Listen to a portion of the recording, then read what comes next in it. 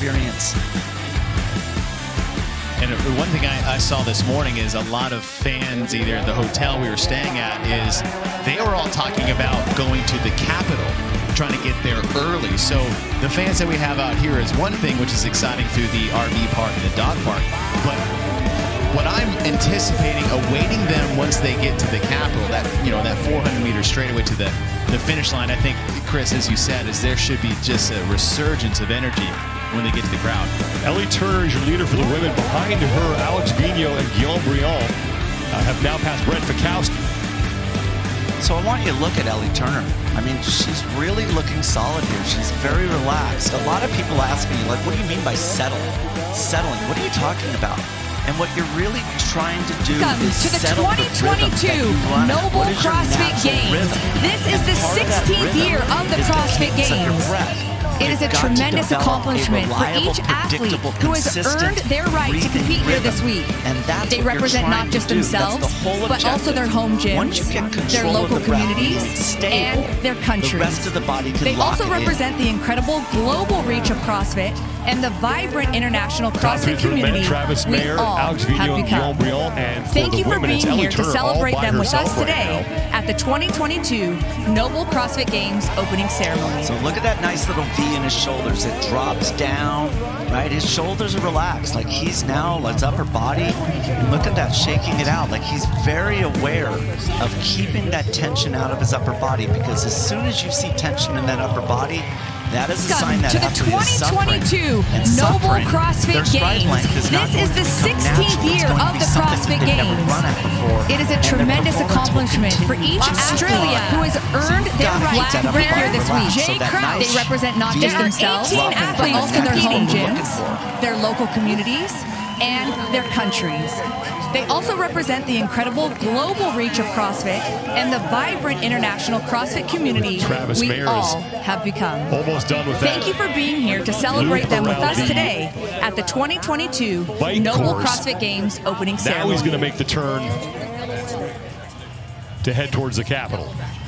There's a guy that's in control. He just passed him. Chase, you mentioned this a couple of times the other day. You always want to be strategic in your look back. You always want to do it on the turn, because the person behind you sees you look back. And if you do it on a straight, that means you're failing, you're weak. You want to do it strategically on a turn. He's so confident, he's not even looking. Australia. Flag bearer, Jay just Crouch. A little bit of a change there in just where his foot striking competing. is from the first 800 coming off the pig flip, where I feel like he was a bit more heavy-footed in the heel going up the hill, but I feel like it looks like he's shifted his weight more towards that mid-foot position. And I just see that as like someone's legs that got to recover a little bit. Now he's in a more comfortable position to open up his stride. That's a great observation. There are 32 athletes competing with Canada. I agree with you. So that Jeffrey pig flip, Adler. let's face it, it's posterior chain. You're going to create a lot of damage in your hamstrings. They're going to be fatigued. Well, when you land on Jeffrey that heel, Adler the first muscle group that's going to be activated is your hamstring. He finished first at the Likewise, CrossFit if you Atlas switch Games. This to is the his landing on fourth the Games ball of the appearance. foot, then you're going to He do started more CrossFit quad in activation. 2015 So in this Quebec. event, you've got to be aware. You've got to be aware of how you're manipulating your foot stroke because of what's coming. Saw the lead that Travis Mayer has started to build here as he heads out towards the Capitol. A lifestyle that pushes you forward requires a ring that won't hold you back. Shop Kalo, the official ring of the 2022 Noble CrossFit Games. Let's just Now this backstretch for Travis this is when we start getting to actual familiar territory for athletes that have been competing here in Madison over the last couple of years. This is the same path they've taken to the boat dock, which is at the lake. We've seen that for Run, Swim, Run. We've seen the same path for Madison Triplus. So they got to run the bike course, so there's some familiarity there. This trail they've run multiple times in the past. So if you have experience here at the CrossFit Games here in Madison, knowing where you're going is a huge advantage as far as a distance of 3.5 miles for the athletes that really don't know the course. A little bit of a rough start for Travis Mayer through the first 4 events as he had to crack the top 10. Hoping to do that here in event number 5. Finland, flag bearer, Henrik Kolumbianen. Flag bearer, Julian Cerna. So I'm looking at how many steps is he taking per minute. Right now he's somewhere around 160 steps. For Travis, he's a good runner. he typically will average somewhere around 170 to 180 steps a minute. So he's still carrying some fatigue. The question is, what's going to happen as he progresses towards the capital? Does he settle into his natural running cadence? Anita Tucker. Or maybe the damage from all the events that he's done in the past 2 days is actually what he's feeling now. Moritz Fiebe. Think about what they went through is 10 miles of hard biking for 5-mile clips at a time. Yesterday's event that was really supposed to be on day 1 with the 4, 6, and 800 meter shuttle runs. Next up, a lot of different really fatigue elements along a lot of these athletes' legs. And I love my job. That is a scary sight that you can actually see the capital. And I don't know about anybody, but when you look Guatemala, at out in the distance, what a mile is, let alone 3.5. My abuelita's dream was to come to this country monumental so her distance. family It's like, could I'm get an never going to education get there. and have a better Ever. life. She told my And the father key when he is was young, don't you stop. must get a degree, provide more for your children. Flag bearer, She told me, Mijo, stop picking your mocos and finish your Behind homework. him, the last time we checked it, were Guillaume and Alex Vigneault. Father, Ellie Turner was whole in the family, lead for the win. and the education I received at Grand Canyon University Iceland. made me the man I am Flag today. bear, Björgvin Karl She and my abuela were young when they Gudmundsson. See Travis shaking his arms out intermittently, and a lot of that fatigue is really coming from the pig. Right, we said it's a big posterior move, but really there's a lot of upper body taxing coming to that. And when you're running in that position, right, shoulders relax is one thing, but in that elbow bent position, it does back up a little bit, and so that shakeout just kind of helps get some of that muscle fatigue, some of that lactic acid out of the biceps, which we will need at the back half of this event. With the, Both of my parents were high school carries graduates and that had decent Usain jobs back that carry. supported me. This is so Israel, close. Just so flag the biker bearer, has Travis Tom Mayer. Simpson. You're going to have to deal with Hey, I got it. Friday morning stroll or jog or bike right now. And that's the benefit of being out in front by yourself, is that you Even really though I know have the my road father to would yourself. appreciate It's not it. just It's the hard front for back, you. but that lateral Wanted way more when you for start us. getting piled up towards the Why he back ended up enrolling in end. GCU's It makes passing online difficult, program and to having finish to navigate graduate. just the, like you said, it's an open Mom trail. took on There'll extra be shifts people at out work. here. Jordan, flag bearer, Yusuf Both of my Diab. parents were busy. I spent a The lot of best time part with my about Pia. CrossFit I is know that you I have wouldn't to be worry where I about am right who's in now front of you if it weren't for my as family. well as who's behind you. And what he's doing is Republican he's separating Korea flag bearer, himself so far Soo-Young that, Choi. look, you I don't can't know, I even really wanna tell do this, but who's behind him. Meaning, don't wanna- the person who is in second place right now is not even thinking about him because he's not in sight. I don't know. It's not a person who I can go La after vida and es chase, muy difícil. which means that's going to give him a Latvia, huge opportunity flag bearer, to even create Udes a greater gap. Upenes. That's an advantage. There is no one in sight of Travis Mayer right now. Again, it was Ellie Turner who's in the lead for the women, and then behind Travis Mayer, way back there someplace, Alex Vigneault and Guillaume Briand Mexico were flag Always bearer, motivated me to Leonardo be better. Torres. close for second place. I really And wanted to Chris, you're make them talking about proud. advantages of just line of sight for the second athlete. In the beginning, like in the beginning portion of it, there's so many tight And I wanted turns them to where know that everything they did you was just working. can't see anything. But you gotta hope there's a long stretch Flag here. bearer, One thing for athletes, I think, you see Van this a lot with Overveld. triathletes before an event, like they'll go drive the bike course. So they have some like landmarks to designate distances, and this course has been available at least on a map, so to speak, of where things could possibly be mapped out. And that's one of those things as maybe an athlete or maybe a coach is like, okay, where can we walk this course the day before we get here? Can we see and plant little distant landmarks on the course that kind of help guide the intensity throughout the race? Yeah, it's like in the sport I know that I wouldn't be where I am right now if it weren't for my on the Flag run, bearer, the 8 stations are Jacqueline a mile apart. Dahlstrom. And college so what you always full-time think about and is my just bachelor's get to the next one. And then once you get there, Because of them, it's just I'm get able to to the go next back one. and And get my pretty master's soon, degree. after 26 of them, you're done. The hard part Gratitude here is is never that ending. you're going to come around this And corner, though and I you're can never going to repay them see for that everything capital. they've done for me, And this is where that a won't great stop me from runner is going to trying. have an advantage because they're Everything sitting I there do, going, I do wow, for them. this is actually a really long run. But imagine when you see the capital for the first time, when you see that line of sight, which is about to see, it's going to be an insurmountable amount of volume. And then panic sets in, negative thoughts set in. And once a negative thought sets in, it doesn't go away. It just turns into something worse. Poland, flag bearer, Gabriela Migala. I got to hand it to Boz in this event. This event is a really creative event. I loved the Burden Run in 2013. Loved it. This Roman Karenikov. completely Finland, different. flag bearer, completely Henrik improved. Happalainen. And Andre Petku. What's the biggest difference between the two events in your opinion, Chris?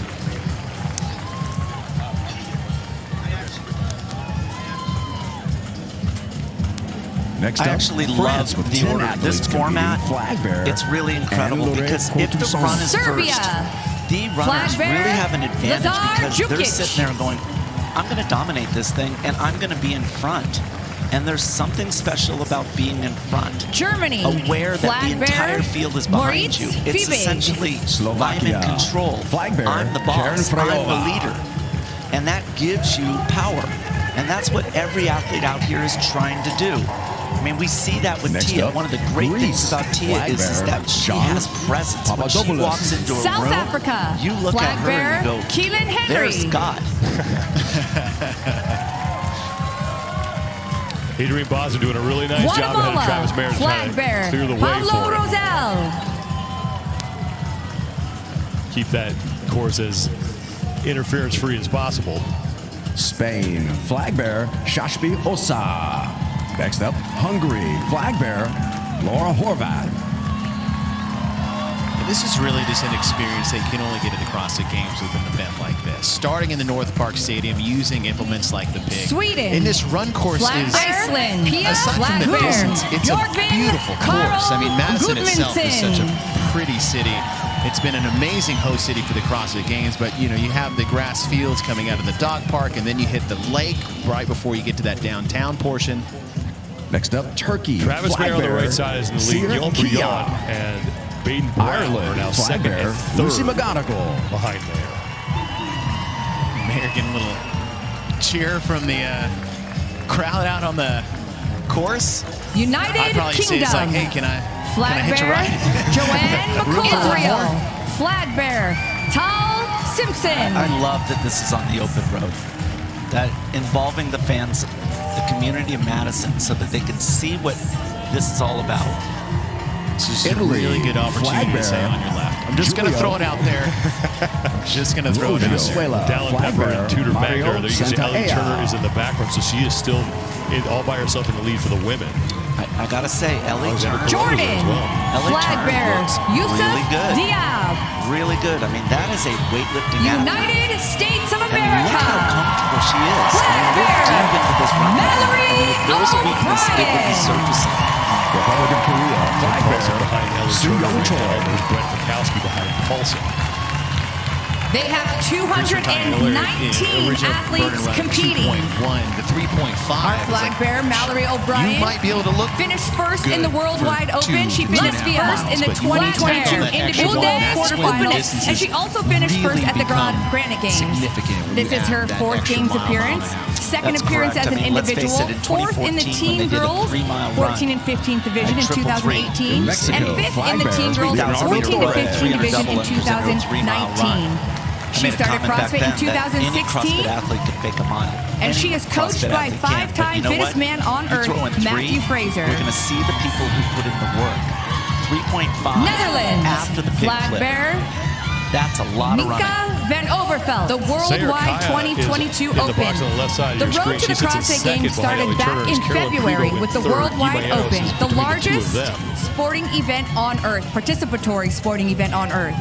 During the 3-week competition, one event was Zealand, released flag online bearer, each Thursday, Jaylee Mancy. and athletes had 4 days to record and submit their Look at scores. the heaviness. Anyone who was at When least they land, 14 years it's old could almost like sign they're up and running join and in they're on running the in first stage sand. of the They're running CrossFit in Games mud. season, Something with heavy. special divisions for teenagers, Norway, age an athlete groups, right now and that adaptive jump. athletes You don't have that in sprint, direct that scale jump, that and hop. foundation categories. And This year, that nearly means that that athlete 300,000 actually, individuals their whole participated entire in the posterior Worldwide chain Open. is collapsing on them, that they can't even support the body weight. And at this point where they are, I mean, we're not even remotely close to halfway on this run. Our oldest There's athlete some competing challenges this year is Joe. If you think about that, it's almost Incredibly the complete fit opposite of what 72-year-old you is from think you should CrossFit be New doing Style when in you're the under Netherlands. fatigue. It feels like, Paraguay, okay, other end, I'll flag just bearer, slow my Athlete cadence finisher, down. I'll 14-year-old slow Caroline that pace up. Sabatini. from But that's CrossFit's more, verdicts. like you said, that is These are more youngest women's power individual or athletes with an load average age of in each stride you take when 26.4 it's years slower old. and longer. And really the opposite of what you want to do is shorten it up. You have less time under tension with every stride. That's right. And there's always a tendency when you're fatigued. And unfortunately, kids learn this as they get older. Child kids, real young kids, beautiful running started competing in 2009. But somewhere along the way, as they started age, competing in they 2010. think that speed is associated with length. And it's not. 2010 as well. All still with So us one of here the in things you could look at 2022 when I talk about like the CrossFit heaviness, especially some of the women where you can see the waistband, is that waistband when their foot is directly under their body, where they're We bearing also have all the siblings weight, competing is this that year. A few waistband of them dropping include on Saxon one and side, Spencer and then when they Panchik, switch legs, who are the is it 8th set dropping of on the siblings other to compete side? together at the That's a CrossFit sign Games. that But athlete the is first collapsing twins. under their body weight, that their glutes Arthur can't Semenov support them. and And Andre that is the Petku. first sign that fatigue is beginning to build in that individual.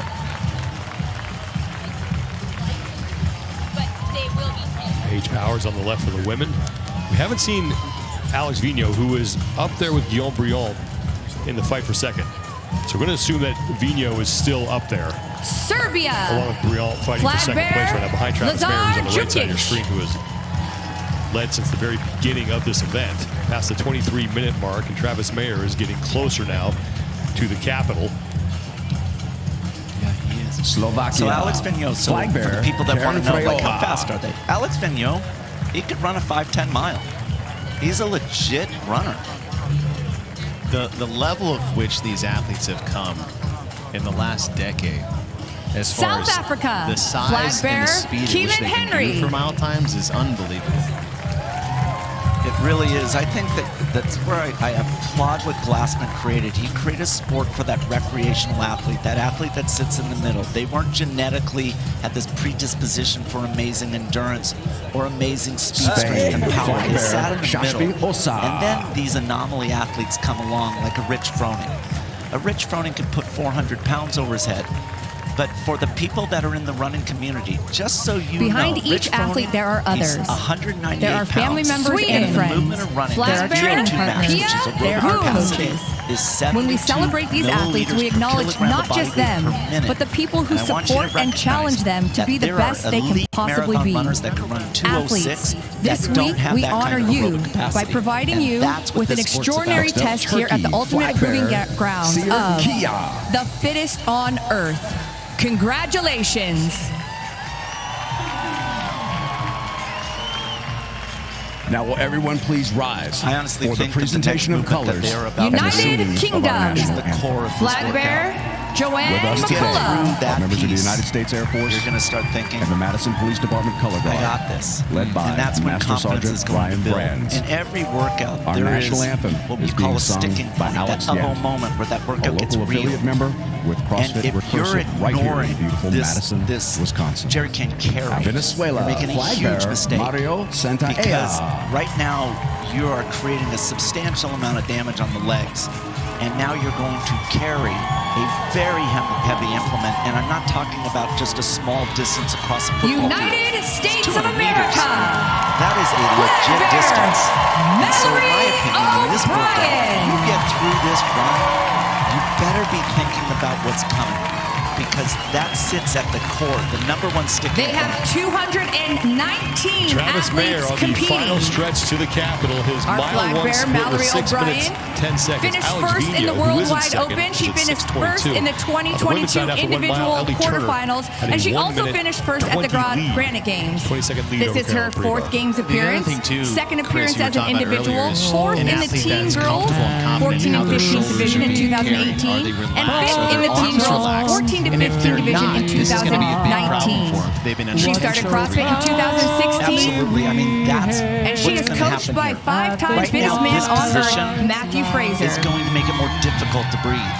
Matter of fact, the next movement is even going to be worse. Anybody that wants to try this at home, just go down into a squat. The Worldwide 2022 Open. The road to the CrossFit Games started back in February with the Worldwide Open, the largest sporting event on Earth, participatory sporting event on Earth. During the 3 weeks competition, one event was released online each Thursday, and athletes had 4 days to record and submit their scores.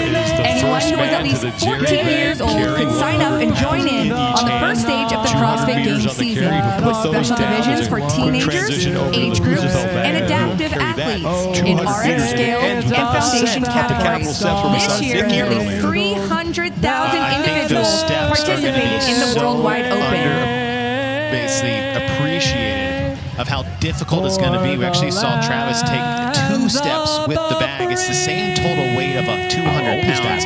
It's 100 in each hand, but he could barely make it up the 2 steps. The one thing these athletes are going to need to be careful of is with this position of the jump carry, is that it's pulling on the traps and the top of the shoulders, but also completely decimating their grip, which are the 2 key things you need to stabilize that bear hug carry of the Husafel bag. Constance in the CrossFit Travis Games Mayer since got his 2012, excluding run done more time, ladies officially and gentlemen. in 23 minutes and Round of 26 applause. seconds. Boyd Miller for Alex and our national anthem. Keep that round of applause going if you would for the Madison Police Department color guard, again led by Sergeant Ryan Brand in 2010. Grab the jerry can. And then that one. Brown just ahead of Vino now. In 2010 about as well. the third break for Mayer. Let's keep it going for our athletes, our judges, and all of our staff out there as well. On these 2 athletes, but his first walk was a very, very far distance. I talked to some coaches earlier about what the plan is. We also have siblings competing this year. A few of them include Saxon and Spencer Panchik, who are the 8th set of siblings to compete together at the CrossFit Games, as you can, as far as you can. twins. But again, this is going to have a compounding effect on the final piece of this event. Travis Mayer had about a 2-minute lead on Vino and Brown. Wow. Man, he looks good. Look at Vino. Look at Vino. That is impressive. That concludes our opening ceremony, but keep your eyes peeled Travis for the Mayer asking for some help from 115th the crowd. fighter There's a weight from good Madison, crowd out there. Wisconsin. Rumor has it there's going to be a flyover, So that's a but that slight will downhill officially where he's conclude running, our Travis opening Mayer. So that's why he's got some good speed are excited there. to have He's you guys shaking out here. his arms. I'm sure we'll He be knows hearing what's some about noise to here come. And shortly. Chase, I agree with you. That grip is now smoked. I mean, rock climbers, mountain climbers, when they create that pump in the arms, unfortunately, that pump prevents good blood circulation, which makes that fatigue even worse. Travis Mayer moving to the Husafel bag, and then it's 200 meters to carry that bag that weighs 200 pounds. And remember, he's got to go up those steps, too. I mean, he's respecting that bag. He knows. So he can carry it any way he wants until he gets to the stairs. And this is, every athlete watching, you're going to need to do something like this to save your arms, because it's easier. This is a moment where he can catch his breath a little bit. You can't really outrace someone on the straightaway, but when you get to the steps, all bets are off. And everyone we talked to about demoing it said the steps were something they were not prepared for when they had got there. Took Travis Mayer just under 3 minutes to get that carry done, and then another 40 seconds to run from the jerry Behind can each to athlete, the there are Husafel bag. others. Ellie Turner, There meanwhile, are family is members onto the and friends. There jerry are can training carry. partners. Look There at her are cadence coaches. compared to the boys that When we came celebrate through. these athletes, That we acknowledge cadence, not just them, but the Ellie people who Turner knows support what and she's challenge doing. them to be the best they can Look at possibly that. be. Athletes, Short this steps, week we honor you high by step providing frequency. you with an extraordinary Ellie Turner test coming in here at the 24 Ultimate Proving plays overall. Grounds Her best finish the fittest was on in the earth. overhead portion of event number 2. Congratulations. She took 16th overall in that. So I'm not sure if many know about Ellie Turner, but she has been everyone training with please Justin rise Madero since for she's the presentation qualified of colors for and the the singing CrossFit of our Games national anthem. every day. So With she's us got some today knowledge in her are head. members of the United States Air Force Now, Mayer in that and the position, Madison Police Department color guard. it's not a resting led position by for the upper Master body. You Sergeant may be able to Ryan Brand. breathe freely with it on your back Our instead of national maybe on anthem your is being shoulder, sung but by the Alex fingertip grip a there, local right? The affiliate pump that member we've already with got CrossFit from the Recursive right here jerry in can beautiful carry. Madison, Wisconsin. And this is when it gets real, because you may be ahead by 50 seconds, but these steps are going to really take a lot of energy. Look look at that crowd. I mean, you would think this is the Tour de France. Look at that. It's 20 people deep. Here comes Travis Mayer up the steps, and this is where, as you mentioned, Chase, he has to bear hug that thing, and this is what you were alluding to earlier, Chris. It is so hard to breathe when you're in that position with 200 pounds pressing up against your chest. Look at the hands, look at the fingers. They're slowly separating and spreading apart. And one thing is having the grip, right? The other thing is really having the arm length. The longer arm athletes here are going to be at a slight advantage because they can interlock those fingers. But if your forearms are blasted, if your grip is gone, it's going to be much, much more difficult. Because you see him, he'll start hands crossed. He's grabbing wrists. Right, you get the side of the wrist, and this is almost like slowly cutting a rope with a knife, right? And just one strand, one strand, one strand. In the background there is Travis Mayer has one flight of stairs left. And Travis Mayer is going to take the opening heat for the men as he comes across and ditches the bag, and Travis Mayer in 32 minutes, 16.22 seconds.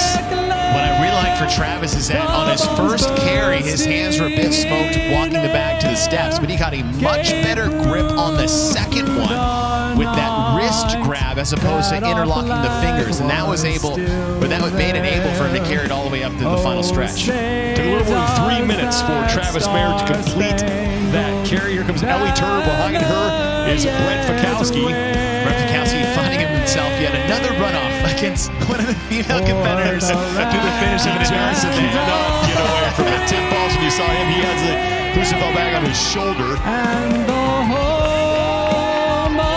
Ellie Turner, one of the rising stars out of Australia. It's clear that every one of these athletes watched the Burden Run from 2013, and how did Jason Khalifa carry that log? And this way is how he did it. Here comes Alex Vigneault ahead of Baden Brown.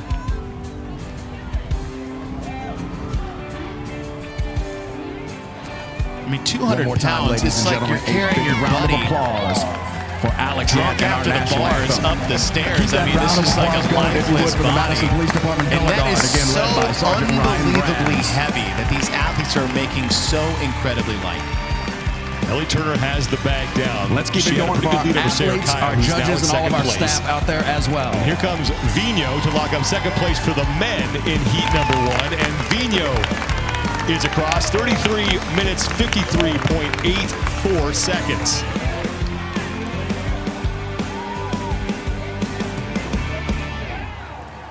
Baden Brown will be the next man to finish as Ellie Turner looks to set the time to beat for the women. Well, Sarah Kaya is gaining on her. Yeah, Ellie actually had to take a break with the walk. She hadn't even got to the stairs yet. Baden Brown up the final flight of stairs as Sarah Kaya and Ellie Turner are fighting for first place for the women. 115th fighter wing from Madison, Wisconsin. Brown is Rumor has it there's going to be a flyover, but that will so officially Turner still has a conclude decent our sized opening lead over ceremony. Kaya, We are excited to have you guys here, and I'm sure we'll be hearing some noise here shortly. And that's exactly right, Sean, is that these breaks you're going to take here at the end is going to be the deciding factor. You could have a minute lead on the person behind you and lose that entirely on a break on this Husafeld bag carry. Alexander Caron lugging that Husafeld bag up the stairs. Behind him is Guillaume Briand, who has his hands on his knees. Now here comes Brent Fikowski. He's going to take a break as well. So Sarah Kaya has now passed Ellie Turner. Here comes Tudor Magda. It's neck and neck for Turner and Kaya as they approach the steps. And that's when they'll have to transition to the bear hug. Alexander Caron on the right side of the screen,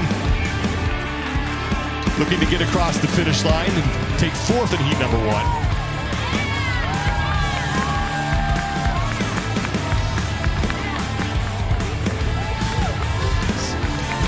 Caron is in 35 minutes, 27.43 seconds. And this is what happened just a little bit ago.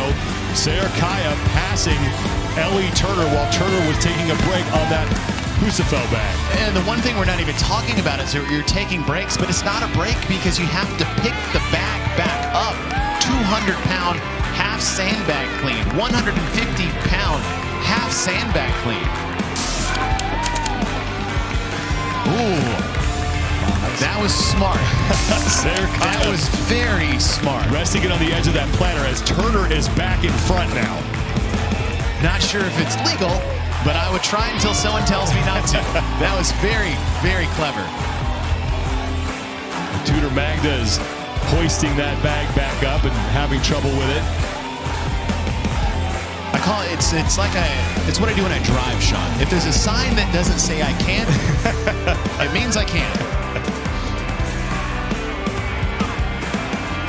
Here comes Sayre Kaya behind Ellie Turner. Turner has herself situated with that Husafell bag and up the second flight of stairs. Kaya's gaining ground, but her grip is faltering. And that's one thing is the grip. What did she do on the jerry can just to make up that ground before her and Turner? And the other thing is really just anthropometrics. The length of these athletes' arms. See, Kaya puts it again on the side step. And here comes the judge. It's going to say, yeah, I don't think that's going to be allowed. It's like, oh, sorry, I didn't know. There wasn't a sign. It said no parking. But the big thing here is like the ability to interlock your fingers around this bag. It just cannot be stated enough how advantageous this is. And most of the women, the bags aren't really a different size than the men. They're just a little bit lighter. So if they don't have the arm length to get around, this is a much more difficult movement for the women than it is the men, just for the fact that they can't interlock their fingers around the bag. Sayre Kaya has the bag up again. Ellie Turner has it resting on the stairs. Tudor Magda is in the back there. He's been laboring with that thing. Now here comes Caroline Prevost on the left side of your screen. Austin Spencer making his way up the stairs. And just look at hand position on the bag. The bag is shaped that it gets wider at the top. Now that also means it's heavier. But for these athletes, somehow you're going to have to find a way to get it a little bit higher in the lap and grab lower than comfortable and lean back. You're almost going to have to lean back and lay the heavier weight on your chest just to get a better grip. So there's a little give and take here. It's your only option once the arms go. Here comes Ellie Turner just trying to finish the final few steps and has the bag down again. And that Husafell bag is modeled to mimic the shape of the famous Husafell stone in Iceland. You often see that stone used in strongman competitions. And what you're looking at is, they have two strengths with the Husafell bag, half strong and full strong. If you can get it to the lap and walk, you're half strong. If you can go unbroken the whole way, you're full strong. Here comes Moritz Fiebig on the right side of your screen as Ellie Turner's so close to the finish. Austin Spencer is going to come across after there's just Moritz Fiebig. And there's just nothing left in the arms for Ellie Turner. Both grease sabers in. Wow. And this is where we said anything can happen on the stairs. Wow. Anything can happen. You had a huge lead on the run. And here comes Kaya, and Kaya's going to put on a charge at the end, and she's going to beat Ellie Turner across the finish. What a performance from Kaya late in that heat to take the heat win. Ellie Turner will take second. 39:17.62 for Kaya. Turner 39:28.34. I thought Boz was smiling after the skills event that Nick Matthew can actually do the crisscross unders. There may be a bigger one for Boz after seeing the finish here on the stairs, which is really exactly what he wanted to see. Caroline Prevost and Danny Spiegel coming across. That is a great result for Danny Spiegel. Yes, it is, and it comes down, like we said, it is a run-heavy event, but if you don't have your boxes checked on the odd object strongman implements, you can lose minutes here. One more look at just how close the finish was between Kaya and Turner. Kaya was able to hang on to that thing after she got up that final flight of steps. That was the difference, and Sayre Kaya wins heat number 1. And that is the reaction that we expected to see after this event.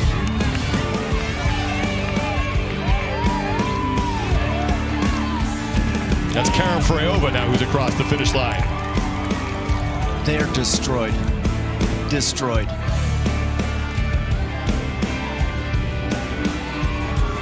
Five women have finished. For the men,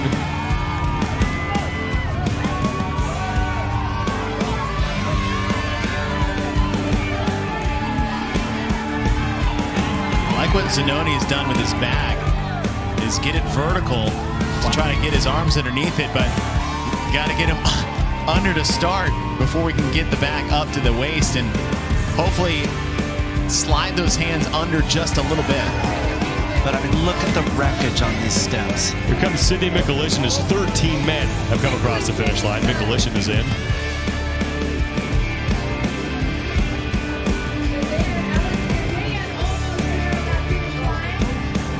Alex Kazan coming across the finish as well. Sola Seguridaughter is in for the women. But Travis Mayer for the men, who had the fastest time at 32:16.22 seconds. And Sayer Kaya at the last second, passing Ellie Turner for the win for the women with a time of 39 minutes 17.62 seconds. When you see a finish like that between Turner and Kaya, a lot of times you can allude it to, say, a handstand walk to the finish, when there's elements of unbroken distances, and say you fail and you have to come back, and the panic of knowing you have to rest and recover and feeling the pack start to catch you. The same thing here on the back carry. If you're at a point of failure and fatigue, you're going to have to try to sit there and wait longer than you want to because of the race around you. You can pick up a bag too soon and it have disastrous effects for you on the back half. And that's what fatigue does. Fatigue actually messes with your mental acuity, your strategic thinking. You think you're making sound choices, but your fatigue gets in the way. And that's why athletes make bad mistakes under fatigue. They're just not in the right frame of mind. I think they're so used to using like barbells, kettlebells, and dumbbells where it's like, if it's towards the end I'm getting tired, I can still gut it out. I can still outrace someone if I have the desire to. Not with failure movements. And a back carry is one of those failure movements, like handstand walks, handstand push-ups, even ring muscle-ups to a certain extent. That's correct. I mean, once the wheels fall off, you're just trying to wrap your head around it, going, what am I doing wrong? How do I fix this problem?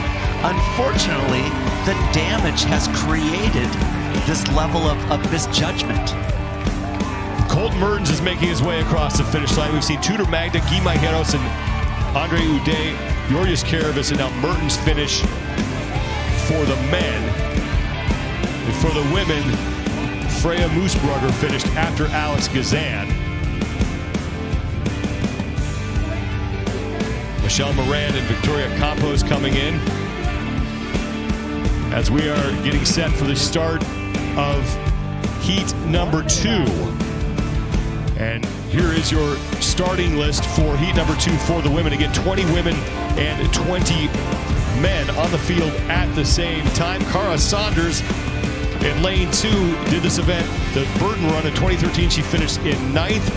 And Laura Horvath is in lane number 18, and this is an event that reminds you a little bit of that battleground event that she won her rookie year back in 2018. She can move implements really well in the strongman portion, but she's also a very underrated runner. She does it a lot, and she does it often, and she also does it well. So Laura Horvath's skill set is set up well for this event.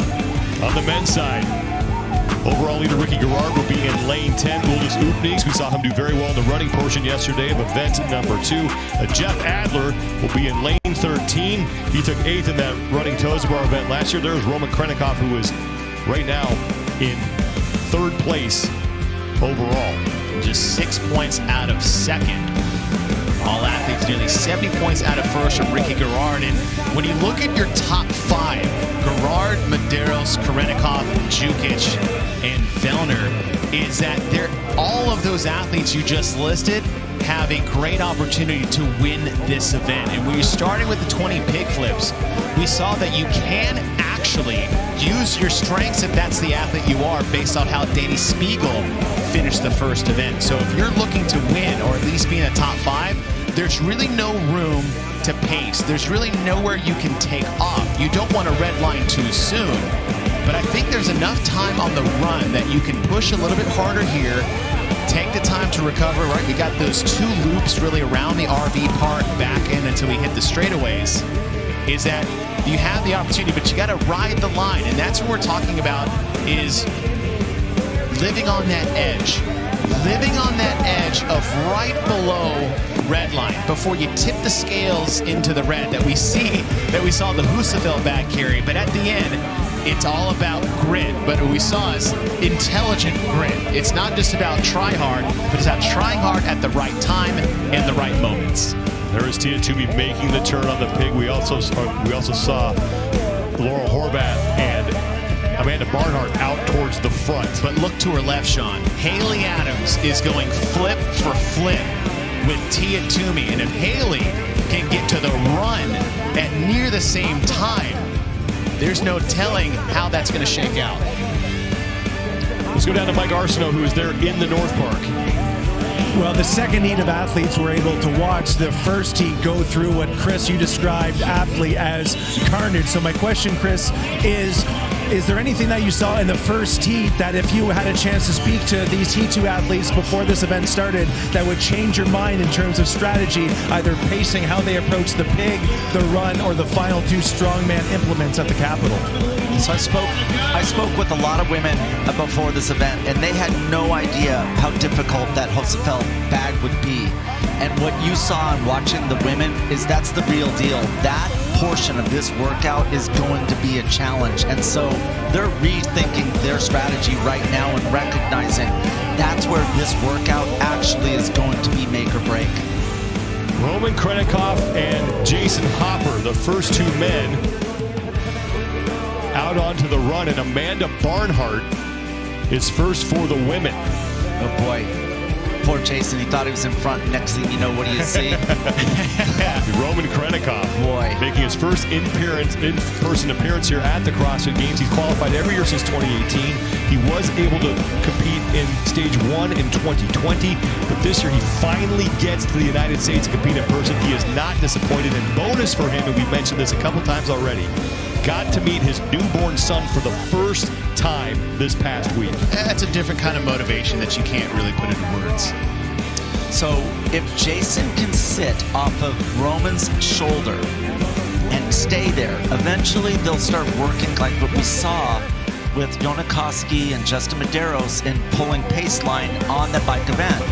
There is a significant advantage by them running as a pair versus individually. Jason's just got to stay there, and like you said so correct yesterday, or that bike event, Chase, that when they break the elastic, unfortunately, Jason Hopper's going to fall off the back, but he can't allow it to happen. Wow, that is a move with some authority, right? There's Jason Hopper establishing his will and saying, let's go. I think Rowan would be okay with that bet. And you're talking about Rowan being a rookie this year, 4 years, really qualifying for this. Is I see a lot of that success we've seen, say, Brent Frykowski's first year. He was always knocking on the door, but you knew he always had the talent to succeed here at the game. So he may be a rookie, but it's no surprise to see his performance so far. Tia Toomey was about 40 seconds behind Amanda Barnhart and 25 seconds behind Laurel Horvath off of the pig and onto the run.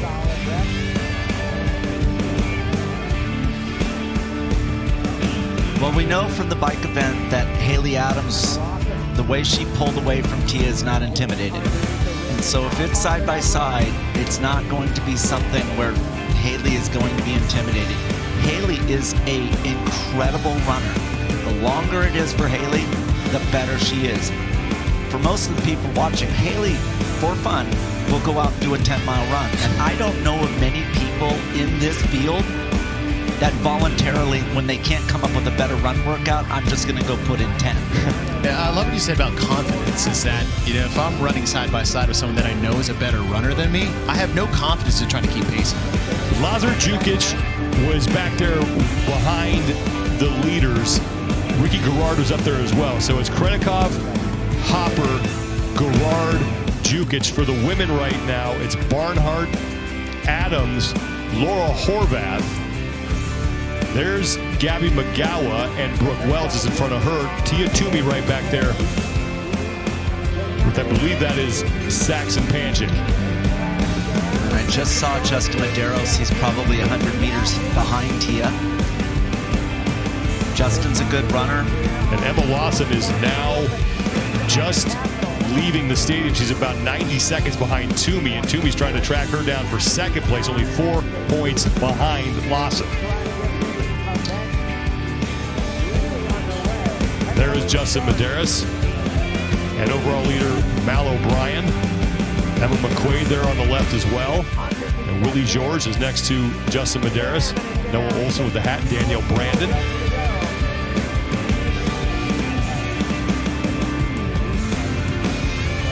Top time for the women, 39 minutes, 17.62 seconds. That belongs to Sayre Kaya. For the men, it's Travis Mayer, 32 minutes, 16.22 seconds. So Jason Hopper leads early here over Roman Krenikoff. They're going to complete that loop around the bike course, and then they will make the turn and head out towards the trail that will take them to the Capitol building. You think of Hopper, and what he's known for is really machine work, that very anaerobic athlete. I mean, with his football background and just his sheer size and power. Guy's a decent runner. One of the events we had last year, we've actually referenced this a few times already, was the 3 miles of run mixed with the toes to bar, and he actually ended up getting a 7th place finish in that event. So the guy can run. Ricky Garrard, your overall leader, behind Lazar Jukic. They're only 8 seconds back, and they are actually running faster. They're going to catch them. The question is what are they going to do when they catch them? There's so much that can happen at the tail end of this, and what we saw with those bag carries at the end. And as far as time that can be made up coming off the pig flip, Kaya, who won it for the women, was 2 minutes behind Ellie Turner off the pig flips alone. And we just see it's like, that carry is going to be the make or break. If these athletes are all in a pack within 30 to 60 seconds of each other, they still have a chance. I think Haley Adams is going to come off of this run in front. That's my prediction. Because these guys, you know what, they look good, but they don't look as comfortable. When we take a look at Haley when she comes into picture, what we're going to find is that's what you should be looking like. Watch her. There she is. Upper right-hand part of your screen is Haley Adams. And just watch how light she is on her feet. She's running on the balls of her foot.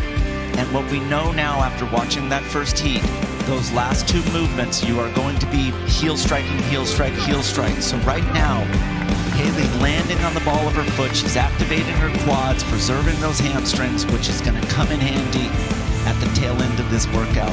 Yeah, my bet, she really does look solid here. Got her first career event win in the opening event here on Wednesday. She's running with Jeff Adler. And Jeff Adler's a great runner. Jeff Adler is a 5-12 miler. And he puts in volume.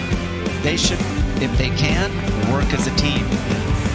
Roman Krenikoff and Jason Hopper are just a bit ahead of the pace from Travis Mayer. It's still early, but they're about 5 seconds ahead of Travis Mayer's pace at this point. Haley Adams is well ahead of Ellie Turner's time after 1 mile, 23 seconds ahead of Ellie Turner at this point. A lot of people, they struggle with being in front. They really have a hard time. How do you know that you're not going too fast? You're pulling away, but is it your skill? Is your talent? Is the time that you put in? Or are you just going out hot and are you going to blow up? Like, where are people? And so what you see is Jason Hopper's turning around just to know. Like, are we actually going out too hot, or are we doing the right thing? A lifestyle that pushes you forward requires a ring that won't hold you back. Shop Kalo, the official ring of the 2022 Noble CrossFit Games. Danielle Brandon ahead of Mal O'Brien. Your overall leader for the women, who only has 1 finish outside of the top 10 but has yet to win an event, is Justin Medeiros, as these athletes are completing their 1 mile loop. Noah Olson in that white hat.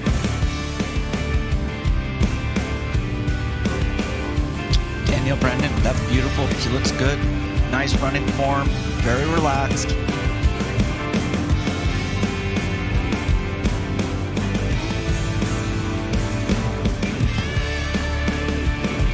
So what we want to look for when we have a 3.5 mile run. So in the running world, endurance starts at 3,000 meters, 1.8 miles. So obviously here we've got 3.5 miles. This is an endurance distance run. And when we talk about endurance, we're talking about conservation of energy. What I look for is the vertical oscillation of the head. How much energy is going up and down versus forward. So what you're looking for is more to a low to the ground shuffle versus what a sprinter would do is take flight. Sprinters, if you think about it, how would you shoot a cannonball for maximum velocity? You're going to shoot it parallel to the ground, you're going to angle it up. So that's what sprinters do, is they angle up, they take flight, and they have, unfortunately because of that, a tremendous use of energy for that vertical oscillation. Ironman athletes, triathletes, marathon runners, they don't want that because it's going to deplete them of energy. So what we're looking for is a very low to the ground shuffle for conservation. Roman Krennikov has had a pretty consistent start to his CrossFit Games so far. Right now sitting in 3rd place overall. He is only 6 points back of Justin Medeiros for 2nd overall. So I spoke with Roman and his interpreter 2 days ago about this event, and Roman is from a physical, mental standpoint, one of the toughest athletes in this field. This man grew up in Siberia, one of the worst areas in the entire world as far as outdoor activities. He's tough, but this event caters to him because he's going to build confidence in this run. The question is what's going to happen when he gets to the last 2 pieces? And much more tightly packed at the front here than it was in heat number 1 here, heat number 2. Krennikov followed by Hopper and Ricky Garrard and Lazar Jukic. Jukic is the man with his shirt off there in the back. Ricky Garrard is the man in the red shorts.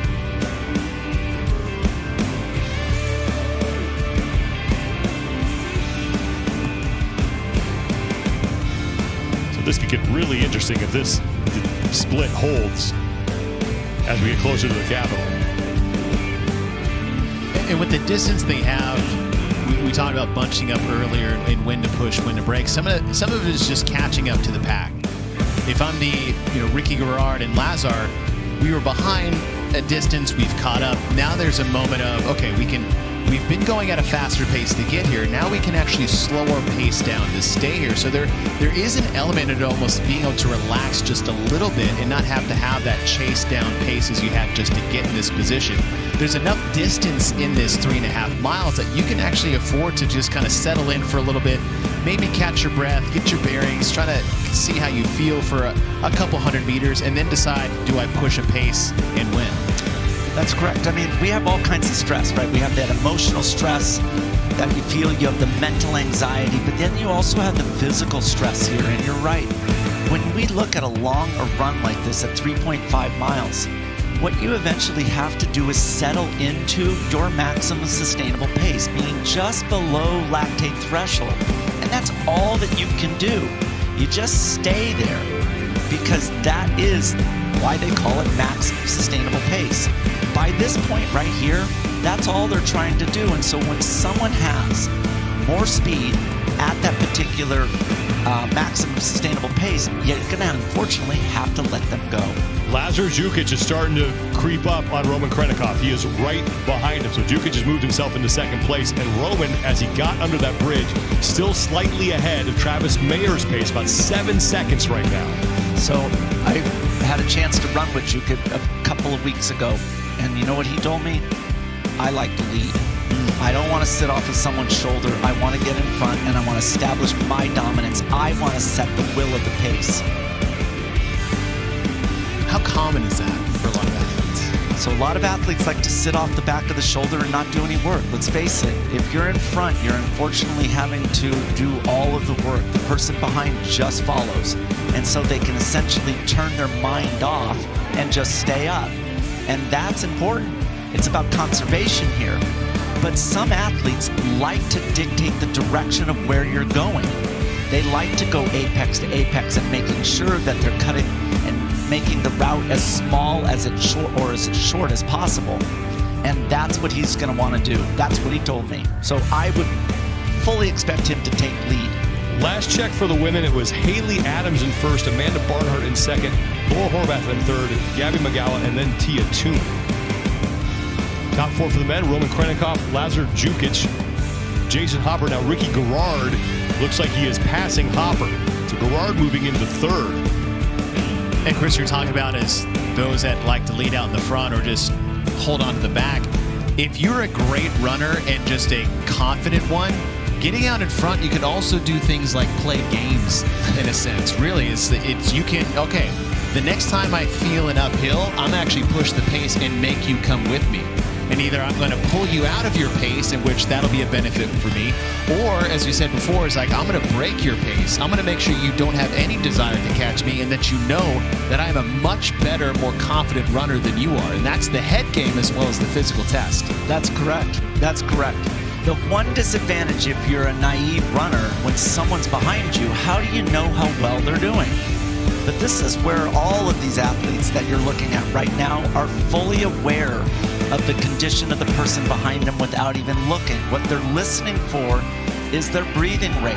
Are they hyperventilating or are they in control? And as soon as you hear any form of hyperventilation, you'll see that lead person push the pace and break that elastic that you mentioned. And it's just saw Lazar Jukic with his right hand wave Ricky up. So now this is kind of the same thing that we saw with the bike portion.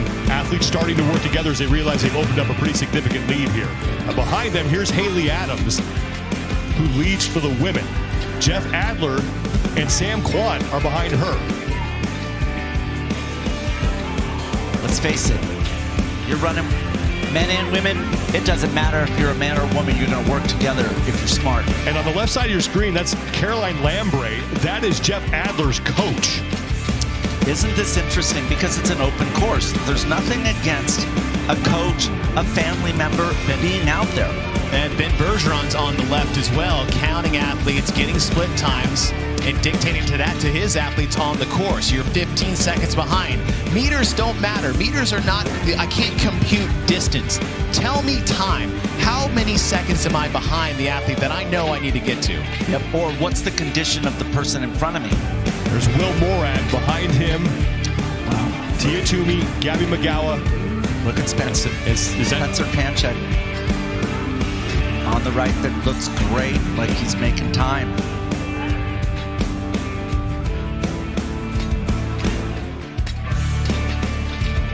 That is Saxon Panchak wearing number 27. Both athletes have a 7 in the numbers that they were given, and both look alike. So let's make it even more tough.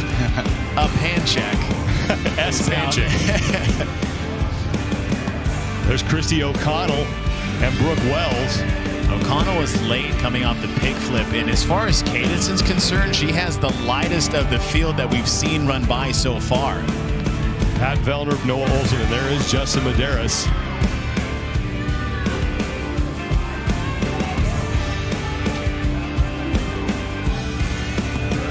Barnhart, Brandon, and O'Brien. So I'm often asked, like, if you're following somebody, like what we see with the leaders there, that is the exact perfect position to be in. What you're trying to do is tuck right up into that shoulder, and all you're doing is looking right over that shoulder, and you just follow that person in front. Everything else you're just turning it off. Just allow them to lead. There is Laura Horvath on the right side. On the left side of your screen, Ricky Garrard, Lazar Jukic, and Roman Krennikov are all bunched up. It's Garrard in the lead, but they have separated themselves now from Jason Hopper.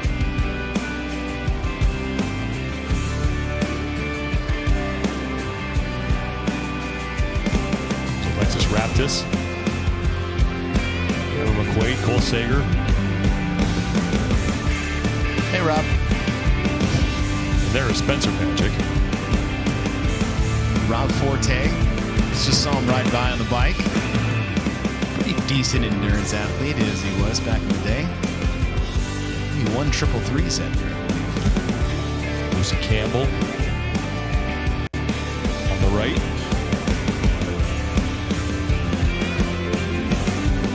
And there's Emma Lawson, followed by Cara Saunders. Emma Lawson coming in second place overall. She only had a 4-point lead on Tia Toomey for second.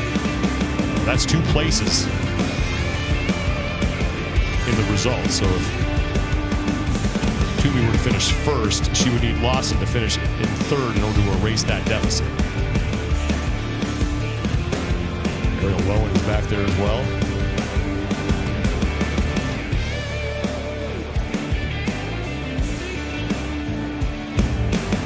See Ricky on the left side still leading the 3.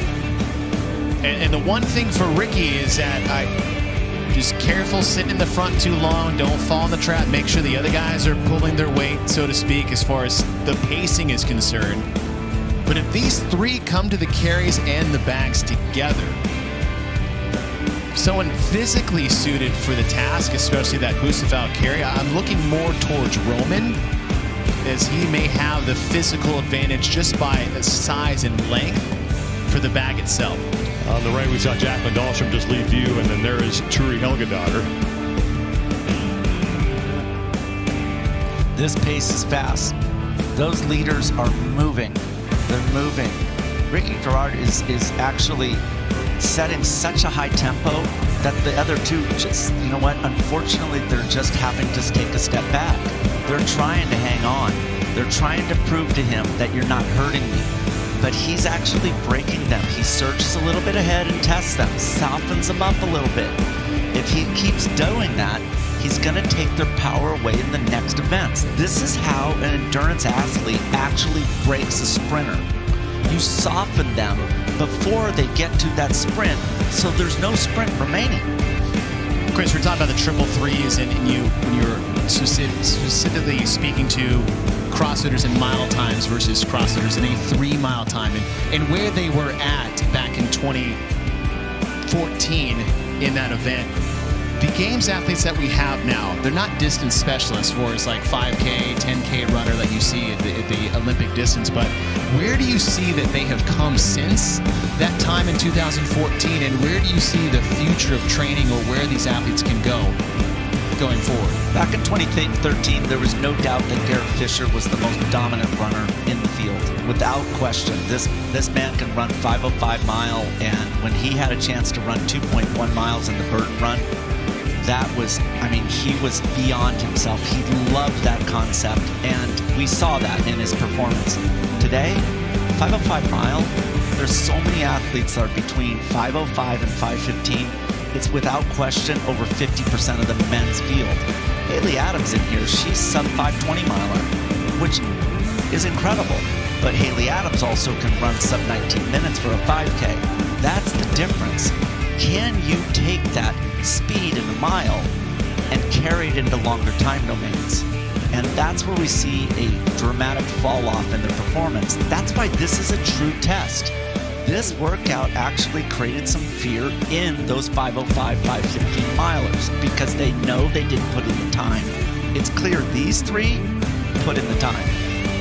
And they are still slightly ahead of Travis Mayer's pace, about 5 seconds ahead of Mayer at this point of the 3.5-mile run to the Capitol.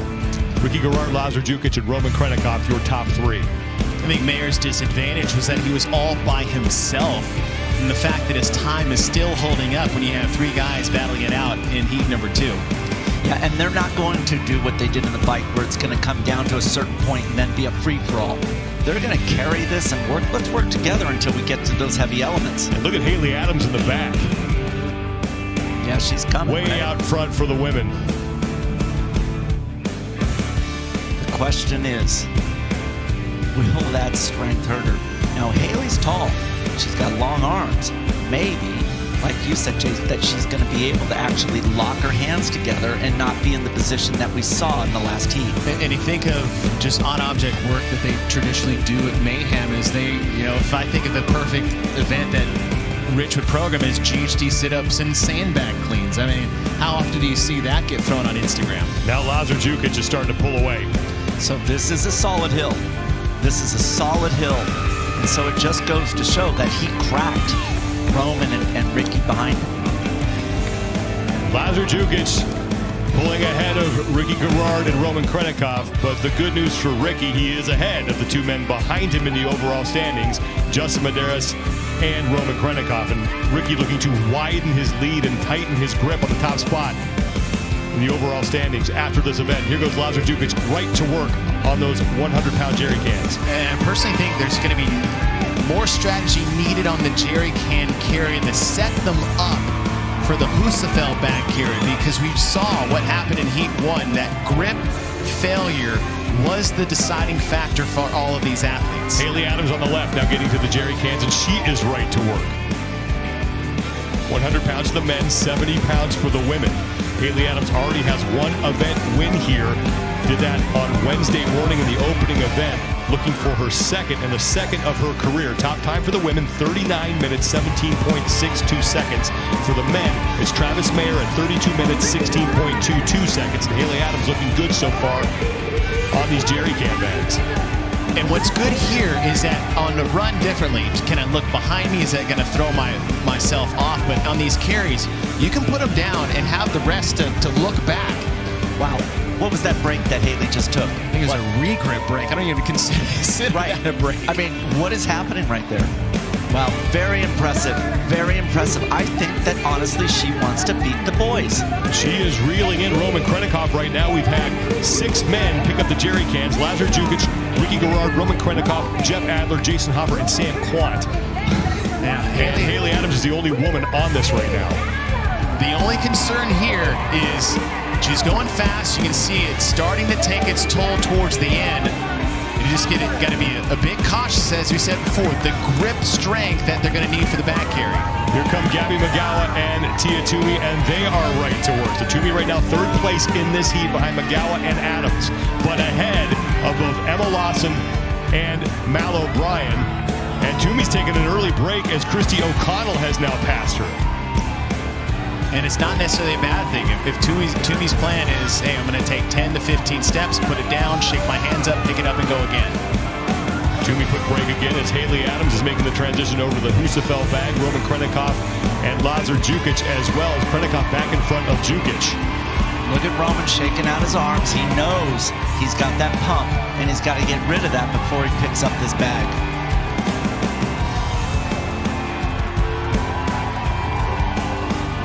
This is really incredible. A well-written event. Look at this group involving everyone. Here comes Ricky Garrard. Right behind Jukic and Krennikov, and in the background, Haley Adams. Getting to the Husafell bags first will be Lazar Jukic and Roman Krennikov. 200 pounds. They can carry it however they want until they get to the steps, and that's when they have to bear hug it. Ricky Garrard now joining Jukic and Krennikov. So this is where you're going to want to be in front, because when you reach those steps and you have someone directly following you and you stop or you stutter step or you pause, that person behind you is going to have to react or swing wide. Meanwhile, the leaders have fallen slightly behind Travis Mayer's pace right now, as Haley Adams has that Husafell bag hoisted up to her shoulder and looking to lock up her second event win here at the CrossFit Games. These 3 athletes are 5 seconds behind the pace from Travis Mayer in heat number 1. They said getting to the stairs is one thing. Getting up the stairs is almost an entirely different event altogether. They were able to make up some time on that transition, though, as here comes Gabby Magawa on the left side, making her way towards the bag, and the stairs are looming as Krennikov and Jukic and Garrard approach that final ascent to the finish. Getting close to the 30-minute mark now. Again, Travis Mayer with the top time, 32 minutes, 16.22 seconds. Krennikov right to the bear hug. He has yet to put that Husafell bag down. Both Jukic and Garrard are going to dump it. And Krennikov, as I said, be able to interlock those fingers a little bit. I haven't seen anybody make that transition from walk to carry. First time he's put it down. Here comes Ricky Garrard.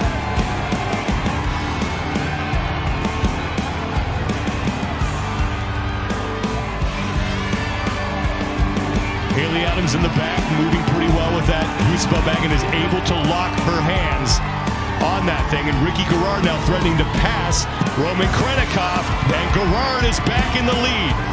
Well, Haley is doing the carry much earlier than she needed to. And Haley is going to do the same thing as Sarah Kaya, and here comes the judge right away. Got to put that thing on the ground. Gerard and Krennikov staring at those steps. Here comes Lazar Jukic. Jeff Adler is behind them.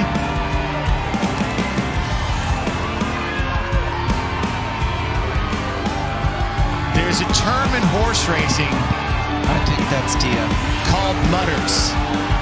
And they're not the fastest horse, they're not the most conditioned horse, but when the conditions are at their worst, those are the horses that win the races. And when I look at Ricky Gerard specifically, I see a mudder, an athlete that performs in the most inopportunity positions, the conditions that aren't perfect, an athlete that likes it when it gets dirty, an athlete that excels when the chips are down.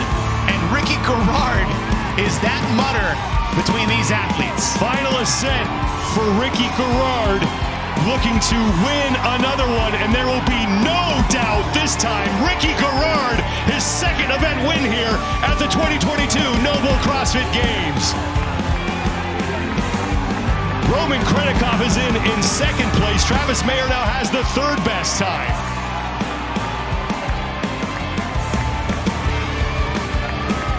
Lazar Jukic is even with Jeff Adler. There's Gabby Magawa, who is now past Haley Adams. Tia Toomey is lurking in the background there.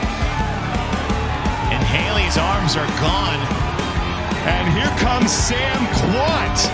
Jason Hopper making his way up the steps. Quant with one flight of stairs remaining. I also want to look back and see where Haley went from the overhead carry to the bear hug carry much earlier than she needed to. And here comes Sam Quant across the finish line. And welcome back to the CrossFit Games, Mr. Quant. Gabby Magawa now in the lead for the women and looking to lock up the event win here. Here comes Jason Hopper lumbering up the steps. He has passed Jeff Adler. Haley Adams had to take a huge break. You can see her in the back. And it's just the complete arm fatigue in that carry. Adams is back to work. Magawa with one flight of stairs remaining, 49 steps in total here. Gabby Magawa is going to win event 5. Magawa in 11th overall, desperately needed a finish like that with a 27th and 30th already. And Haley's going to have to worry about the other athletes behind her. Here comes Justin Medeiros alongside Haley Adams. Medeiros is just trying to do damage control now and not surrender too many points to Ricky Gerard.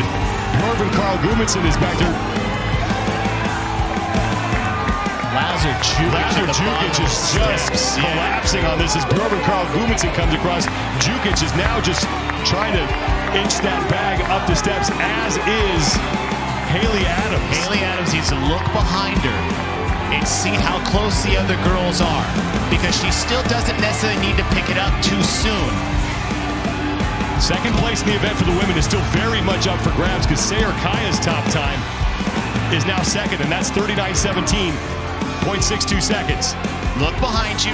Tia's coming, as well as a couple other athletes, but it's unlikely they can carry it the entire way.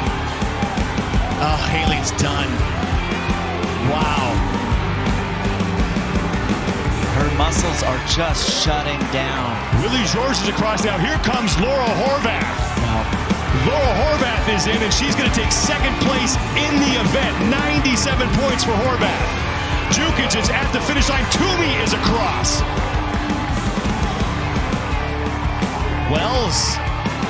Wells got in there. So Toomey has finished third. Brooke Wells is across. Toomey is going to pick up 94 points, and now we got to wait and see what O'Brien and Lawson do. Haley can't even pick the bag up anymore. That's how shot the grip is.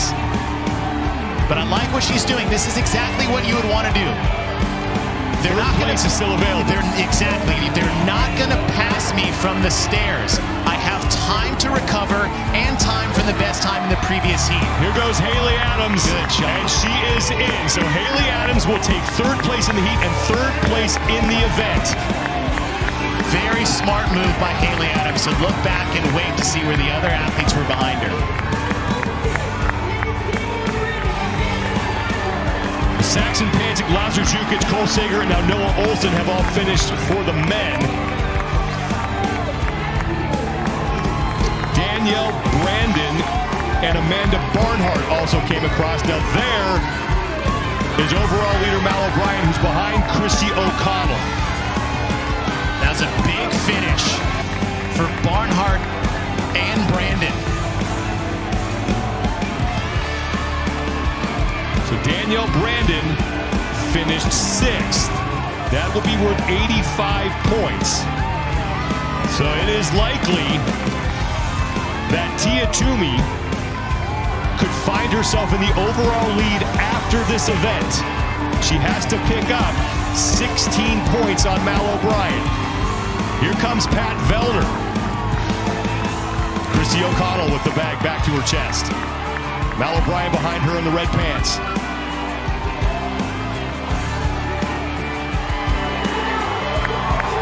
O'Connell is in.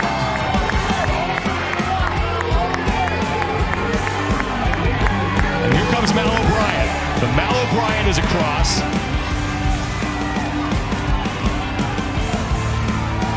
O'Brien's going to take 9th. That's 76 points.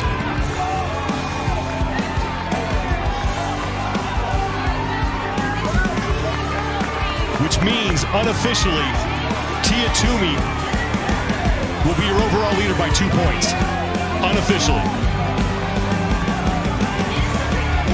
Huge result for Tia Toomey. Emma McQuaid making her way up the steps.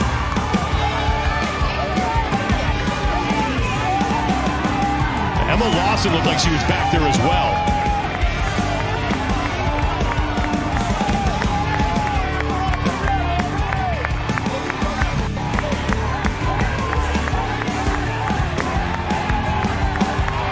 Emma Lawson has now finished.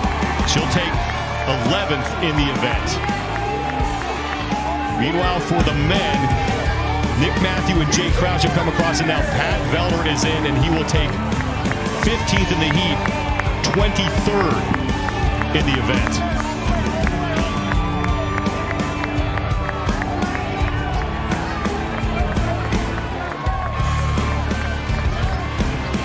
That is Heinrich Happelainen, who just came across. There is Alexis Raptis.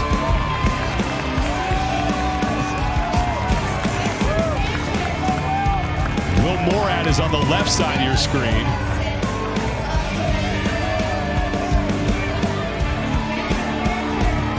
There's Spencer Panchik. And he is in. 39 minutes, 5.99 seconds. Now Will Morad trying to finish up.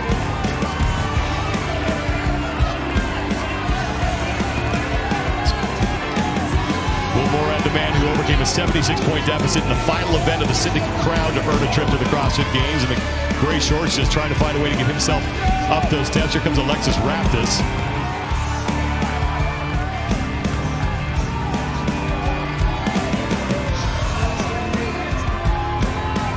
Ariel Lowen.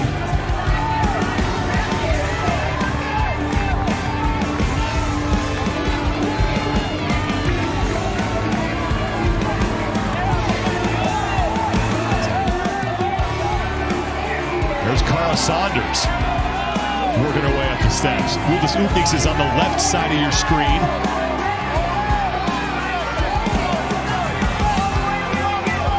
Will Morad clinging to that bag, and he's going to get across.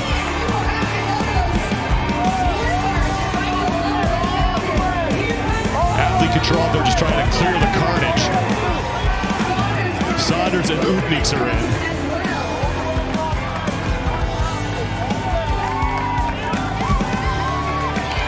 There's Turi Helgadottir and Matilda Garnes.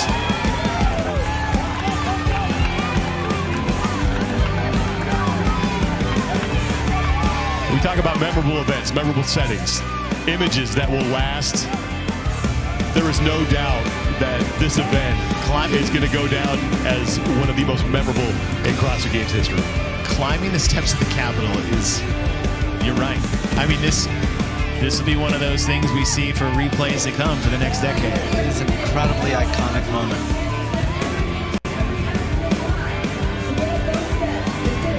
Jason Khalifa said, when I spoke to him, he said one of the best moments of his entire career was in the Burden Run, when he came in through the stadium and the stadium was filled with people and it erupted when he walked in. That feeling here on the Capitol, I gotta tell you, this is more inspiring, more chill setting than that would be. These athletes, to experience this, they'll never forget.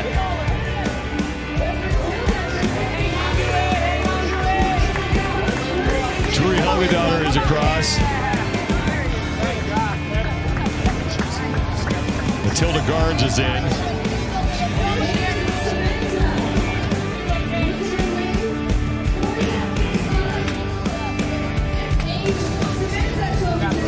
There's Paige Semenza.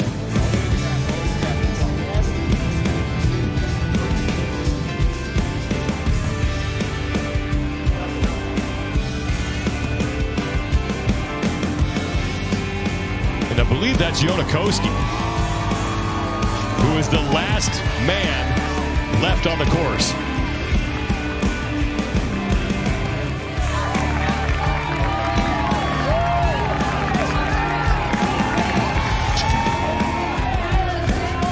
And we still have one woman who has yet to finish, and that's Rebecca Fuselier. Koski is in.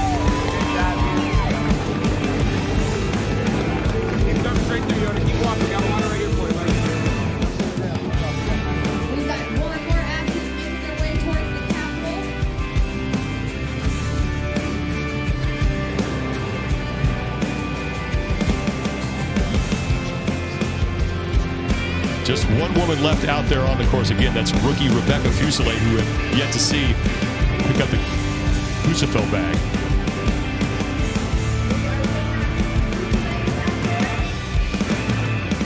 And there she is.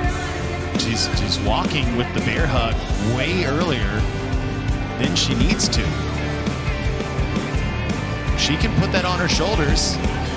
And I don't know if that's a product of the inability to get it up to that shoulder position, but, you know, 150-pound sandbag clean. Now, obviously, this isn't easy as a sandbag. It's an odd object. It's unevenly weighted as far as distribution from top to bottom.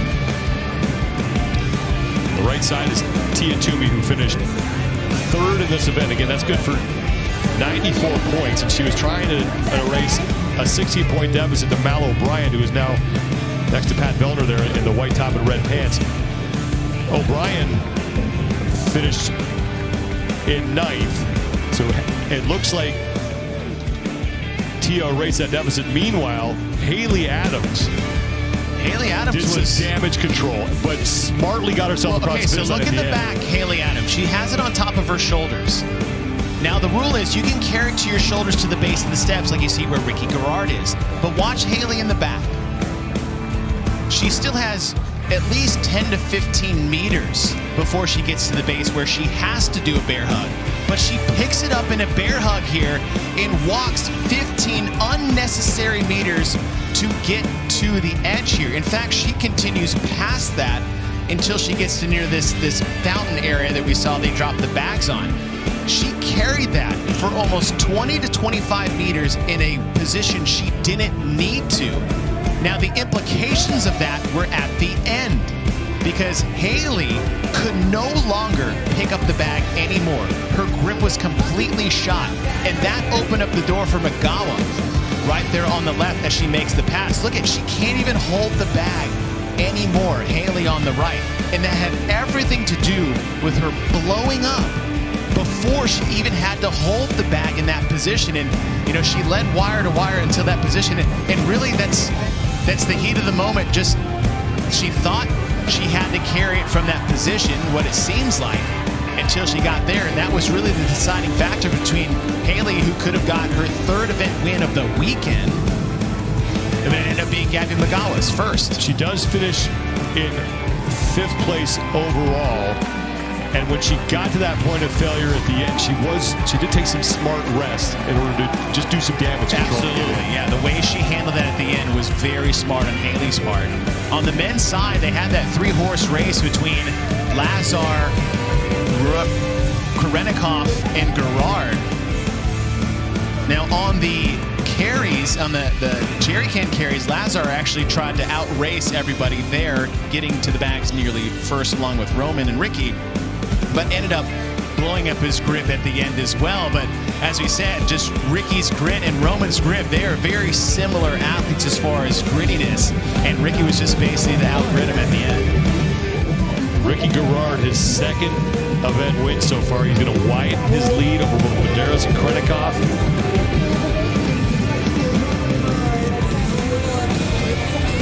He will continue to wear the leader's jersey as we head into the rest of day number 3 here. Rebecca Fuselier continuing to just try to find a way to get herself across the finish line. There is no time cap here.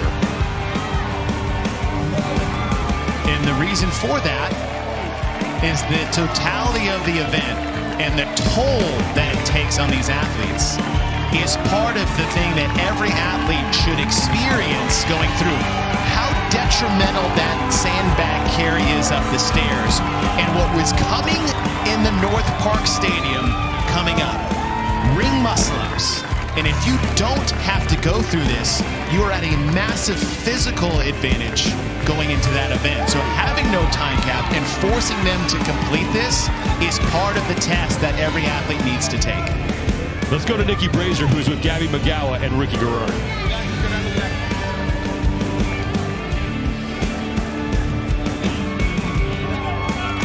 Guys, look fresh, fully recovered almost at this point. Congratulations to both of you.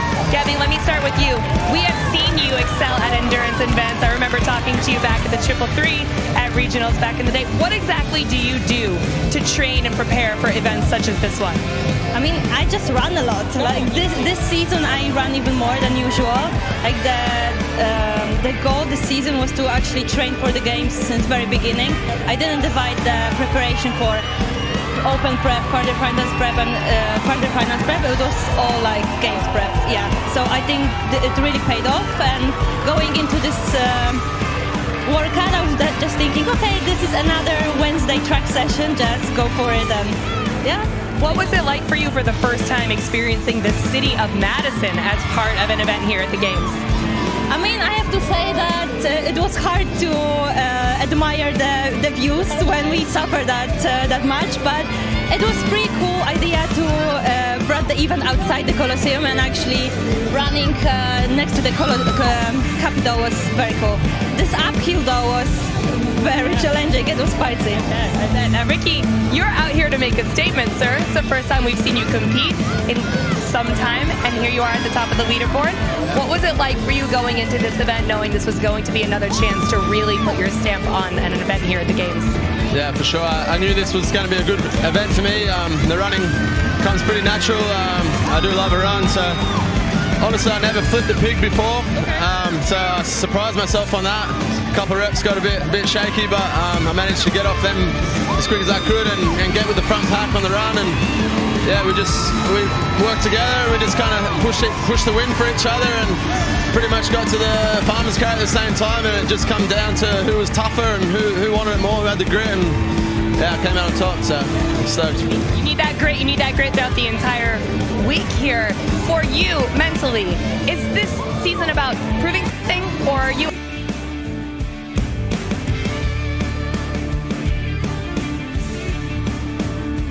level, so it's really tested my patience to finally get that opportunity again, and I've only got myself to blame, so I'm out here to prove it to myself, and I'm just going to put my best effort forward every event, and so far so good. Congratulations to you both. Thank you guys so much. Thank you. Rebecca Fuselier is still working on that Roosevelt bag. Chase, I agree with you. I'm really happy that they're making the athletes finish this event, because the CrossFit Games is an endurance competition. It's a series of days with multiple events, and that fatigue stacks from day to day to day to day. And if you don't have to finish an event like that, it creates an unfair advantage, and you want to make sure that the athletes actually carry that fatigue equally. She's got to finish. And you look at, we've made this connection a bit when you look at an endurance test like, say, the Tour de France, a much larger scale, but you have multiple stages, different courses, climbing, sprint events, time trials, not dissimilar from the type of differential that we have event to event here. It'd be like you getting to the hill, the mountain range event at the Tour de France, and you just get to skip it. The benefit physically of having to just get time capped on something like that, no, you have to endure something like this because of the physical ramifications for the rest of the weekend. Well, and what the Tour does that's even more, like you said, a time cap. If you don't finish within a certain amount of time from the winner, you're out. You don't even get to come back the next day. And so it is recognized in sport that you must do the work if it's a multi-day event, a multi-day competition. Rebecca Fuselier is making her first individual appearance at the CrossFit Games. She is a two-time teenage competitor in 2016 and 2017. She was 9th in the 16 to 17-year-old division in 2016 and then finished 10th the following year. An 11th gymnast who started CrossFit when she was 13 years old, so part of that up-and-coming next generation of the sport. This is what is so great about this sport. Remember the cheers that the winners got? It's the same. And this is the sense of community that you feel in this sport, that what we look at is her effort. She is putting in maximal effort here, and you've got to respect it. She's really, really pushing that. And I love that about this sport. Just because you won doesn't mean that you get all the applause. You see that in the gym. You see that in every class. Is that the respect someone gets in the gym or in your affiliate never centers around the weight that you lifted or the time at which you went. And you know, there's one thing to say is that that's where you can see the community, the draw of the sport, especially within the CrossFit community, is that everybody's been this person and they can empathize with that situation. But at the same time is that your time and your weight and your number of reps you completed are irrelevant to me, for me to you as a human being. That's why we could all relate to what happened to Haley Adams. We all can relate when we misjudged a workout. We all understand that we've done it before, which gives a little bit of compassion. It's like, I've been there. And here comes the crowd behind Rebecca Fuselier. This is fantastic.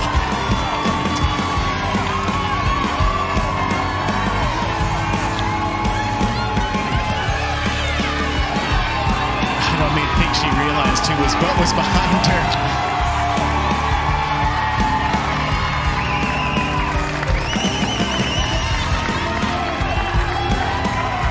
You think back to last year with the fans running with Scott Panchik, and what a great moment that was. And here you have an entire fan base behind Rebecca Fuselier, who has to get up those steps and across the finish line.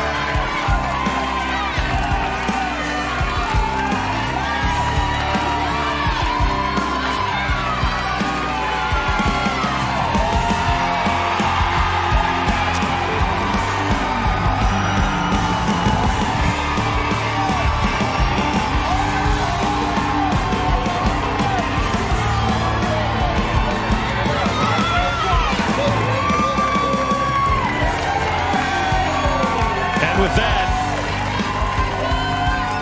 event 5, the Capitol, is in the books. And what a finish.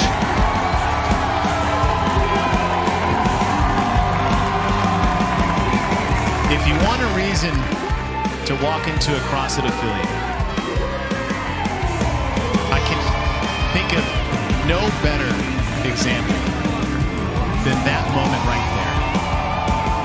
Because you get that every day you walk into the gym. In any gym. Any gym. Any CrossFit gym, you get that.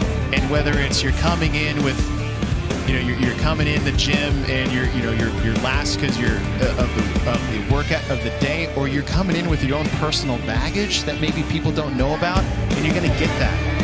You're going to get this camaraderie inside your affiliate. You're going to get this camaraderie inside your gym. You're going to get that in every class. You're going to have coaches there. You're going to have people that want the best for you as a person. It goes well beyond the sport at this point. It goes well beyond you as an athlete. That's correct. And you as a human being being celebrated by other human beings is the most beautiful part of this community. And even the athletes still hanging around. Noah Olsen was there to cheer everybody across the finish line. Gabby McGowan picks up the event win, followed by Laura Horvath. Tia Toomey looks to overtake Mal O'Brien for the overall lead after this event, and that margin could be very slim between the two of them. Brooke Wells and then Haley Adams rounding out the top 5. On the men's side, Ricky Garrard picks up his second win of the competition, 31 minutes, 54.47 seconds. Roman Krenikov will finish in second. Travis Mayer's top time from heat number 1 is good enough for third. Sam Quant and Jason Hopper finishing 4th and 5th. What an incredible start to day number 3 here in Madison, Wisconsin. A memorable event to kick things off. Plenty more action to come today. Want to thank Chris Hinshaw for joining us in the booth. Always a pleasure, my friend. Thank you so much. You can head to games.crossfit.com for official results, standings, and more. We're just getting started here on day number 3 of competition of the 2022 Noble CrossFit Games. Team action coming up next.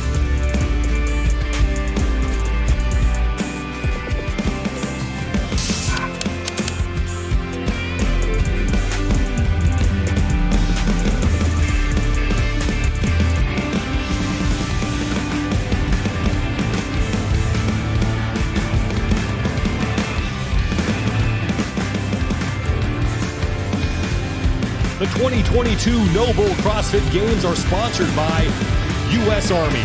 What's your warrior? Noble. No excuses, no shortcuts, no gimmicks, no tomorrows. Noble.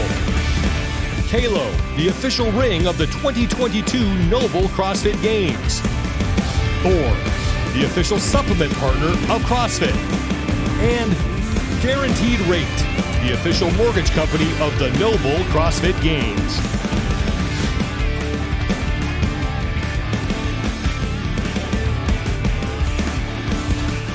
A lot of things were going through my head. After birth, I still remember I could not walk downhill with the stroller. Now all of a sudden podium was realistic. You've also got this development where you're starting to get these younger athletes. Kids who have been doing CrossFit since they've been in elementary school. Mal O'Brien, we saw her stare right in the face of the reigning women's champion and not blink. The young, upcoming, new blood of the sport.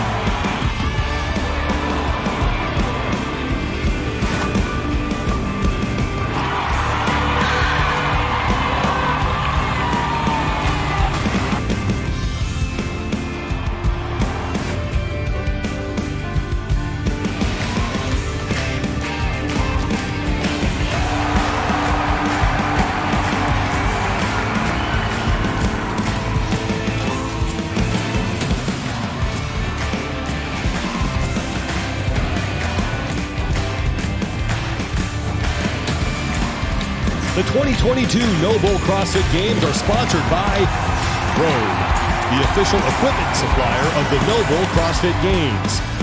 Arasti, the official rapid recovery provider of CrossFit.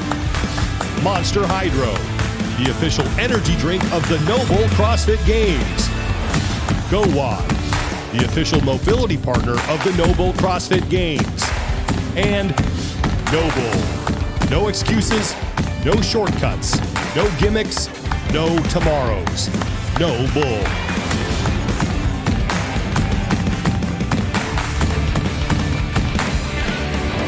Whether your goal is to chase records, write history, or become the best version of yourself.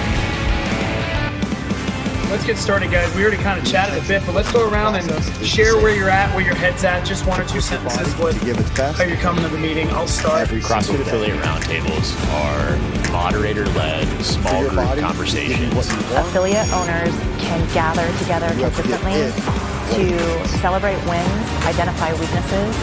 In that time, we share all sorts of things that affiliate owners would talk about. Oh, my gym and your gym sound surprisingly similar. So. Yeah. Get back what you put in. So if you're really looking for advice on business and business only, there's a roundtable that will do that. If you're looking to be like, man, I just need some emotional support as an affiliate owner, there's a roundtable that'll do that too. We get into this business because we love exercise, and what we discover is that we need support. There's so many conversations to be had. And we're just trying to open that door so they can connect.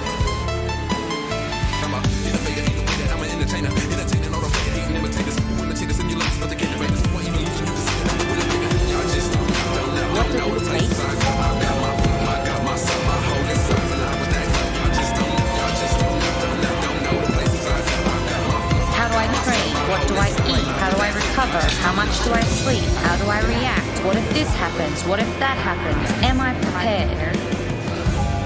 It all adds up. No matter what you go through, if you believe in yourself, you still have that. It's not cool about part what I about do. Expanding Horizons is there's no other program out It's there about that what I bridges the don't gap do. between youth on probation and life after probation. No excuses. No shortcuts. No gimmicks. No Success of that tomorrows. program over the course of the last 4 years has been phenomenal. Where I We all am. talk about this, right? CrossFit's developing exactly where I'm friendships through supposed to be. thrusters and pull-ups. Truly, that means community, and we surround the youth with community. What these kids need is they need a positive community that really rallies around them and supports them to be the best person that they can be. You can make it. Remember the values you have in yourself. That's the lesson I got to do.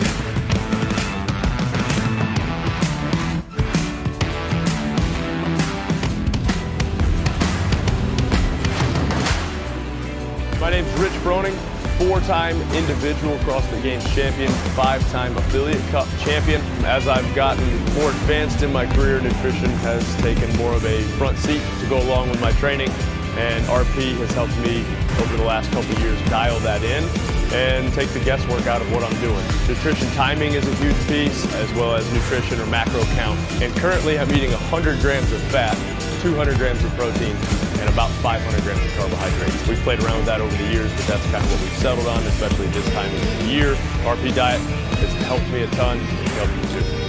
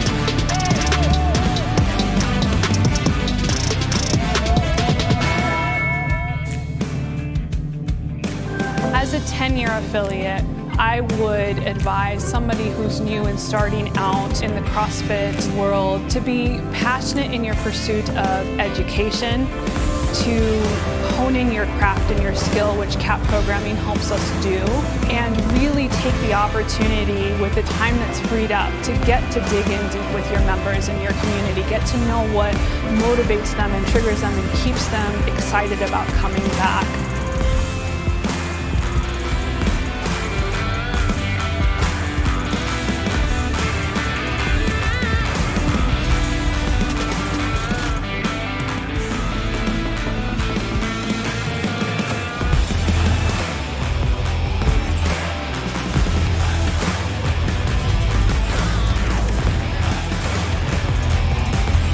The 2022 Noble CrossFit Games are sponsored by Rogue, the official equipment supplier of the Noble CrossFit Games.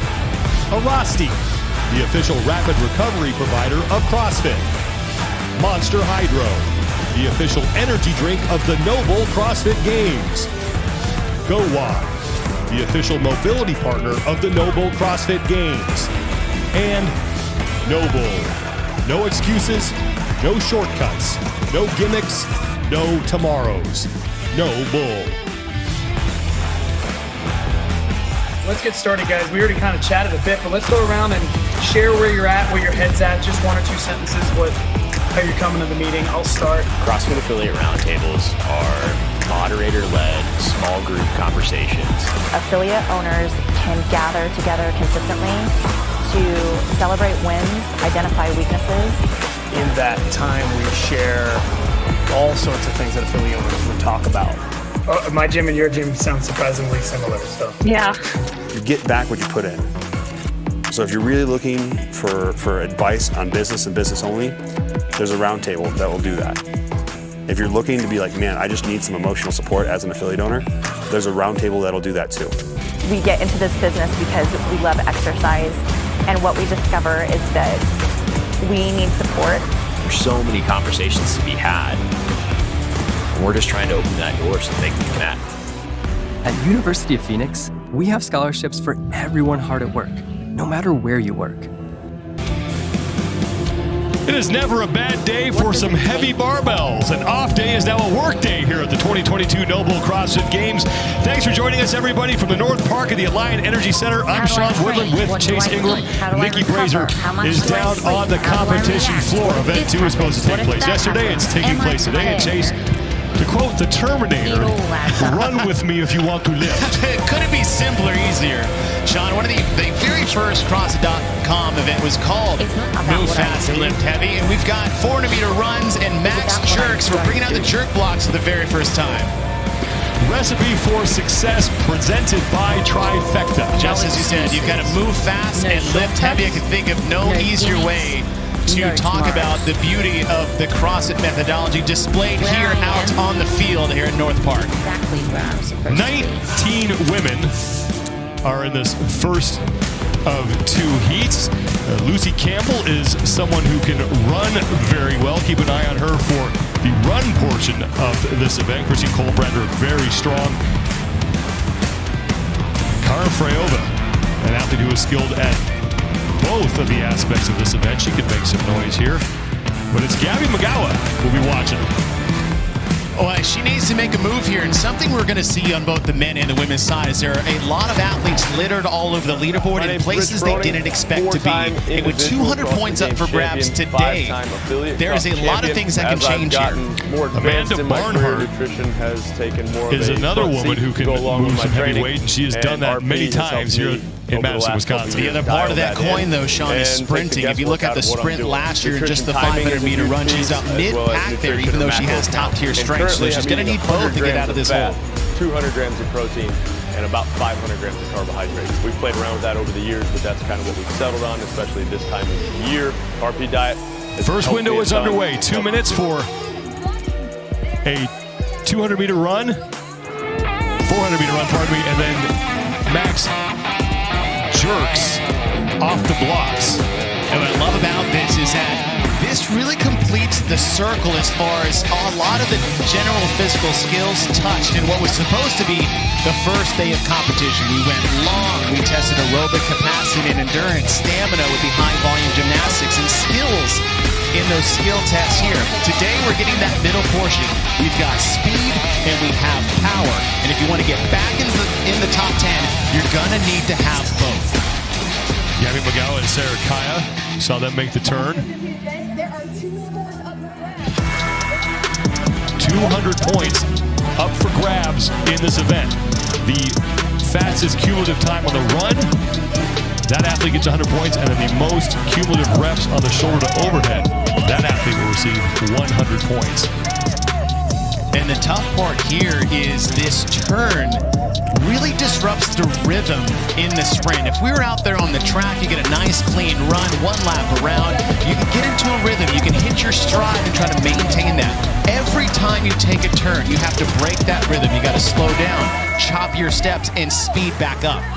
Here comes Gabby McGowan and Sarah Kaya. They'll be the first somebody who's new and to the barbell. in the CrossFit world to be passionate in your pursuit. 200 pounds on the barbell. And McGowan has one rep in the bag.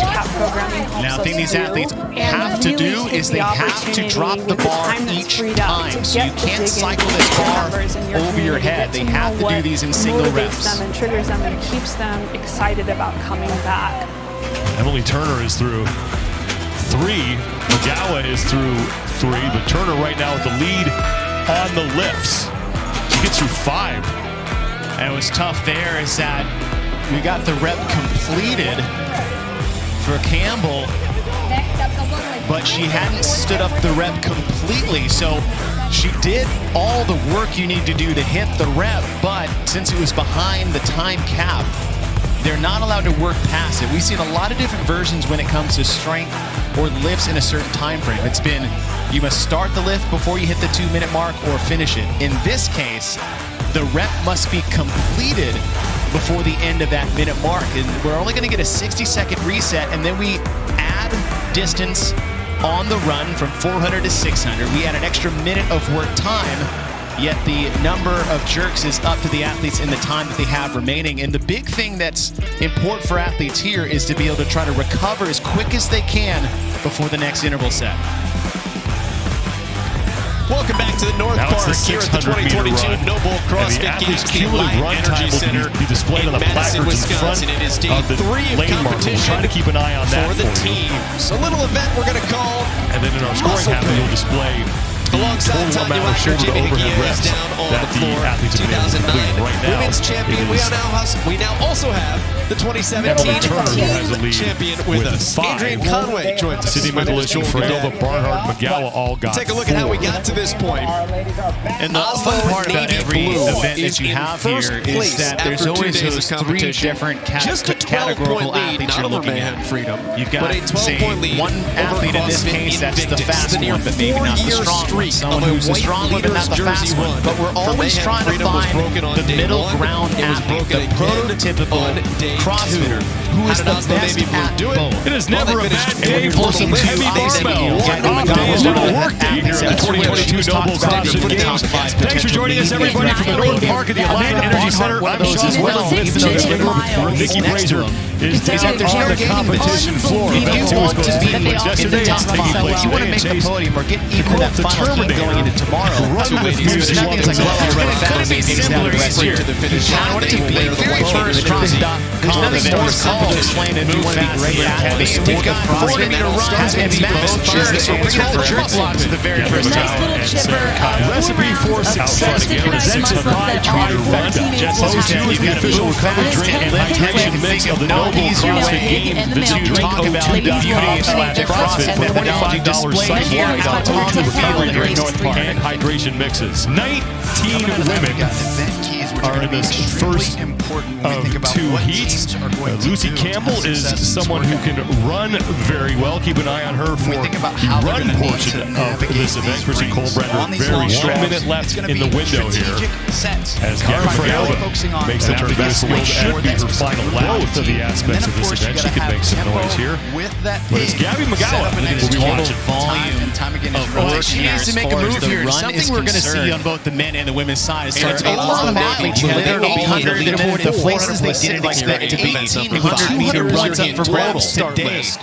There is a lot of things that can change. Most of these athletes are going to run faster than maybe their mile pace over the course of 800 meters. She has done 30 seconds left in the round, and Gabby McGowan is going to be first for the barbell sprint. If you look at the sprint last year, just the 500 meter run, she's done we've seen McGowan. She has time for that strength. So she's going to need both to get her power receiving position.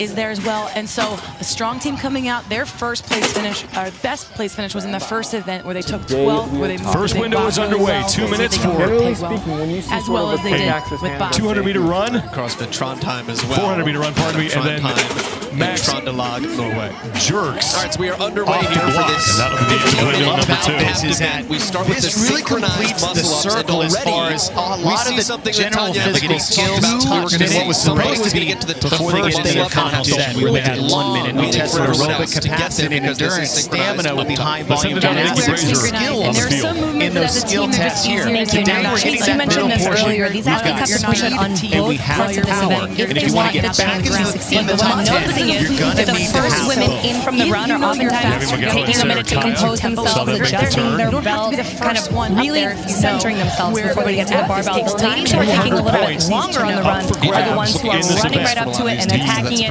racking it immediately without taking a break. So at the end of the day, we'll see who has to push it on either side in order to get to the top of the that athlete will receive 100 points. Particular thing. I was talking to Chris Henshaw earlier about really what athletes should do during these break times. It's almost rhythm in the sprint. If you're out there on these athletes doing a nice clean run, one lap around, you just try to get rhythm. You can take your strides and try to maintain the sprints. Every time you take a turn, you have to break the problem with lactic acid buildup is it starts to slow down those fast twitch muscle fibers. If the long twitch ones can't take them out. To the barbell.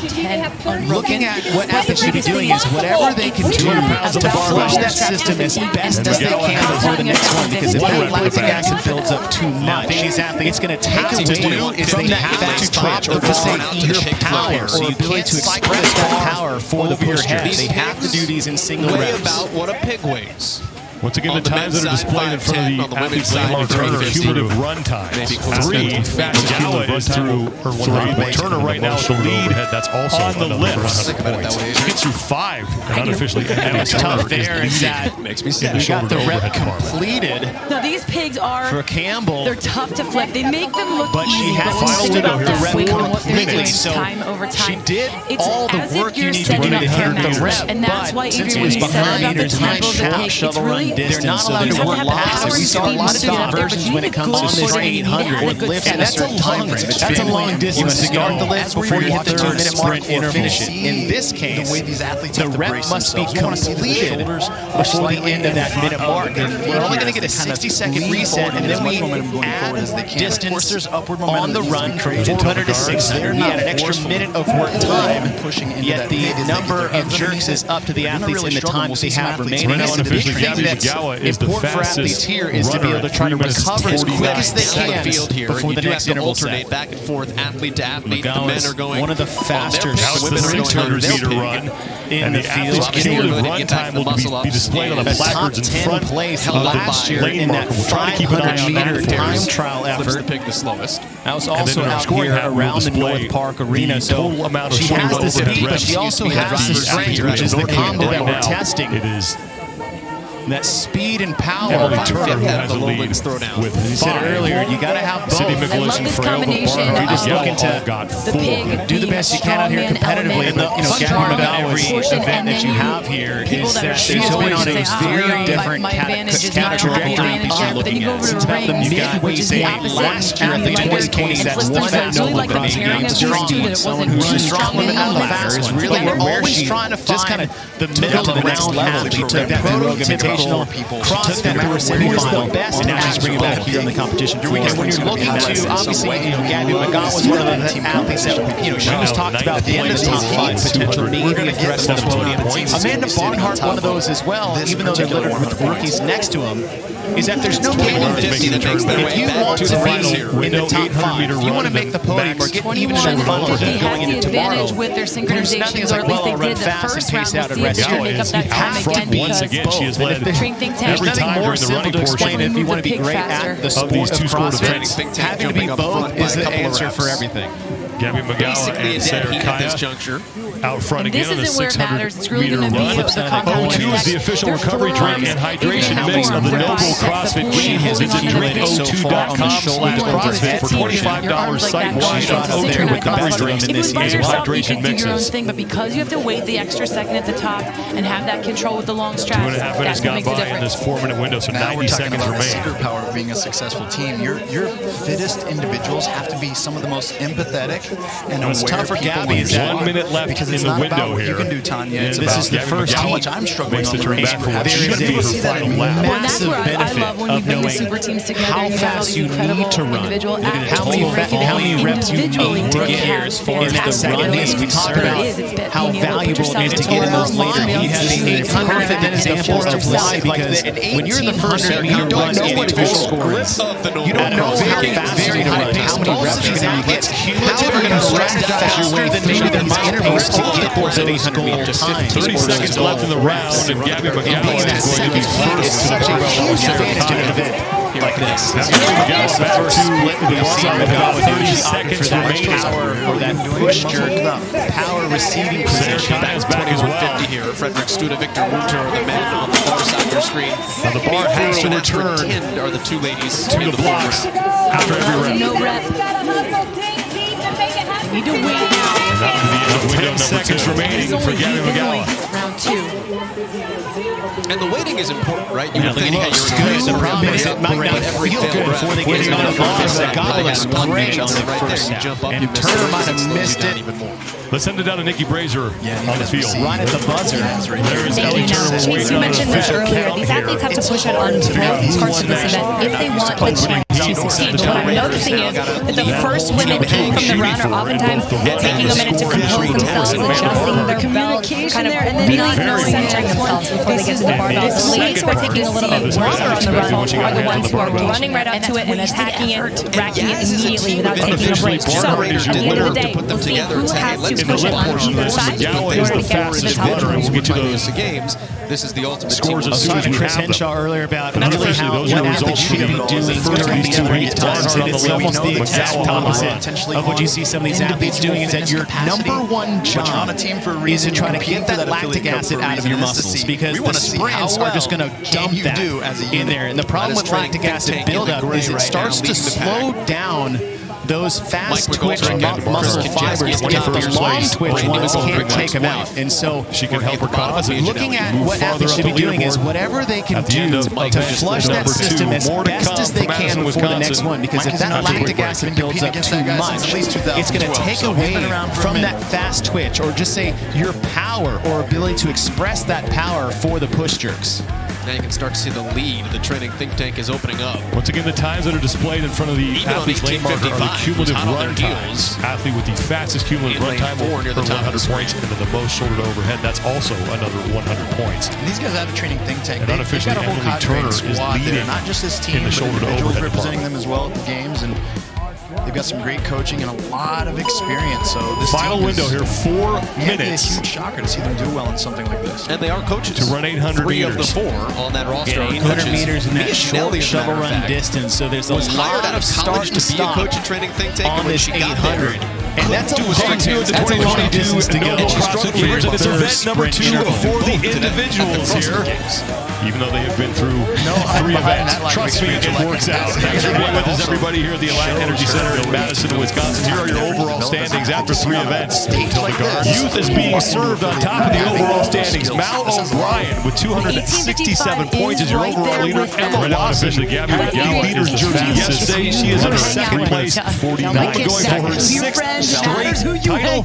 Tia Toomey sits in 8th, and for more on that, Nikki Brazier. And how they're training, it bleeds off into the field. is getting on the leaderboard in the last top 10 place last year in that 500-meter time trial effort. It's the community. That was also out here around the North Park Arena. So she has the speed, but she also has the strength, which is the converse. She had her worst career finish in heavy DT, came in first place. But she was able to prove the other side of that and ended out on 5th place that year. So the question is this event where she reclaimed that white leader's jersey?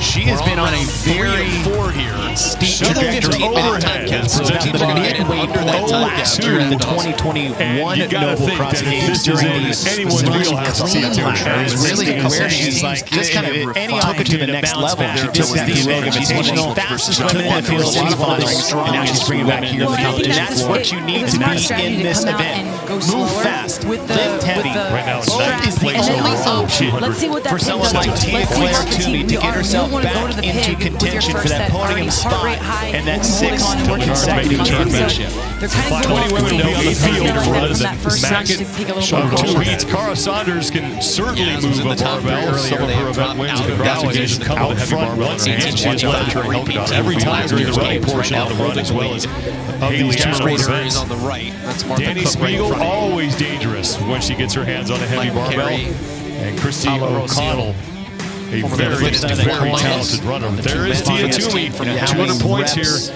looking to get herself accumulated so far on the shoulder to overhead portion. For Tia's, just as you said, Sean, there with the best of them in this heat as well. In the next 15 minutes, only 300 were presented for them yesterday alone. So nearly an entire day's worth of points in 15 minutes. And the 2 youngsters on top of the overall standings on the right. And build for Gabby is that 17-year-old Emma Lawson.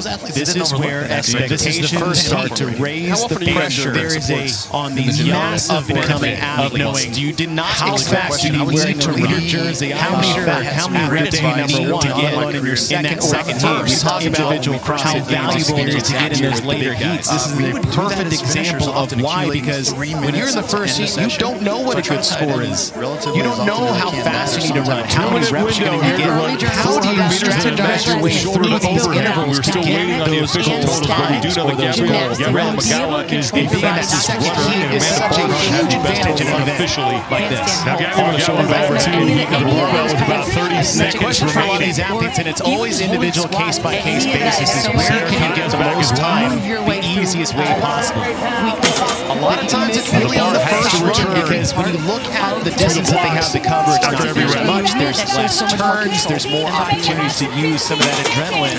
Plus, you don't want to tip the scales too much in the other direction as far as building up too much of that lactic acid, which is exactly good. The problem is it might not feel good when you're on the bar. The gobble looks great speed, but your ability to recover and your ability to lift heavy under that fatigue is the rest. There is Ellie Turner. We're waiting on an official count here.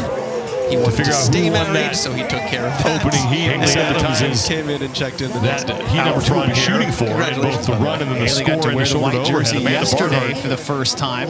Did very well After event number 1. Just about second part. And I'll tell you what, this is a tale of 2 things for Haley. One of the best sprinters and Unofficially, runners Barnhart is your winner in the women's division, but in the lift as we portion know, of the this. McGowan is the fastest runner, and is going to be tough for her. But one thing people don't understand is Haley's ability to move high percentage lifts for reps. She might not have the best 1 rep max, but close to her max. 90 percenters, she's not bad at cycling that bar. In 2013, when the athletes were doing There is Tia Toomey. we had to flip the length of the with about 15 seconds to go here. Haley Adams was on the barbell as well, as was Daniel Brandon. So only first play to work here on the center shoulder overhead. No rep in the back of her Rebecca Fuselier. Move farther up the leaderboard. Now final second, the end of event number 2. More to come from Madison, Wisconsin. Now, Training Think Tank's got a lot of ground to cover here, but they're doing it. And I know it's number of flips, not distance, but you can see how quickly they are gaining ground on 1855 in terms of the pig flip efficiency. Yeah, and it's Haley easy Adams to kind of assume who came will in do about well, 6 right? If we look seconds ahead of Gabby McGowan's pace. Deadlift, or the larger power clean. From heat number 1. I think for Haley, her only option is to try to win the sprint.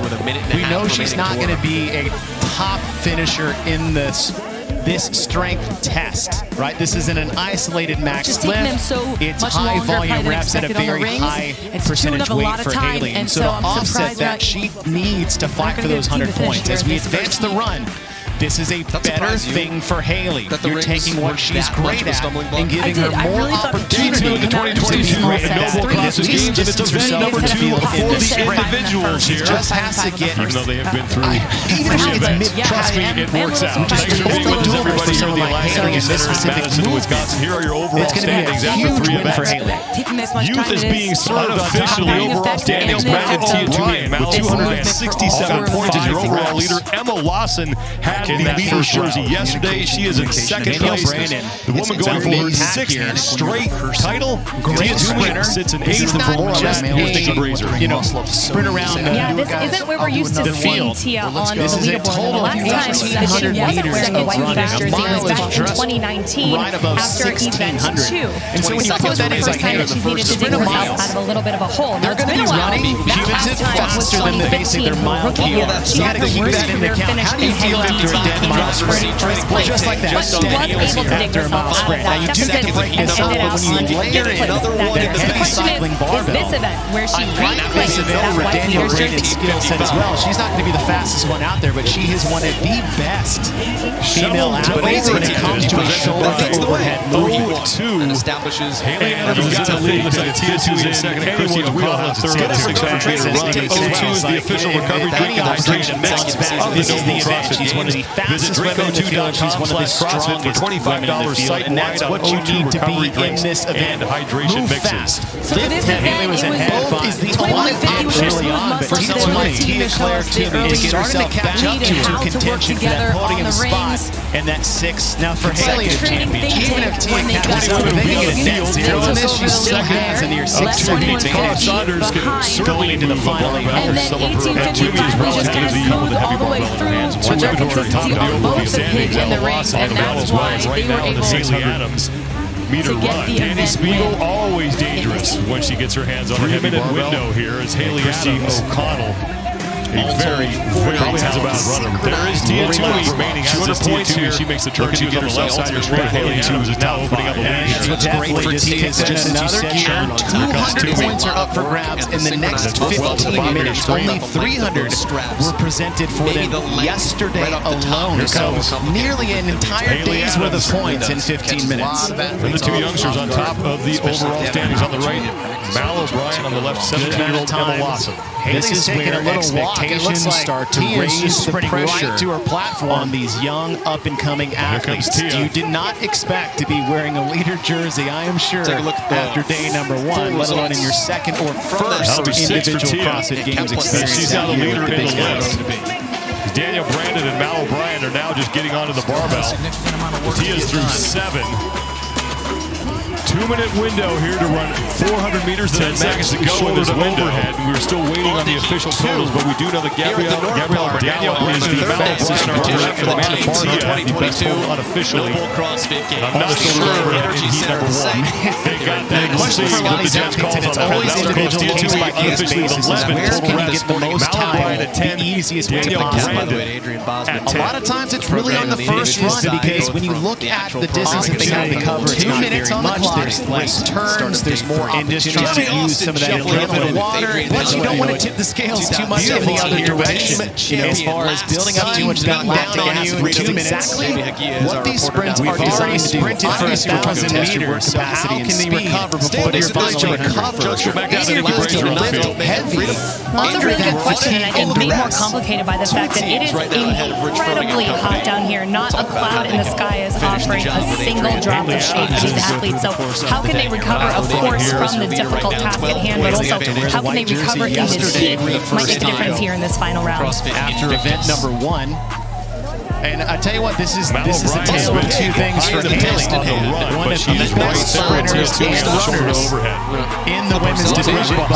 As we know, the strength portion is going to be tough for her. But one thing people don't understand is Haley's ability to move 10 percentage lifts for another minute. She might not have the best one-rep max, but close to her max. 90 percenters, she's not bad at cycling that bar. 232 kilos for the men. Tia Toomey. Let's talk about the straps. With about 15 seconds to go here. The first time, Adrian, Haley Adams was on the barbell as well, as was Danielle Brennan. All the women getting to work here on the center shoulder overhead. No rep in the background there for Rebecca Fusile.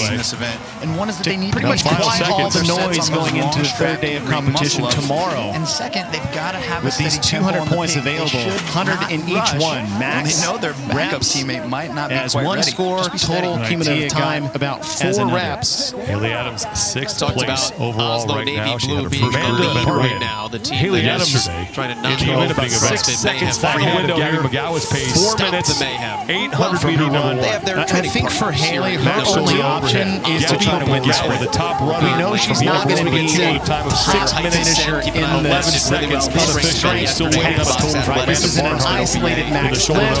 It's high volume reps at a very high percentage weight for Haley. So to offset that, she needs to fight for those 100 points. As we advance the run, this is a better thing for Haley. You're taking what she's great at and giving her more opportunity to be great at that and at least distance herself in the field in this sprint.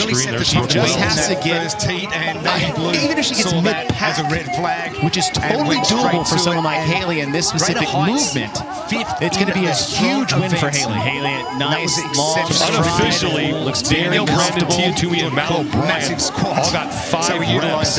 And as you said, this is a great opportunity for Haley to still get a big score about mid-pack here. And it's those little things that get 100 points potentially. This is not just here for 2A sprint around the car's total field. Again, Haley traditionally at any 300 meters of running, a mile is just right above 1600. And so when you put that in, it's like, hey, within a type of test, they're going to be running cubits faster than the base of their mind turn it into a. You got to keep that into account. How do you feel after a dead mile shoulder head? Well, just like that, after a fairly new, you do get to break this up, but when you layer in that heavy side, she can just get mid-pack really above for Daniel's skills as well. She's not going to be the fastest one out there, but she is one of the best in one of the female athletes when it comes to a shoulder to overhead movement. That's how good she is at everything else. Is in the lead with Tia Toomey in second and Chrissy O'Connell in third on the 600-meter run. 2 is the official recovery drink and hydration mix of the Noble CrossFit Games. Visit drinko2.com/CrossFit for $25 site-wide on O2 recovery drinks and hydration mixes.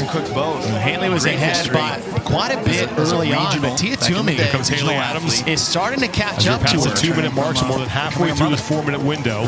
Now for Haley, even if Tia catches up, if they can get a net zero on this, she still has a near 6-second advantage going into the final. Toomey is well ahead of the 6 minutes 11 seconds on top of the overall standings. Emma Lawson and Mal leaders right now. 1-600 is well ahead of the leaders right now. I don't know where Adams' total reps is yet, but that's the level that the sprint can be against some of the athletes who are traditionally going to beat you in a strength test. She makes a turn. She was on the left side of the screen, but Haley Adams is now opening up the opportunities at the races where some of these other ones, they can't get enough time to get the lifts in. Getting underneath. Yes, they could be stronger then you do more reps, but they don't have enough time. That's a big element of this test as well. This positioning we Haley Adams, less than a minute to go now. Haley Adams putting the finishing touches on this 800-meter run. Almost like a split check. Exactly amount of time. Haley's taking a little walk. It looks like Tia's just sprinting right to a platform. A really good amount of time. Here comes Tia. 30 seconds. So you can get underneath the peak just like a power to get as many lifts as she possibly can. That'll be 6. She has 6 total. She's now the leader in the left. Adams on the left. Danielle Tia Toomey's on the right. She's your leader on the lift portion of this event. Tia Toomey 7. Now 12. Shoulder to overhead. 10 seconds to go in this window. Is just getting back to her barbell. Danielle Brandon and Mal O'Brien are a rep behind Tia. She doesn't even take her hand and gets her her barbell. She keeps it locked down. The judge calls on that one. That was close. Tia Toomey unofficially is 11 total reps. Mal O'Brien at 10. Not even doing a split jerk that a lot of these athletes are having to resort to. This is the big. Tia Toomey's going to unofficially get credit for 18 and just trying to Get a little bit of water. Looking like she's going to win this portion of the event and pick up 100 points. And she got some help from Daniel Brandon in the lift portion. Brandon able to get between Toomey and Mallory. How can they recover before this We'll have to see if any scores go back down to double Brandon factor in here. But 18 shoulders overhead for Tia Toomey. Haley Adams will rack up another 100 points and win the run portion in the of sky this is event. offering a single drop of shade for these athletes. So how can they recover, of course, from this difficult task at hand, but also how can they recover in this heat? Might make a difference here in this final round. Perfect opportunity for her to just right the ship. The leverage your body creates. Mal O'Brien has been behind the pace of the run, but she is right there with Tia Toomey on the shoulder to overhead. Yesterday, here Red Bull had for sure had the place because she wanted coming into the second day of competition. Complex is the official grip. Right from the start, we saw Haley Adams take it out pretty quick, but Tia was right on her heels, and for Tia, we were digging out what Haley was doing, but she might have the second or third best run of all of them, and that was one of her first reps. And sometimes it just takes to get a feel for, okay, how is my body going to feel after the sprint? And the whole time sitting in that 90s, keeping her hands on the barbell. A lot of cubic feet. Very particular as far as her setup was concerned. And what I like too is the noise going into the third day's competition. She's not splitting her feet. That's a quicker cycle time in each one. Less time and attention overhead because she doesn't have to stand her feet together, and that just allowed her more opportunities to get reps overhead. Send it down to Nikki Brazier. Place overall right now. She had her first career event win. Such an incredible race to watch. Congratulations to both of you. Haley, I will start with you. What do you do in training specifically that can help you in a sprint style event like shoulder this? to overhead. I Gabby was a top runner from heat number 1 with a cumulative time of 6 minutes, 11 seconds unofficially. Still waiting on a total from Amanda. Things are a little bit different on game day, obviously. The heat down here, for one thing. How did that affect you? 5 minutes into this 15-minute time captive event. In the middle of it, but it was still looking for a team to finish. Katia, you barely took your hands off the barbell in that last set. What did you know that you needed to do in order to get that 100 points? Just be super consistent and just keep attacking. Mentality on this next day of competition, given what yesterday looked like. How are you feeling? Yeah, I'm ready for a fight. I can't fucking wait. Congratulations, ladies. Thank you. Towards the earth and be able to control the positioning nice, of that. long Make it easy for your teammates as well. Tia Toomey looking to move up the overall standings and punch her way into the top 3 after that. Great opportunity for Haley to Men coming up next. Stay with us here at the 2022 Noble CrossFit Games from Haley gets 100 points potentially here for 2A. The challenge, right? A lot of people see as far as total reps, again, Haley traditionally in any strength test is corrected. So the accuracy is extremely important. We even saw it at the semifinal. Underlooked here in an event like this. With this type of test, this is round 2 of 3. You take a strength test, you turn it into a barbell cycling test on the left side of your with that shoulder overhead. Makes their way back for round 3 on the Something fairly new that we've seen here at the games. Skills, another 2 power and if she can just get mid-half or really above kind of that middle third. I mean, last year she stood at a barbell and got 0 in one of the tests and still got in the top 5. That's how good she is at everything else, and if she can sneak 100 points out of this, finish mid-pack, 2/3, that's going to be great for Tia going forward, or for Haley.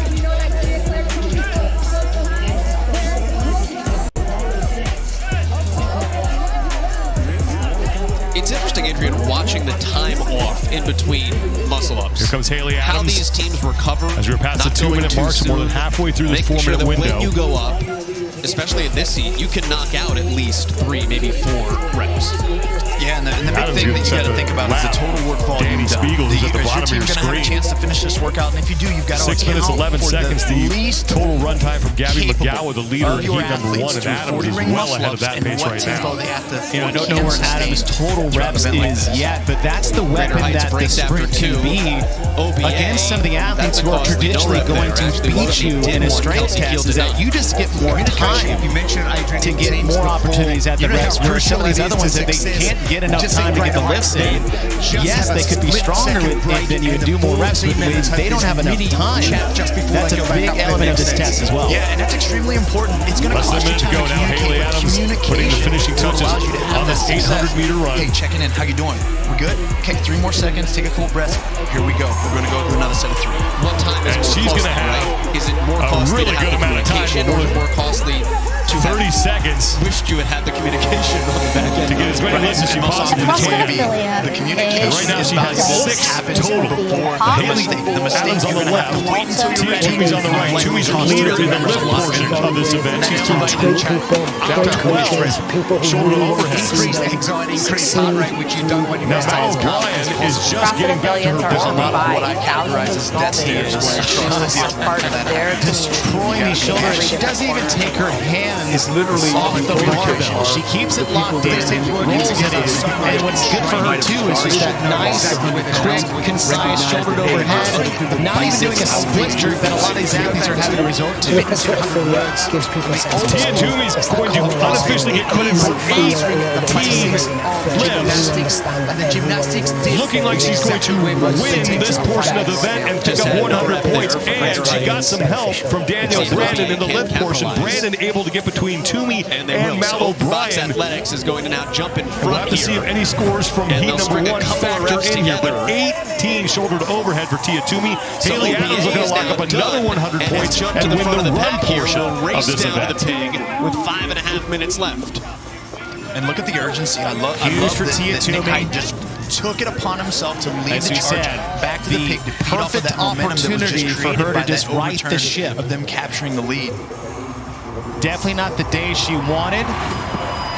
It's a wildly veteran team. Yesterday, first time for sure not the placing though. she wanted coming into the second day of competition. Joey Tortora's been to the games a couple of times on teams. Right from the start, we saw Haley Adams take it out pretty quick, but Tia was right on her heels. And for Tia, we were speaking of how well Haley was doing, but she might have the second or third best run of all of them. And that was one of her first reps. And sometimes it just takes to get a feel for, okay, how is my body going to feel after the sprint? And the whole time, she was keeping her hands on the barbell, being very particular as far as her setup was concerned. And what I like too is that opting for that push jerk, so she's not splitting her feet. That's a quicker cycle time, less time under tension overhead because she doesn't have to stand her feet together, and that just allowed her more opportunities to get reps overhead. Send it down to Nikki Brazier.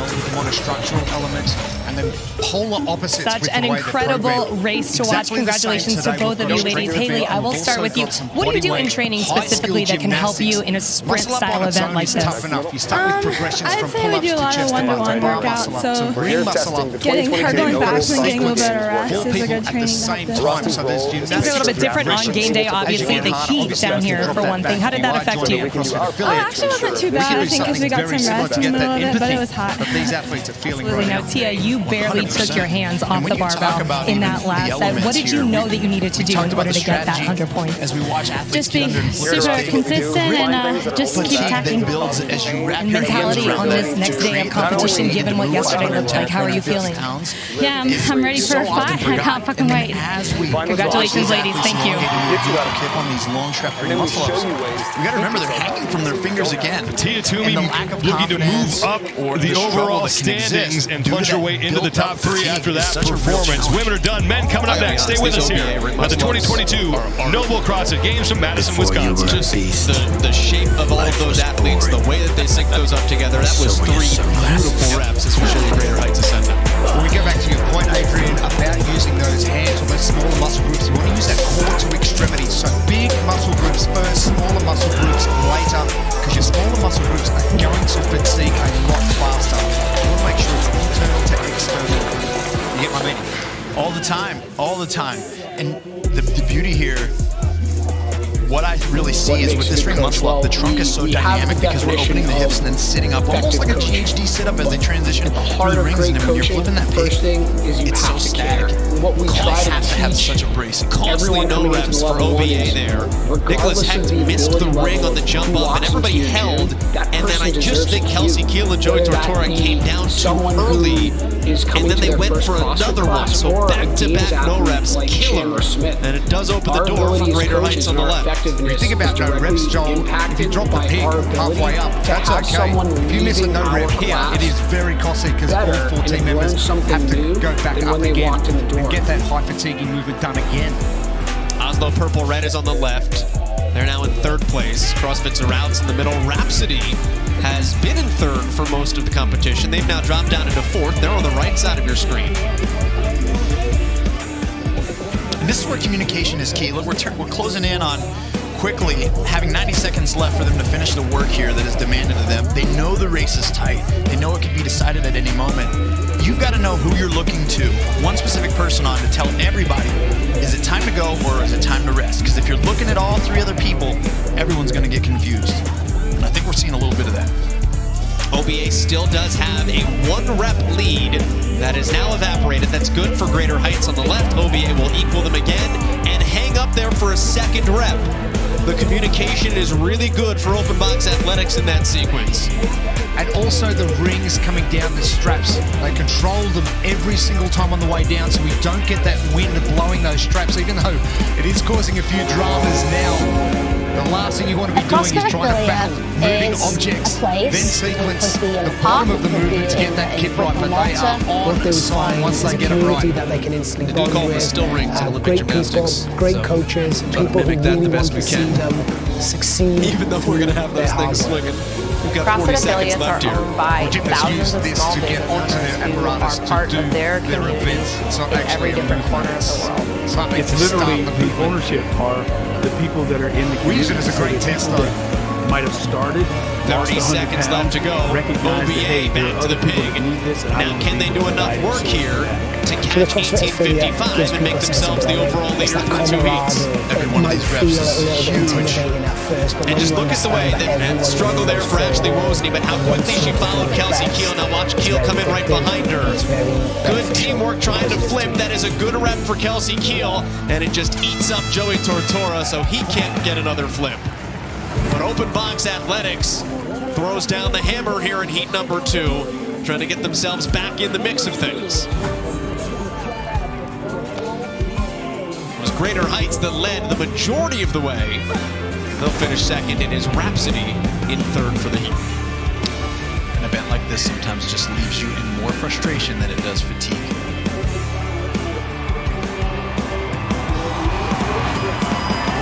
OBA doing very well, but it was all about Greater Heights getting those muscle-ups done very early. Their sequencing was very good and some great control. Some great positioning as well on the underneath that pig to ensure they're not fatiguing too much, and big explosion of that body and those hips. OBA, few falters on the muscle-ups, but the back end, they nailed it to take back that lead. They will wind up at cap +7, so they will actually have the lead here, besting 1855's first heat performance.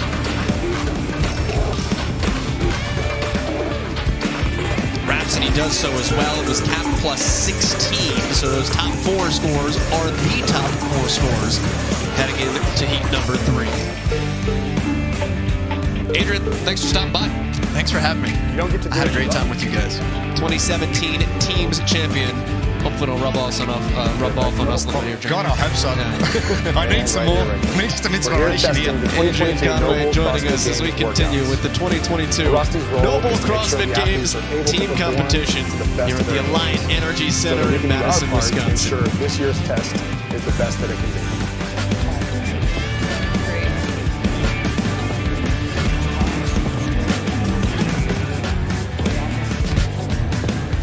Here at Rusty, what we do is we find things that are holding you back, things that are causing you pain. Individual action continues here on day number 2 of competition of the 2022 Noble CrossFit Games from the Alliant Energy Center in Madison, Wisconsin. Glad you're with us today, everybody. I'm Sean Woodley with Chase Ingram and 5-time individual games athlete Dan Bailey joining us in the booth, and Mike Arsenault is down for the teams on the competition floor. Event number 2 is supposed to be held yesterday. Jamie Hagia has competed on a team shuttle to overhead. She's presented by down on the floor, Jeremy Austin. Oh man, we just saw the women tackle this, and it's living up to the billing as you need to be good at both. You need to be able to fast on your feet, but strong overhead in this integral style of it. The recipe for success presented by Trifecta is very simple. You got to move fast and you got to lift heavy if you want to get yourself into contention for that podium position. There is no other way to get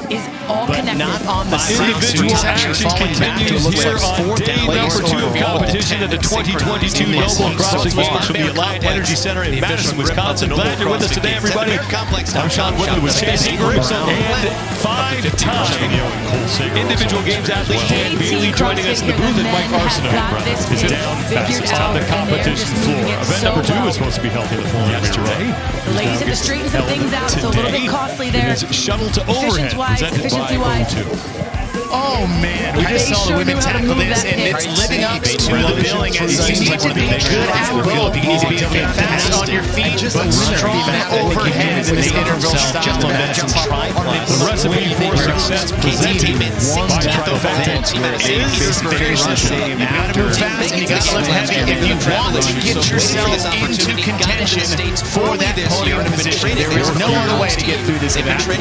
Start list for the first 2 heats. For the men, led Team Youth back in the day, but lane number 9, Saxon Panty, the guy who run very well. He won the sprint event back in 2021. They just watched and they took a beat. So after Jukic, and it looks like the rings are just swinging. Andre Uday and Jason Hopper keep an eye on them. They have to get to the barbell with a good amount of time left because they can certainly do some damage there. But Brent Fikowski and Pancic looking to move his left side of the screen in the great top. Self up the leaderboard, starting to make a push on the run events. And it's wild. We've seen this all over the place on both the men and the women, just athletes in places you didn't expect them to be. 221.77 seconds. One of the other competitors in the field really looking to showcase what he's able to do in this event. And he got his stronger shoulder overhead, and he's one of the best on his hands. Unfortunately, he didn't get to display that yesterday as the left handstand walk. Hopefully, we'll see a little bit of that strength today on the overhead portion. Now, one thing, a lot of these athletes are opting for that push. You're going wider and wider with their split. One thing they need to take into account is actually the width between the jerk blocks. Shoulder overhead at 300. Fikowski is definitely one of those athletes just with the longer limbs and that wider receiving position. There's a little bit of interference there. Fikowski, since that was to his shoulder, should get credit for that rep. We're just emphasize kind of where you're going to push or pull back. Leaders in the shoulder to overhead. Is the challenge. For me, 10 reps a piece. What pace I would probably hold for the entire You see a lot of athletes are doing is somewhere between launch position pace and maybe just a little bit harder. As James mentioned, those turnarounds. I can kind of figure out the way I need to run or how I need to pace. Well, through one day of the competition, currently 7 of the top 10 spots in the leaderboard are occupied by international athletes. So let's describe this event for an international audience. These athletes are putting 136 kilograms overhead, and it is balmy here in the North Park. It is a warm 29 degrees Celsius. Now, whether you count pounds or kilograms, all the athletes are very excited that the blocks are included in this event because it allows for a greater margin of error. They can push past that point of fatigue and get a few more jerk attempts in there, knowing that they have the blocks to save them if they do fail. And then Oslo Navy Blue got, and then Reykjavik got for sweeping their semifinals. Thank you, Mike. CrossFit won 5 of the 6 that's a very good events point. at the Let's Farmers talk about that a little bit more. They didn't win. They came in second by 13 seconds. We didn't just do them, and that was as anything in their semifinals. Anything specific you were doing to try to recover for this third barbell? Just keep myself calm, stay focused on the task. You know, nice slow field breaths. 300 pounds on the barbell. Too excited or too worried about what's just happened or what needs to happen. Just focusing on what my goals are. Every lift. Now, if you do get it to your shoulders on the jerks, when the clock hits 0, you can still get credit for the lift. That has been clarified to us. Push there by You tested this hand at 245. I tested it once at my house at 245, and then I did test it at 300. I had the option to do a little less weight because I'm a little older, but I said, load the bar up, let's do this. To make this as easy as possible. That was actually one of the things we debated on was, do we think the event's better by getting it to your shoulders and allowing the extra rep, or just calling it you'll see that bleed over into other areas. When the clock goes over. But I think one of the things that's deceiving about this from the visual, we thought it'd be better is all the running shoulders like, okay, now they're going to do an upper body movement. It's like, no, they're not. They're getting the majority of the power of that barbell to get off their chest. Look at the way Zarazova got under being able to knock out 4 overall after 3 events, but he was the man unofficially with the fastest time on the run there. Fast under the bar. Move your body around the object. If you talk about long leaders as well, 123.02 seconds. We now have the official recovery drink. hydration mix of the Noble CrossFit Games. You can visit drinko2.com/CrossFit for $25 site-wide on O2 recovery drinks and hydration mix. Especially when you're adding some distance in the lead here on this 800 meter concerned as we get set to begin window here to get 600 meter run, and as Magna Andre Jason Hopper making sure they're communicating well. I really like that. No, I wasn't ready for step down. Let's in go the 400, you obviously you are the freshest. But it's also an opportunity, I think, to kind of screw up your pace with the adrenaline in the crowd and maybe tip the scales too much. We may have seen that from Caravis a little bit, but as far as the ability or the opportunity to get the most time out of that longer distance is really your best shot there. So when you look at the 400, 600, 800, you see they kept a steady pace throughout there, but was there any advantage or you see for some of these athletes to take the opportunity? Caravis is out hard on 400. But not on the 6, so he's actually falling back to it looks like fourth perfect distance to put yourself in a hole if you're not careful about what you're doing. So if you come out way too hot, that 1 minute recovery is not going to be a whole lot as you jump back into the 600 meters. So if you get over your skis a little bit in that first one, it's definitely going to set you up for some damage here in the 800. You're going to feel it if you went out too fast in the 400 in spite of those runs. It's better to not hang out in the static hold for too long.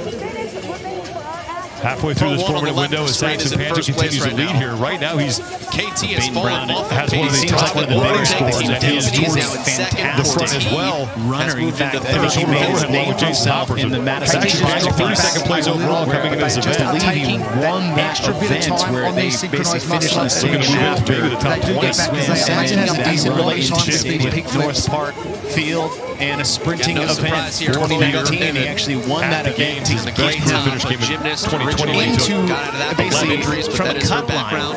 That's what he needed to get into it, and then obviously what he did from there was pretty impressive. Getting toes around to second overall. 500. Some places feel a little bit more like Dan, you've been competing for a long time in different arenas throughout the years.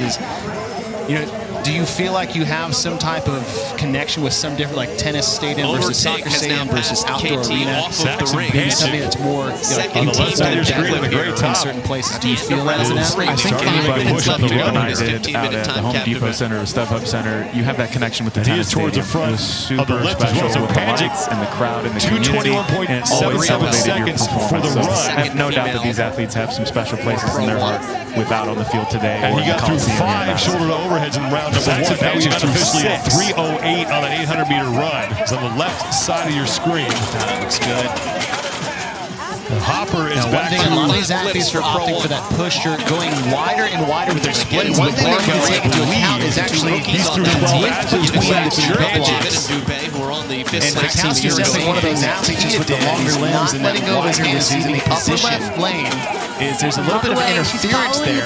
Hopper is on the right, but that was to his shoulders to stay even with Saxon Panchik right now. The two left, so Saxon Panchik and Jason Hopper right now. Your leaders in the shoulder to overhead, barely ahead of Hopper right now. 10 reps apiece. Both will be able to get this left. You see a lot of athletes are doing. Saxon Panchik unofficially 17 is going to edge out Jason Hopper by 1 rep. Tim Paulson and Tuderback that were behind him at 15 each. Extension to just competition. Currently 7 of the top 10 Saxon looking like he's at the mark to beat in both international athletes. So let's describe this event for an international audience. These athletes are putting 136 kilograms overhead, and it is balmy here in the North Park. It is a warm 29 degrees Celsius. Now, whether you count pounds or kilograms, all the athletes are very excited.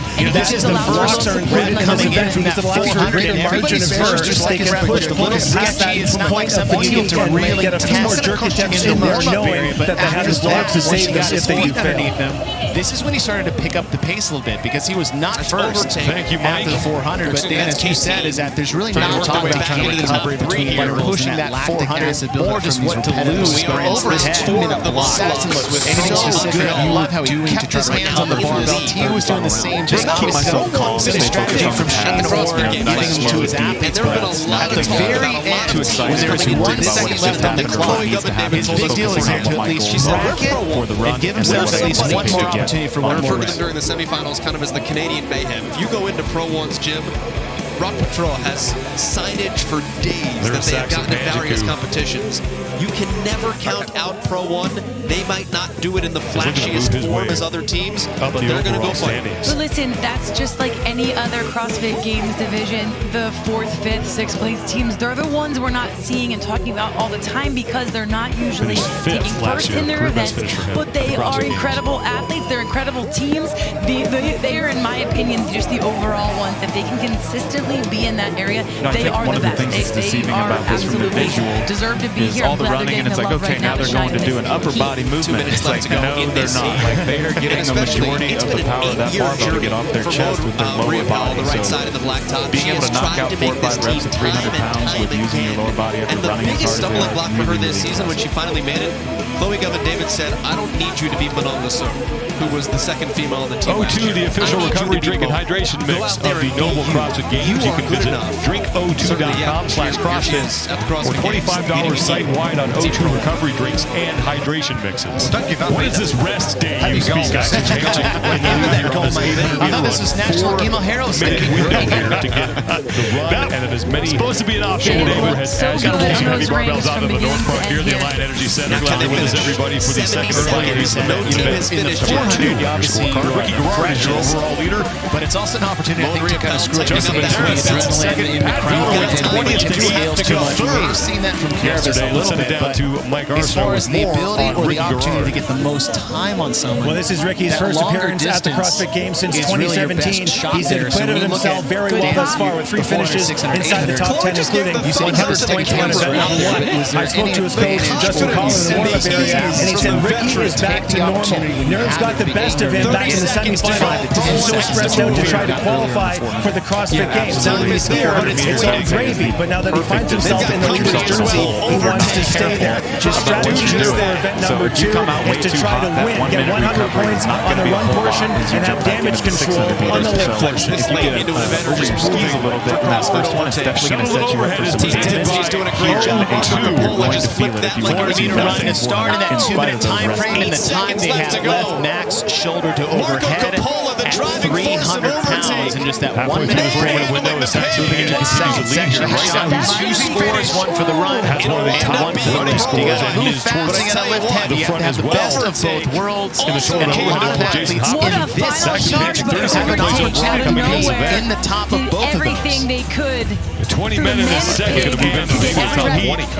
Cole Merton is a guy who can certainly move some weight. So let's do well on the shoulder to overhead. Actually won that event. And then lands 11 through 20 of guys who can manage most of the cut line and lateral juke. He needed to get into it, and then obviously when he got from there, it was pretty someone that we saw top 2 finish. So he gets to the barbell, but it's key skills. When you talk about young Michael Taylor Mason in this event, it's him. Different arenas throughout the years.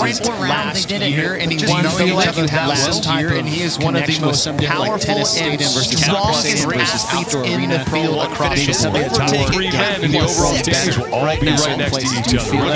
I think anybody in position I did out at the Home Depot Center, the Stockholm Center, you have that connection with the tennis stadium. Again, as we said, in the first team is trying to temper the intensity and not get wrapped up into the race. No doubt that There is a long way to go after this 1,400 meters of sprinting. After this 400, got officially at 3:08. In that first set, when these guys come back after the 400, they appear to be a little bit shaky sometimes on their first rep. It's important to note when the athletes are coming out of the flow, the process of coming out of the floor, you have to be corralled or called over. You have to be in these different places at certain times. So the last time they touched 300 pounds of overhead, they had 15 minutes ago. So that first rep is definitely a little shaky. Popper is on the right. To the strategy of the even with Saxon, making sure we sequence correctly. Just about utilizing that fatigue on top of the rings. Barely ahead of Popper right now. Both left.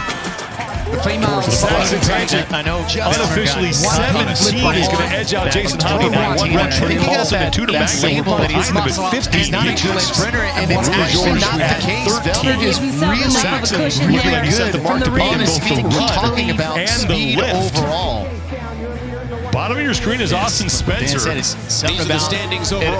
He's hanging towards the front as well. Number 5. And these are the teams we are seeing. The first man back to the barbell. For Saxon Pandem, the odds-on favorite. This is the first Austin Spencer from that 400. Everybody's first or second rep looked a little sketchy. It's not like something you have to really test good in the warm-up period, but actually that, once you got his feet underneath him, and whatever he can do overhead a little bit, because he was not first. It's not necessarily that priority. Dan, as you said, is that right now it's a standard couplet, by pushing that 400, more just what to lose, but overhead less than 15 seconds to go. So good. I love how he kept his hands on the barbell. He was doing the same pace.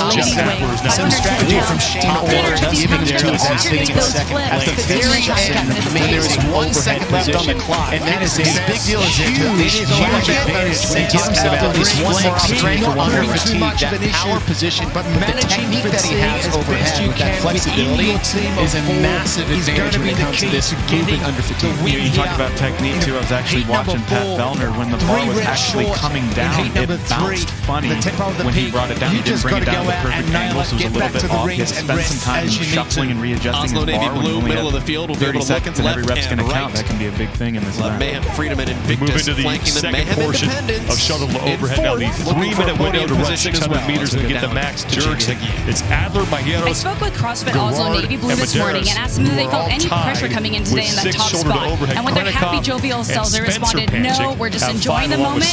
They know they have 3 more days of competition. And Avon even joked, at least we have 2 white leader jerseys we can sell for a lot of money when we get back home. You know, the memorabilia market is big nowadays. The fastest. Gotta get those things authenticated, though. Gotta get the sticker on them. No doubt about it. Oh, that's it. Yeah, put them on eBay. Something. Yeah. It's like doing those Tabata intervals of 20 seconds on, 10 seconds off, and buy about 4 intervals. And by the way, 57 seconds off have no a seconds. They made it themselves. It's made out of wood, but it's an implement that they may have had a chance to use. What is this rest day you speak of? Third day competition, they've come in so strong. I thought this was National Emo Heroes Day. I love seeing them. O2 is the official recovery drinking hydration. It's supposed to be an off day today, but you gotta roll some heavy barbells on O2.com. Here's the Alliance with us, everybody. Why not O2 recovery drinking event? And Hydration vector scorecard. Ricky Gordon is your overall leader. I mean, their lowest place finish at this point was 7th. Justin Medeiros sits second at 600 with 20th to 8th to 3rd. Very intense. Mike Arson is going to try to get Ricky Gordon on the field. I'm not even sure if This is Ricky's first appearance at the CrossFit Games since 2017. He's acquitted himself very well thus far. 3 finishes inside the top 10, including 100 points on event number 1. I spoke to his coach, Justin Collin, in the warm-up area, and he said Ricky is back to normal. Nerves got the best of him back in the semifinal because he's so stressed out to try to qualify for the CrossFit Games. Now that he's here, it's all gravy, but now that he finds himself in the leader's jersey, he wants to stay there. His strategy here for event number 2 is to try to win, get 100 points on the run portion and have damage control on the lift portion. Take over and they just continue on right throughout the weekend. Shuttle to overhead is presented by O2. Next 3 days. 4-meter run to start in that 2-minute time frame, and the time they have left, max shoulder to overhead. I was just about to consider how well makes that 1-minute break. What the next 800 is going to look like is the first to come off. Get out of here over the run. Maybe not one for the time. You got to move fast. You got to have that much faster of both worlds to close a lot of athletes in this heat have an opportunity in the time of Run in second, and Pat Vellner in 30 minutes in second run. 3-minute window here. Openings Coleman does is a guy who can certainly move some weight, so look for him to do well on the shoulder to overhead portion. And then in lanes 11 through 20, a pair of guys who can really motor that Open takes and was faster than Judy. If they can do that for every round, Someone that we'll be paying attention to when he gets to the barbell. But it's Guy Majeros when you talk about a guy who might be tailor-made for this event. He's got 2 barbell. Really struggled with this Everybody else check out Medeiros, and he won the lift.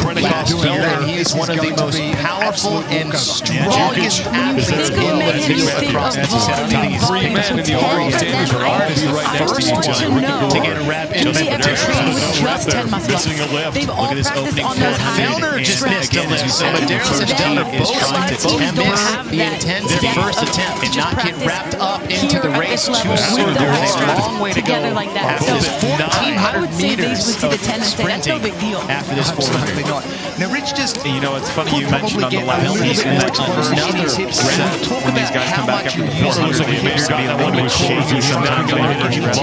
Position to note, when the athletes are coming out of the floor, it's a process of time. You have to be correct for some holds, you have to be different places at certain times. So the last time they touched 300 pounds to go overhead may have been 15 minutes ago. Isn't just like that rate of rep is definitely without the payoff. Yeah, I mean, Ricky Guerrero, you have to account towards the entire time it took you to do that rep. Noah Olsen, I believe, is right there too. And then the amount of time it takes you to reset and do your next rep after that. Looks like you got it. Look how easy this is. Quite locked out overhead. Did you notice? Are they going to go 10 unbroken here? And the big thing here is the recovery between 2019 and walking around that label that he's Chris Henshaw. He's not a good sprinter, and it's actually not the case.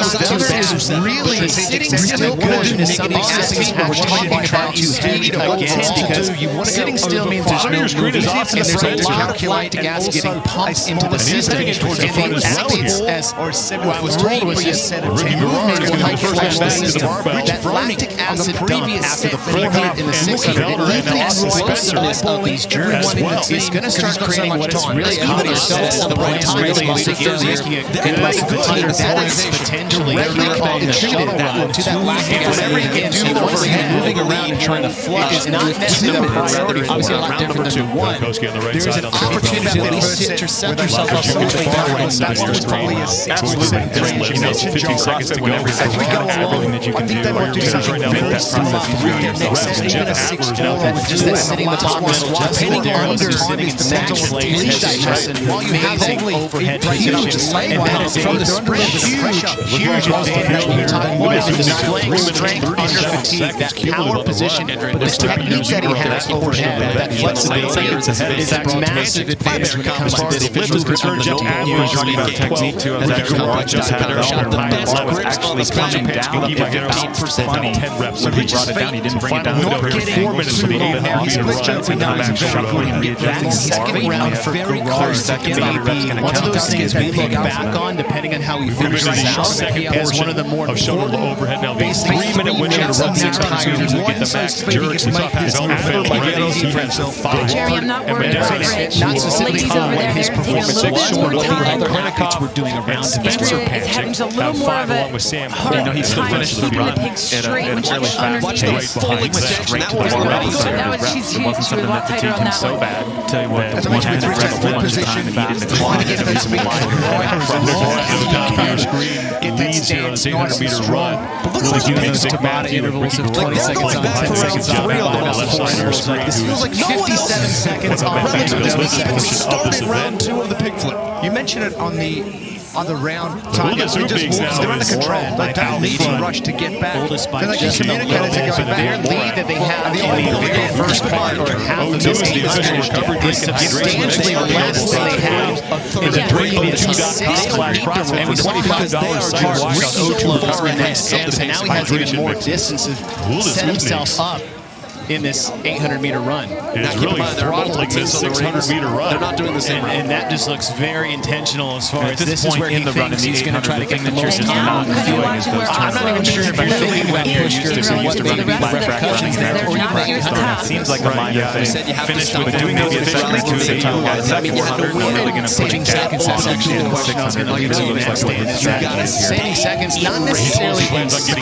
during this point of the race. Obviously, you experience some testing, but almost being nonchalant. So here's the thing, they're also getting very tight to each other, and they have to be careful that they don't start bumping into each other. I'd rather be a little quicker on the turn and try to run a second faster on the lap. Because now you need to be careful you don't smack your teammate. Some time with minimal effort in terms of how hard you might have to run on the straightaway to pick up that second. 510 pounds on 350. He never made up any time he lost in that turn is what I like to call it. Bragging yourself up in the to make a decision because you can't really predict what the next 800 is going to look like. So do you get out of here and game plan to maybe not lose that time? Because I don't know if I want to run that much faster on the 800 to close that in seconds. Move fast, lift heavy is in third. Way out front. Looking around in second. Third on this 600-meter run. 3-minute window here. Ubnix is just about done. And it just looks like this is what Oldis is shooting for. He's shooting to try to get 100 points in the sprint. This is the third round of pig flips here for May. crawling up just a little bit. And a lot of that is knowing you're not going to get to the finisher in the shoulder overhead. So if you look at the average of the two events, it's huge strategy play from Uldis Upenix. And a lot of times as an athlete, you just have to play that. The event comes out, you're like, I'm prepared for this, or I know the field is going to take me, but everybody else is not going to give me this other one. You find a college fellow, comes Jeff Adler, who is your leader, and I said to Taylor, what did that feel like? He said it was weird, right? You never really felt like you were the first one to get around to He's got one this year. Felder just missed a lift. So Medeiros and Felder both here they are in this position of their first attempt. To his bar, moving the weight rather quickly. Struggling with those bodies on the left, and not very heavily. 3 reps back, average through 15. Remember the best one we saw is 17, and now Felder missing another rep. He's stuck. Missed another rep. Back to third. For Gerard, I mean, coming in, Justin Collar said this is going to be damage control portion. He wanted to do well on the shuttle, and he might find himself in a fail. 10 to 15 reps, and on the last one, he was even past 5 He's going to beat Ricky Gerard. A missed Justin Medeiros, so they're going to goes to the person who counts his run time. This is why they're so dominant. 100% When they come Justin out with 15 seconds. Fast time to take you a reset. That is huge for Ricky Gerard. I mean, not just within this heat, the entirety of the event. They're going to get one. When you think of damage control, you think of recovery in between. I was just going to say that was not a damage control performance to me. When I think as an athlete, when I had a damage control, that was not where I was sitting. Sitting still means there's no movement. This is there's a lot of heat lactic acid getting pumped into the system. I was told was this. I don't know how we flush the system on. That lactic acid level 400 into 600 in the explosiveness of these jerks is going to start creating what it's really everybody's feeling so far in time is muscle failure and muscle fatigue. That is directly attributed to that lactic acid moving in. So you want to see him moving around and trying to flush. Ricky Gerard looking to hang on to the leader's jersey. That was a there's an opportunity to at least set yourself up a little bit better. You said it's supposed to be a damage control event, but he was towards the CrossFit when every second counts, everything that you can do to make that process easier on yourself is going to be better. Stay posted with showing the body squat and win the run. You might see Aldis did a great job doing that. Obviously, Adler from the sprint as well. And that's something Adler desperately needed. Obviously, his runs were decent. They weren't actually that bad. He might have a top 10, 15 for the run, and obviously first place was that. He desperately Jeff Adler was 12. Jeff Adler. Give him some love here. All right, Jeff, great performance here on event number 2 on the second day. 4 minutes. How were you? Where else was on the jerk, especially in that final round when you were able to get the 100 one of those things we look back on. I saw the second round, I was 1 rep ahead, and I was like, no, I just want to finish that 1 rep, so I just set it on the jerks and trusted my arms. We've been seeing the best teams, so for them to be so far ahead is specifically just incredible. Nobody came to the run and sacrifice your numbers on the jerk. Why was that just finishing the run at a fairly fast pace? So I was like, running because I can't do it. CrossFit Mayhem Freedom absolutely re-announcing their presence here. You wanted Mayhem Freedom. This is the first time we've seen blocks in competition. Did that give you an extra shot of confidence to maybe push the threshold a little bit, knowing that you had that fail-safe? I mean, that felt like not easy singles, but like singles. We're used to doing multiple reps, so the singles kept the heart rate a little bit lower. Half of this And the secret for you is substantially less than the Jacuzzi previous 600. And we saw how Ricky closed to get that 6, and now he has even more distance to set himself up. A few words, congratulations in this to both 800-meter run. For those that don't speak Canadian, that's Jacuzzi. Absolutely demolished that event. At this point in the run in the 800, the thing that you're just not enjoying is the heavy, especially when you're used to running the last back running that thing here. It seems like a minor thing. You can head to games.com for all the official results and standing seats. Stay with us here for 2022. And they struggle seconds, not necessarily a speed, but at this point in time of the race, you obviously do experience this. They tested their test. They're almost being nonchalant.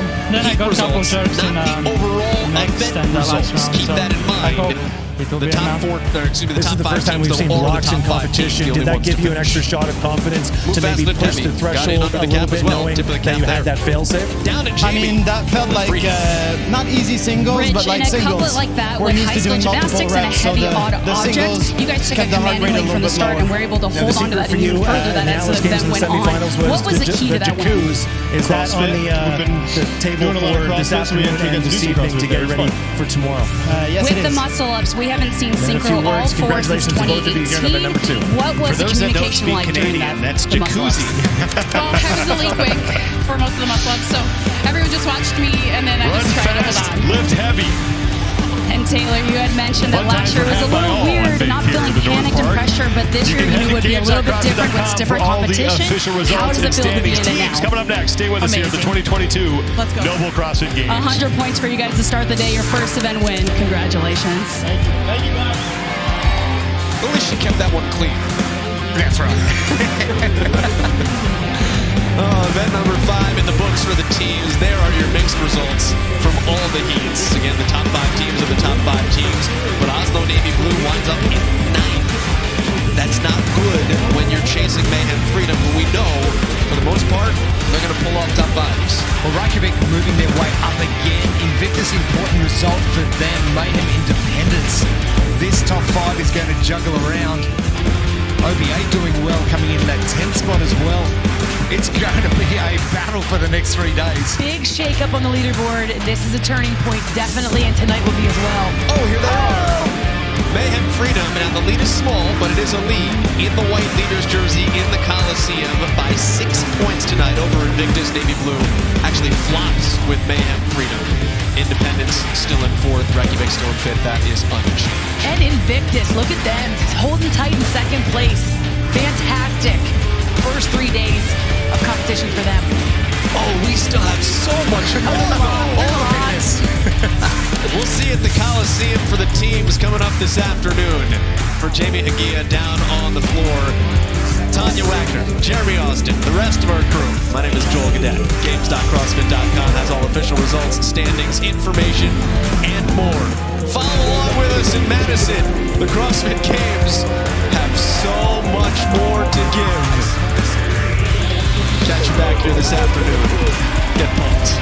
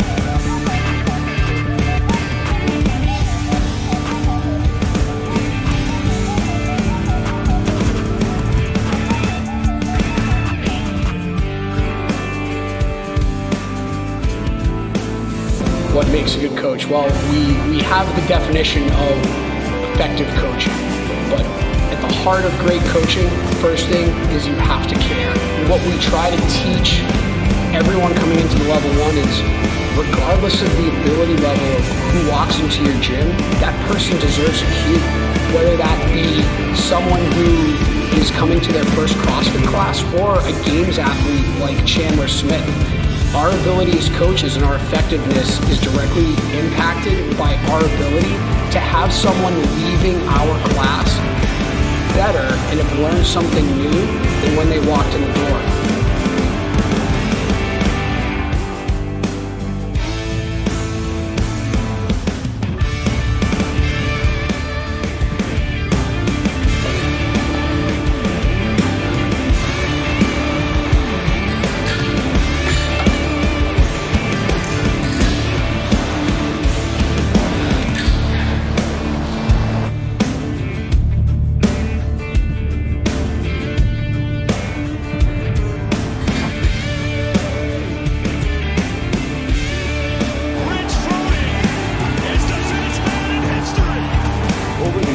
nutrition has become more in the forefront of my preparation and getting ready for the CrossFit Games. Trifecta makes my life easier by taking the guesswork out. I think at the Games there's a lot of things that are thrown at us. Having your nutrition dialed in gives you peace of mind. It's something that you don't have to think about. Trifecta is a great tool to help people chase their goals. My goal is to win the CrossFit Games. Don't get your dirty ball. It's the third event, but it's event 2 and 3 here at the 2022 Noble CrossFit Games for the teams at the Alliant Energy Center in Madison, Wisconsin. Thanks a lot, weather. We are here on Thursday, back at it with Torrance Training Labs' Jamie Hagia, Apex CrossFit's Tanya Wagner, Gold Coast CrossFit's Jeremy Austin, CrossFit Firewall. My name is Joel Godet. Glad to have you along with us here on the second day of competition. Split the teams up into 2 heats here. We're going to test some strength. It's time to go heavy. We're going to test max loads of one female athlete getting their best jerk, one female athlete getting their best front squat. One of the athletes is going to get a male athlete get their best jerk, and the other male athlete getting their front squat. They'll have 2 attempts within 30-second windows, and they'll have 2 minutes between their lifts after a rest time, and the score will be the total of each athlete's best successful lift. Absolutely, and plenty of recipes. I don't think you could get anything better for team competition. Lift some heavy barbells. They've got to be very strategic though, and you must get one in the bag straight away. You don't want to be waiting for that second lift in order to get that successful lift. I think just ease the nerves a little bit as well. Putting a lot of pressure on these teams as well, and making sure they don't want to let your teammates down. Those are guys from Milford Conquer, team to keep an eye on because Christine Middleton is one of their women. Holds the clean and jerk record at CrossFit competition from last year's semifinals, a 265 clean and jerk. Down to Jamie Hagia. Thanks, guys. This is the first time we're seeing jerk blocks at the CrossFit Games, and with multiple lifts these athletes will have to do, that'll allow them to lift their maximum load with the lowest risk of injury, not having to lower to their shoulders and their collarbones, but being able to drop them on the blocks. Jamie, thank you. It's always interesting when you get those new implements in competition settings for the very first time. Let's take a look at the start list here for the teams in heat number 1. Greater Heights Ascend. They're going to be a team that will throw up some strong weights. So will OBA in lane 8. Mayhem Justice, all eyes on them being the third team from Cookeville here. And we mentioned in lane 11, CrossFit Milford, out of Milford, Connecticut. So far this 2022 season, we've seen the semifinal and at the quarterfinal level, we've seen two lifts. We saw a snatch ladder, we've seen the clean and jerk ladder, and coming out of those two, Milford was second. And that's the semifinal event, the snatch ladder, and they were 7th over all these teams out of the clean and jerk in the quarterfinal. So I really do expect them to put some big numbers. That's Emma Ferreira in front. Middleton was in the back there. She was the one with the 265-pound clean and jerk. Look as well at Greater Heights and Emily Tanner, whose daughter Delilah, by the way, first birthday yesterday. And similarly, they both had 2 top 10 finishes in those snatch and clean and jerk events as well.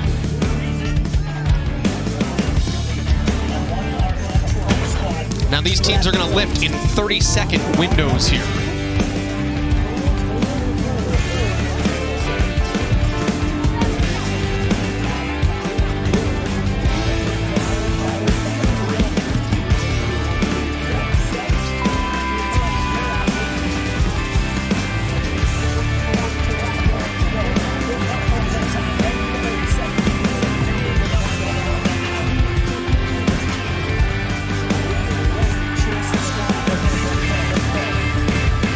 So West Chase with a 215 jerk.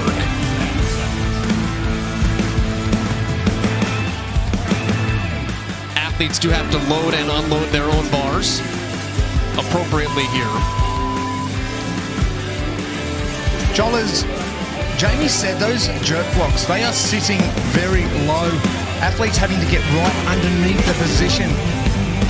And Emma there, that barbell sitting just above her waistline, so that is a long way to go down. It's almost a third, almost a half squat to pick that bar up to then get it overhead. So possibly a little bit of leg fatigue coming in early, even though you're doing a bar barbell from shoulder to overhead. Push press, push jerk, split jerk, or a strict press if you want to. Now here's Ashley Rosny from OBA. The women from Philadelphia are going to lift big weight. Rosny and Kelsey Kuehl. Big numbers. That's her first lift at 245. And I really like this style of event for a lift. Having 30 seconds, but you only get one attempt. A lot of times we see if there's a missed lift, you get a second attempt. I love the pressure factor that it really allows you to see what these athletes can do semi-cold. Pressure as well, you mentioned, getting that lift completed before the 30-second window. So you've got to make sure your timing's spot on. I'd be thinking they'd be using that 20-second time window at the start and giving themselves 10 seconds for the jerk, which should be plenty of time to get it from shoulder to overhead. Into our next 30-second window. Now you have teams with rest periods to reset their barbell, obviously. As the windows roll, we roll down the lanes as different teams have the opportunity to lift. And you only have one attempt, and I think we just saw our first failure there from Toluca and Gina Ramazzotti on the right. It's the third event, so she cannot use the remaining time to go back and try again. She just has to wait for the second window and hit something for the teams at the Alliance Energy Center in Madison, Wisconsin. Thanks a lot, weather. We are here on Thursday, back at it with Torrance Training Labs, Jamie Hagia, Apex CrossFit's Tanya Wagner, Gold Coast CrossFit's Jeremy Austin. CrossFit Firewall, my name is Joel Godet.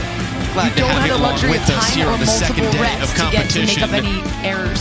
She was just really unsure whether or not to go push jerk or split jerk. We're going to test some strength. Narrow, and she just couldn't get that bar heavy. up overhead. We're going to test max loads of one female athlete getting their best jerk, one female athlete getting their best front squat. Again. One of the athletes is going to get a male athlete get their best jerk, and the other male athlete getting their front squat. They'll have 2 attempts within 30-second windows, and they'll have 2 minutes between their lifts for a rest time. Equals what she put up in semifinals last year. Successful. That was strong. Absolutely. That was beautiful. Plenty of recipes. I don't think you could get anything better for team competition with some heavy barbells. On the clean and jerk. You've got to be very strategic, though, and you must get one in the bank straight away. Clean and jerk. It's just the jerk. You don't want to be waiting for that you're looking at overhead. In order to get that successful lift. I think just ease the nerves a little bit as well. Loading barbells, probably a lot of pressure on these teams as well, and making sure they pull more than used teammates down. There was a guy from Milford Concord she just did keep an eye on because Christine Middleton is one of their women. That's going to put them in second record at CrossFit competition from last year's semifinals at 265. It's clean and jerk. You go out there, you hang meat, you have confidence, you walk around with your chest proud. Jerk walks at the CrossFit Games, and with multiple lifts these athletes will have to do, that'll allow them to lift their maximum load with the lowest risk of injury, not having to lower to their shoulders and their collarbones, but being able to drop them on the blocks. Jamie, thank you. It's always interesting when you get those new implements in competition settings for the very first time. Let's take a look at the start list here for the teams in heat number 1. This is all greater heights across the board. They're going to be a team that will lifting window weights, so will be front squats. In lane 8, Mayhem Justice, all eyes on them being the third team. The jerk portion of things. And there you go. And we mentioned in lane 11, CrossFit Milford. Out of Milford, this is where the strategy comes into the picture, right? Who is going to jerk? Who is going to squat? Who's going to shoulder overhead? Who's going to squat? Level, we've seen some lifts. They're pretty easy there. We really know their numbers. You know where you're at. Say which one. Coming out of those two, you really come down to the execution of it. The semifinal. If it was me out there, I'd be definitely doing the jerk. I wouldn't be going anywhere near a squat. Tanya, what's your favorite one in relation to jerk or squat? I would jerk front. Middleton was in the back there. She was the one with the 265 pound clean and jerk. Know their areas. You have an opportunity there where they don't all have to do the same lift, Emily Tanner, which is kind of nice. You can utilize your strengths if you are stronger in one first birthday yesterday there for CrossFit. And similarly, they both had 2 top 10 finishes in those snatches from Norway here as well. Front squat, one of those great 9 elements that we do start out with, our foundation. Now these teams are going to lift in 30-second windows. Front squat is our second progression from that. Getting that weight in position on your frontal plane, enabling to hold the same points of performance that we like to see in just a basic air squat, but we are loading up. But a heavy barbell, and try and maintain a really good strong position with those elbows almost pointing down the lens of the camera. Here's Kelsey Keel now. It's going to be those bobsledding legs going for a 300-pound with a 215 jerk. And that's a hang meat kind of lift for the team from Open Box Athletics. Strong core, was able to keep her chest up. Athletes do have to load and unload their own bars appropriately here. And only her first lift. It was Kelsey Keel that facilitated OBA having a team this year. Joey Tortora, their captain, was thinking about the season. Kelsey Keel moved back from bobsledding back to her hometown of Philadelphia, and he said, hey, let's get a team together. What are your plans? Above her waistline, so that is a long way to go down. It's almost a 245 on the front squat. Half squat to get that power. That's good for Deirdre Franson at a kilo possibly too. A little bit of leg fatigue coming in early, even though you're doing a barbell from shoulder to overhead push press, push jerk. Excuse me, I stand corrected. That's Christian Mathis. Strict press if you want to. Now here's Ashley Wozni from OBA. The women from Philadelphia are going to lift big weight. Wozni and Kelsey Keel. Back to back. Big numbers. That's her first lift. Not enough fatigue at 245. in the jerk or the squat to cause any dramas for the third event coming up in just a little bit. And I really like this style of event for a lift. Having 30 seconds where you only get one attempt. A lot of times we see it just not there for Florencia Grosso. I love the pressure factor that it really allows you to see what these athletes can do. The great thing was that she kept her elbow position up really high. Pressure is what you mentioned. Getting that lift completed position, even though she was failing, make sure your timing just on to drop those elbows. Thinking they'd be using that 20 seconds as it does. Time window at the start. I honestly thought she was going to get back up. For the jerk. And usually when you start coming down, it's over. She kept it in her legs, like Jeremy said, kept her chest nice and tall. Into our next 30-second window. Now you have teams with rest periods to reset their barbell, obviously. As the windows roll, we roll down the lanes. You know, are you going as to go different for teams have the opportunity to lift. Now here is, and you only have one attempt, and I think we just saw our first failure there from Toluca. She goes with the front squat, not with the jerk. We talked about holding the CrossFit record to go back and try again. She just has to wait for the second window and hit something she knows she can get. Sure. Not a guarantee. We didn't see that full lift, so whether she was bringing it back down or not, but that's where having two lifts I think is a really important and really skillful element to this lift. Rotate through here. You don't have the luxury of time or for the women to lift, and then we'll switch to the guys. Kelsey Keel's going to up it just really unsure whether or not to second effort. Hit 300 the first time. Too narrow, and she just couldn't get drop out of 3 overhead to that point of stability enough just to get that successful lift. 265 here for Emily Tanner again. It was a risk. She went for it. A year and a day from giving birth, a one-year-old daughter cleared the snatch ladder, hit the 11th platform in semifinals, a 265 jerk. I don't believe that equals what she put up in semifinals last year. Lifting group. That was strong. That was beautiful. And Christian Mathis definitely within her limit. 255 with some good fight for Rhapsody. That was Middleton, excuse me, on the clean and jerk. I'm sorry. But that's the team number from South Carolina back for their second consecutive trip to the game. But that's the number you're looking at overhead. Beautiful. But it looks like those will be the top three there with OBA, Greater Heights, and Milford. Loading barbells. So the ladies did what we expect them to do. We'll see if their men can match and what they can do here as well. So quickly swap in. How about what she just did in the hug the for weights Kelsey are going to continue Keel? to go up. So they're already loaded, and these are 45-pound men's bars, the Ohio bars from Rogue. So they were already loaded and ready to go. They were not using the Bella bars, even though typically we see that with the ladies. You hang meat, you have confidence, you walk around with your chest proud. Ashley Wozni just did that. Commonly referred to as the men's bar in your affiliate. Good at 261, the 35-pounder. And just to note, in the far right of your screen, there were platforms. The men did have a chance to be there on those platforms, so they aren't as cold. That they haven't been standing here the entire time without being able to touch weight. How many attempts do you take just to get yourself loose across the board? The next lifting window. It's really the biggest thing is just keeping your body moving, so you're not just standing and then going into this jerk or your squat. So keeping yourself moving with its lighter weight. They don't have the blocks or a rack to be able to get too high, but just there. This is where the strategy comes into the picture, right? Who is going to jerk? As well who is going to squat? Not going to be standing there getting cold, but you want to keep moving. Pretty easy there. They know their numbers. You know where you're at. Say which one should just execute. Really comes down to the execution of it.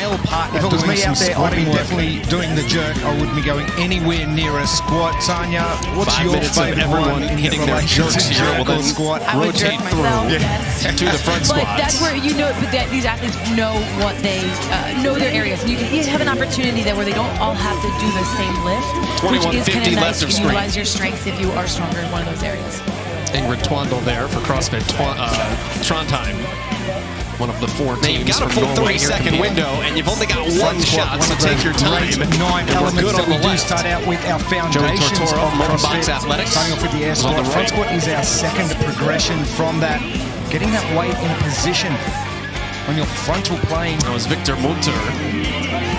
Enabling to hold the same points of performance that we like to see in just a basic air squat, where we are loading up the heavy barbell to try and maintain a really good strong position with those elbows. One of the Oceania representatives from New Zealand. Here's Kelsey Keel now. Abu Dhabi.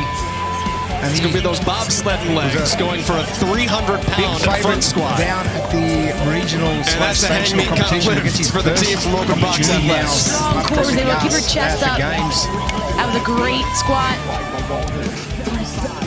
It's a Yaz team that is multinational, coaching at both famous Kelsey Keel that facilitated OBA having a team this year. Joey Tortora, their captain, was thinking about the season. Kelsey Keel moved for bobsledding back to her hometown in Philadelphia, and he said, hey, Martin Grosso and Federico together. What are your plans? Here they are at the games. 245 on the front squat, 340 pounds for Deirdre Franzen out of Kilo 2. 365 back right.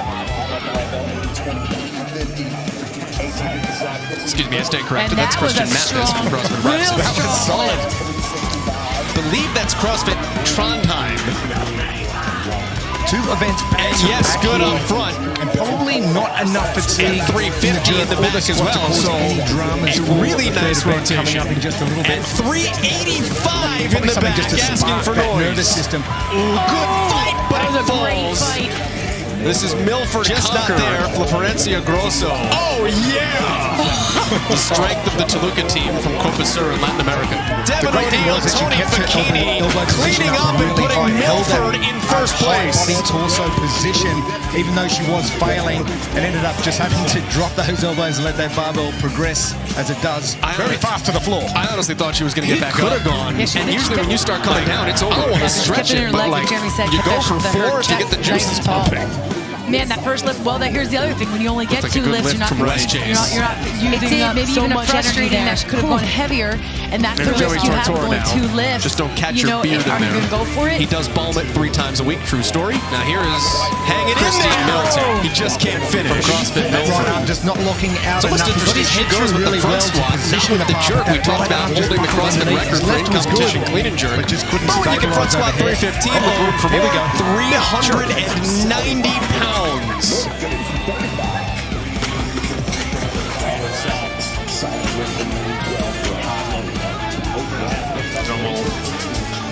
Rotate through here. 10 minutes for the women to lift, and then we'll switch to the guys. Kelsey Keel's going to up it 20 pounds on her second effort. Hit 300 the first time. And she'll drop out onto the front squats here for Milford Conquer. She got about halfway This will be Tony Facchini. But she still had a great first lift. It was a risk. She went for it. A lot of I got excited for a second, but still. Yeah, a lot of ladies in the back are getting their body moving. They're standing around. Out of the women, so build up from their heavy lifts. Well, and keep in mind, as soon as this 5-minute stretch is over, there'll be a brief resting group, and then a reset immediately into event 3, which is going to win Christian Mathis in some form or fashion, everyone winning 2 miles. Good fight for Rhapsody. Opposite to and a yell. This event compared to that one. Team from one. South Carolina back for their second consecutive trip to the games. And it's got to have a good balance. But it looks like those will be the top 3 there with OBA, Greater Heights, and Milford. No surprise. So the ladies did what we expected them to do. We'll see if their men can match easy on that front squat. what they can do here as well. 45 pounds for Lars Rudy. We'll quickly swap in. Now the good news is the weights are going to continue to go up. So they're already loaded, and these are 45-pound men's bars, Ohio bars and rows. So they were already loaded and ready to go. They were not using the Bella bars, even though typically we see that with the ladies. But getting those elbows as high as you can, resting that barbell. Those Rogo Ohio those bars. Front shoulder muscles, the deltoid, Commonly referred to as the men's bar. Position, and that is an easy lift. Bella bar would be the one strength and flexibility, though, Jeremy. That is what we talked about. Just to know on the far right that you're screen there, work platforms. The men did have a chance to be there on those joints, so they aren't as cold on your strength there. They haven't been standing here the entire time without being able to touch weight. How many attempts do you take just to get yourself loose in games back in 2015?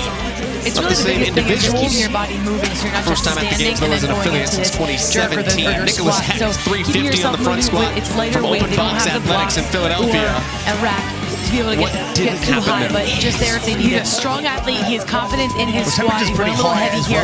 His elbows just fell forward a bit. His hips rose before he was able to stand straight. He seemed to collapse a little bit in his core as well, so it's breathing an important aspect of this as well. You don't want to be breathing out at the bottom of the squat, especially when you're loaded up as much as you are with this. 5 minutes of CrossFit hitting their jerks here. Well, then for the team from South Carolina to the front squats. And that stands up supremely easy. Jordan London, maybe one of the biggest beasts we have in this team competition, and he backs it up. I was going to say, with that range of movement as well, he's got a long way to go down to get the hip crease. You've got a full 30-second window, and you've only got one shot, so take your time. For and we're good on the left. Joey Tortora, Open Box Athletics, was on the right. Got a 400-pound attempt from Training Think Tank. And Chris Konjeski bails it out with Victor Munter, who hit for 2150. New addition to the Training Think Tank team this year. He took Kyle Roop's place. He's a coach with Triple T, went Masters this season. Milford right now is still in first place overall. Training Think Tank's actually in third. One of the Oceania representatives from New Zealand, now over is the only team in the top 3 that has maintained that position from after the women's lift. Big favourite down at the regional / sanctional competition. 420 pounds on the bar from 80-20 at the games. Nothing. It's a Yaz team that is multinational. It is all or nothing with this. With 2 attempts, you've got to go for it if you get that one in the bank. I think it's an interesting piece to this too, right? You had the safe weight. That was your key to success. But then how big a jump do you take? What kind of risk do you take with only 2 attempts? Well, that's I mean, knowing you have another heat of athletes, you've got to be smart when it comes to these lifts. You bank every pound you can. You go 10 pounds up to me, you have to gauge how you feel with these lifts. But you don't make a big jump, in my opinion. Absolutely not. Just little steps as you go along. And the teams that have already finished a little bit more recovery time that's CrossFit before they do attack event number 3. And yes, good up front. And 350 in the back as well, so 2150. A really nice rotation. And 385 in the back, asking for noise. That was Frederick Studa. This is Milford Conquer. Oh, yeah! 30 seconds remain here onto our last 4 sets. We're looking at the top 3 right now. Cleaning up and putting Milford in first place. One more shot for Rhapsody. 425, Jordan buckling and bails out. He could have gone CrossFit like, Milford. I don't want to stretch it, but here in event 2. You go for 4 if you get the juices pumping. 25 man, that first lift, well, that here's the other thing. You only get 2 lifts. You're not numbers. Right. You're not using they are so strong. Much energy there. We have no surprise. Not surprised there. They put the big numbers. Just don't catch your beard in there. He does tell you what, 3 times a week needed that too. A top 3 finish. Hanging in there. Was devastated. He just can't fit as much on Instagram yesterday. Not looking out enough. He got his head through really well to come back and do this today. Gets you back underneath. His left was good. And now they need to switch gears to talk to that run. Overhead. Here we go. 390 pounds. That was event 2. 1 scored event, 100 points. It is going to roll right back into, though, event 3. Completely different event. And that's one of the tricks and quirks of the CrossFit Games, right? Still Milford a ton at the semifinals, certainly not at the quarterfinal level, where you're going to get a back-to-back event. How well can you recover from one to the next? Yeah, these athletes are going to go for the 1 mile run. Here for Milford Conquer. And then figure it all out who they're going to send for another mile run after that. Just followed Devin O'Neill. Look at the drop-off. Like, Look at the table setting that Milford just did there. A lot of these in the background are getting their bodies moving. They're standing around 70 pounds more than Greater Heights and Singers. That's keep in mind, as soon as this 5-minute stretch is over, they'll be able to refresh bench and then a reset immediately into event three, which is going to involve in some form or fashion everyone running 2 miles. The fiercest was OVA actually watching there with her 260-pound jerk. This one holds strong, the next one holds fast. Kelsey keeled back that up with her 300-pound front squat. They both look like they're having some fun out there. Fantastic form, set their men up well.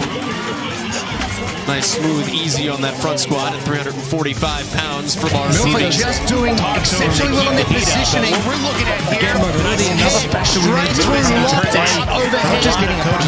There's no way that one was coming down. Going to take a hit because for people what there. they've done today. Beginning of the two Oslo teams resting that barbell. that have made it here to the CrossFit muscles, the delta, that is a beautiful position, and that is an easy lift. Everyone's tethered together over the course of this run. How many steps are down on each side of the rope over the course of it?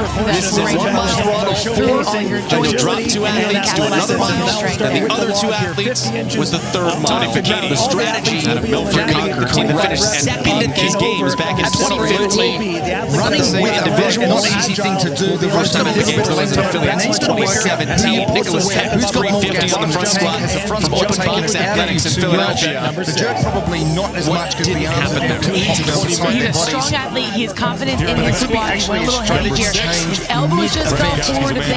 His hips rose. He's able to stand straight. I'm going to keep going. Seems to collapse a little bit in his core as well. So breathing an important aspect of this as well. You don't want to be breathing out at the bottom of the squat as well, because you don't want to be caught as much as you are with this backlog that's happening. Rhapsody CrossFit, 405 for the team from South Carolina.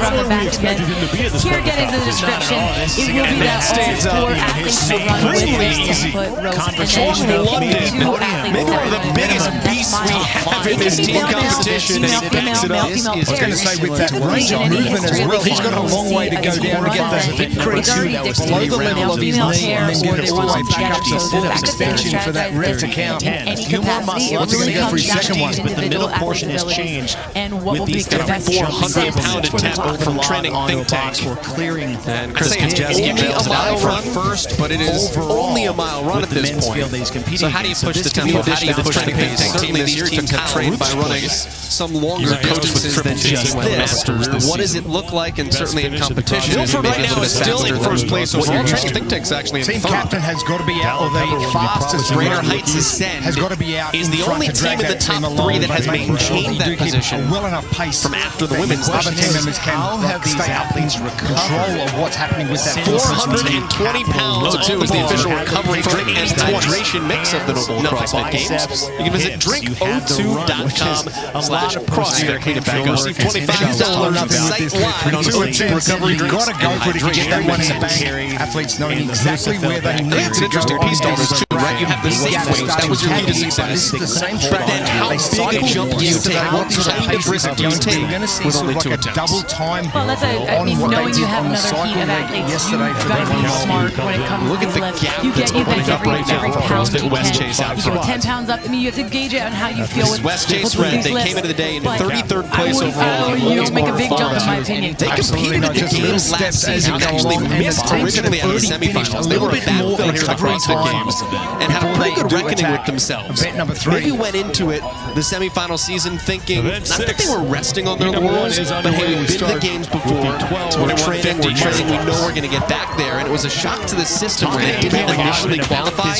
They're taking advantage of every opportunity they can get. Now it's Frederick Studer. Opportunity for team members who are feeling a little bit fatigued from this first run. They pushed the first one pretty 30 hard. seconds remain here on its last 4 set of teams. You're looking at the top 3 right now. None of them are lifting in this final quadrant. Really good lead they've got at the moment. if I'm your coach, here's what we're going to do. Everybody run. and bails out. Here, but then they do get that rest. And the CrossFit Milford, they conquer here in event 2, pushing that pace a little bit harder on their side. And then when you come back, play that big numbers recovery there. Man, they are strong. No surprise, not surprised there. They put the big numbers. It's interesting. Aaron Hanna was actually the last runner in attack there for West Chase. He is the veteran of the team. Re-finishing to Crazy Gill was devastated in the black dot. That is much on Instagram yesterday after their poor performance in event games as an individual and do this today. He is the one. They have those memes of Wolves have the leader in the back of the pack. He takes up the back of the pack here on the run. On top of the line. That was event 2. Waiting and scored a strategy from them, so he knows he's going to roll right back into the event 3.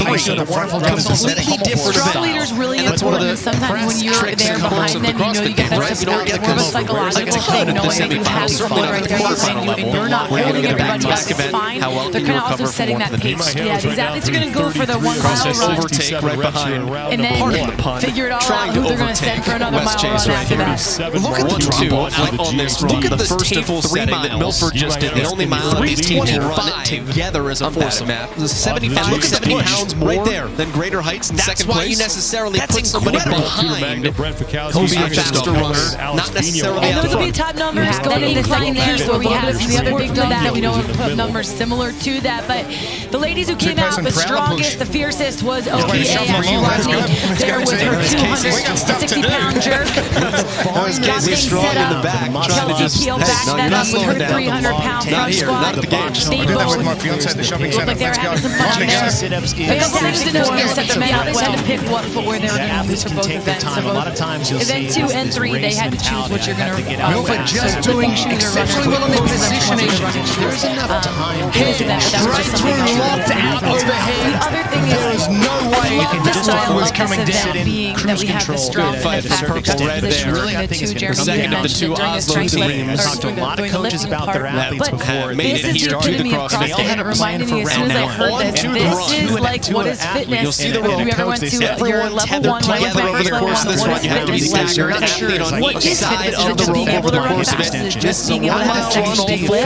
Then they'll drop 2 athletes to another mile, and the other 2 athletes with the 3rd mile. The strategy is being correct and being getting the teams to test this part and saying, well, who running is the with best a rope, not an easy thing to do. The rope's got a little bit of length on it, but needs to work out who you put where. Who's got more gas in the tank? Has the front squat taken it out of it too much? The runner has to be able to outrun the lifter, and how those two things mesh well together. Because typically you have one, anytime you are good in one area, you're usually giving up something in another area, so usually you're not going to get more than being able to use all. But in CrossFit, that is what we're looking for. All right. Do we see the strategy with who will drop off? These don't have to be male-female pairs. Male-female pairs is completely up to the team. As far as interesting is that West Chase right now, the 2 strongest runners are off with trying to around the back anchor leg to bring it home as strong as they can. That's an interesting strategy. I thought it was going to go the other way. But Jerry, we talked about this before this event, and we said we wonder if there'd be teams that would do that, because if those strongest athletes get the male recovery and they can make up that much more ground, then you know, and a lot of times your middle of the road runners, they can handle 2 miles at a slower pace and keep that pace. And now we're starting to see some moves. Oslo Purple Red just bounced to the outside and is now surged in front. We'll see if the strategy pays off when the West Chase gets their men back. Only a mile run, but it is only a mile run at this point. So how do you push the tempo? How do you push the pace? Certainly these teams have trained by running some longer distances than just this. What does it look like? And certainly in competition, is it maybe a little bit faster than what you're used to? Team captain has got to be equal. They get fast and the big jump has got to be right to try to drag that team along, but making sure probably will be dry and probably looser other team members can. Now, no surprise that Oslo Purple Red is able to make him move out front here. Haton Leknes is one of the official recovery drink and hydration mix of the He is a guy that can go and run for days. You can see him with the tan shirt on, second team there. He'll receive $25 site-wide on O2 recovery drinks and hydration mixes. athletes knowing exactly where they need to go on this track. Big gap starting to yourself forward. This is the same track. And running distances of yesterday, what sort of pace is it going to be? We're going to see 1,600 double meters. It's a great test of what they did on the cycle. Michaela Norman starting to set the pace here for Nordic. Look at the great that's opening up right now for CrossFit West Chase out front. A sub on this team originally took Anna West Chase Red. They came into the day in 33rd place overall. You can go out and get somebody. Go find yourself Michaela Norman. They competed at the games last season and actually missed originally out of the semifinals. They were a bad show here at the CrossFit like you Games. said, Jeremy, as much as you can maintain your running position and posture, the semifinal season thinking they were resting on their laurels, but hey, we've been to the games. And look at Norman just training her teammate, and we know we're going to get back there. And it was a shock to the system when they didn't initially qualify. They're taking advantage of every opportunity they can get out It's there. definitely something that your slowest runner. So if you have someone that can pull them along and help to keep them at a better pace, then you're going to have one type of athlete, whether it's their stature, time cap, it's Alexandra Lebrov who's right behind her for Nordic. The fittest person Oslo Purple Red still right behind them. And if I'm your coach, here's what we're going to do. Everybody runs. Now you're in the you're fatiguing, they're slower, you're not as strong. Just Here was that start of that second mile, that Oslo, while they're recovering, fast runners should be ladies of West Chase, pushing that pace a little bit harder. That could be a key moment. And then when Oslo Blue, Oslo in the pack, there's another sorry, there's Oslo Purple Red, it was Oslo Purple Blue. They are, I'm sorry, they were Oslo Purple Red. It's interesting. Aaron Tanica was actually the last runner of the pack. I was trying to figure out what hockey like this was doing. He put 2 fingers up to Craig, who's running alongside him in the black top. No, Mitchell looks to him as flag off to the side. I think he was giving a piece of the games as an individual before. But he is the one who's going to have those memes of wolves have the leader in the back of the pack. He takes up the back of the pack here on the run. We're 10 minutes in here to this 3-mile good run. strategy from them. So he knows he's got more in the tank. 2 of those miles. He's going to run them consecutively. You get a break in between. Strong leader is really important. Sometimes when you're there behind them, you know you get that support. It's more of a psychological thing, knowing that you have someone right there behind you and you're not holding everybody up. It's fine. They're kind of also setting that pace. So it's not the interior. CrossFit overtake right behind. Part of the punt, trying to overtake West Chase right here. 1-2 out on this run, the first of 3 miles. The only mile that these teams will run that together as a foursome. And look at the push right there. That's why you necessarily put somebody behind who's your faster runner, not necessarily out front. You have that incline there, so long they're running towards the backfield. You see a lot of sprints on the field, but this middle of the pack, distance run, this is the We got stuff to do. That was Casey Strong in the back. Trying to just, hey, no, you're not slowing down. Not here, not at the games. I did that with my fiance at the show. Shut up, let's go. This is a pack of 5 guys. Yeah, they tend to pick where they're going to use the vast majority of this work his way back. Event 2 and 3, they had to choose what you're going to wear. So lifting shoes or runners, most of them went with the running shoes. The official grip of the Nordic has fallen off a little bit here. The other thing is, I love the style of this event being that we have the strong and the fast literally pushing. Jeremy, you mentioned during the strength doing the lifting part. But this is the epitome of CrossFit, and it reminded me as soon as I heard that this is like what is fitness. If you ever went to your level 1, when I went to my first level 1, what is fitness lecture? It's like, what is fitness? Is it just being able to run fast? Is it just being able to have a sexy big lift? And it's like, well, in CrossFit, Greg Levin defined it as we want all of that. We want the 500-pound deadlift and sub 5-minute mile. And so getting the teams to test this part and say, who is the best CrossFitter in terms of their strength and speed? We're seeing that. The idea is that the lifter has to be able to outlift the runner, and the runner has to be able to outrun the lifter, and how those 2 things mesh well together. Because typically you have one, anytime you are good in one area, you're usually giving up something in another area, so usually you're not seeing them be able to do all. They have to hit this one hard, and they are. Now we see the strategy with the pace drop off. Teams coming to be maybe not picking just over the 12 minutes up to the teams. That's a lockout. Interesting that West Chase have dropped it. And we're now on to mile number 3. But you got to leg to bring it home as strong as they can. That's an interesting strategy. I was going to go the other way. But Jeremy, we talked about this before this event, and we said we wonder if there'd be teams that would do that, because if those strongest athletes get the little recovery and they can make up that much more ground, then and a lot of times your middle of the road runners, they can handle 2 miles at a slower pace and keep that pace. And now we're starting to see some moves. Oslo Purple Red just tons to the outside and is now surged in front. Although they are showing the broadcast ain't north so you can West Chase watch, get but if their you're men not the back, lead of the pack, you have no idea where your teammates are. So they can space No, that's themselves it. out You're just waiting here. You're standing there like forever waiting for your turn. Get back out there. Gain a little speed on somebody. But for these ladies and the Oslo teams, they are fantastic runners, conditioning. They first leg before they get into the grass. have tremendous capacity. And last year, Oslo did a really great job with all their running events. So when you train together with the best, surprise that it's Oslo going to Purple help Red is able to make a move out front here. nice Hanko and confident. They look Legnes is super one of their relaxed two right now. athletes. Really He is a composed. triathlete. He is a guy that can go and run for days. You can see Johnson's on the right, Ryan Sherman, his second team there, has trained in Japan's previous method of the Oslo Navy Blue team. Rope around their quote-unquote top team here. Number 6. What if it's going to work? Yesterday, 3 events they will face here.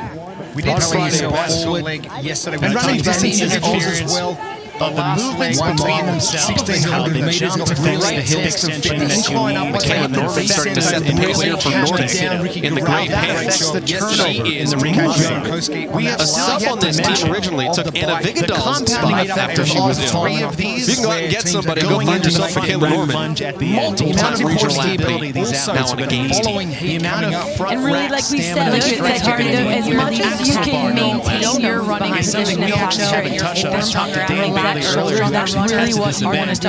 And he had a plan. He's like, I look at Norman just pulls our teammate along. With some of these other men. He's like, all right, I'll walk to the first line. And that could be a strategy as well. If you have someone that's just pull another navigating. So remember, West Chase was the lead after the first round. So if you can have someone that can pull them along and help to keep them at a better pace, right now isn't first. That's what you need to do. No shirt with got Aaron Hanna back out there. Lebro, who's right behind her for Nordic. His work with Dylan Bailey. Oslo Purple Red still right behind them.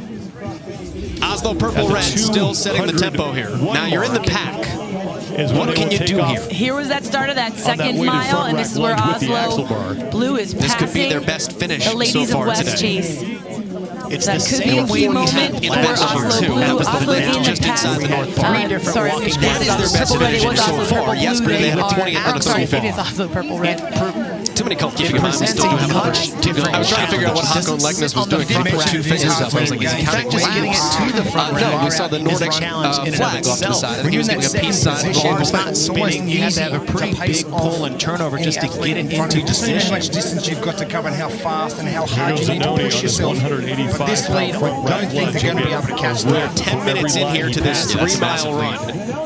Everybody runs 2 of those miles. You either run them consecutively or you get a break in between. Maybe 200. I'm interested to see what the pace difference is between the second pack if they're really closing. So I think we're going to see a very slight finish competition. The second 30 minutes to come in. 10 minutes maybe 100.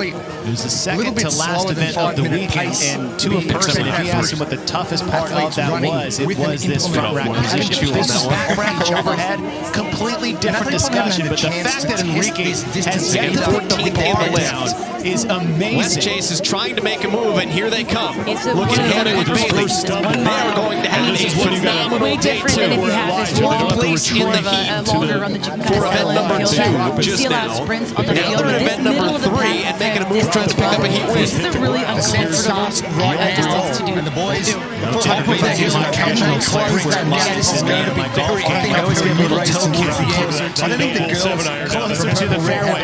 shout out to the women out there, though, because this is a pack of 5 guys, and Michaela Norman is just smoking them for the vast majority of this run. She's been the pace setter of this lead pack. Towards the top of your screen as more men are getting on that front rack lunge, but Enrico Zanoni, Nordic has fallen off a little bit here as Oslo Purple Red has jumped out a little bit in front of the speed booster at some point. Hanko Legnes is not in there pushing. A couple of times here. Same in Johnson. He has opened it more on Negard's waistband again. But I tell you what, every time we look, West Chase just keeps getting closer and closer. Maybe just a little bit more. They're going to run out of time to finish. Heat 2 coming up. That actually say about 40 minutes from now. These guys have to set the pace. Brent Fikowski is putting the pressure on it. Fikowski gets his left foot in first, and here comes Brent Fikowski to take second place ahead of Brion. Each team is running about a 6:15 He was that no man's land position of 1 step or 1.5, and we just send the foot out there as close enough to get across the line. Between us to give our last pair every opportunity. Listen, you got to know thyself. This is a lightweight team. They know they're not going to win a ton of lifting events. They have to come win the conditioning events, the gymnastics events. They have to hit this one hard, and they are. These are incredible paces. Team is coming back into North Park here just over 12 minutes. And running on the gravel, you can certainly hear the footsteps coming up behind you. Aaron Hanna is pulling Bailey about a 6:15 mile. Just want to use that hill For these lead packs right now, if you split the difference between the first 2 rounds, the ladies will take off now for Purple Red. Ragnar Sam and Marion Johnson.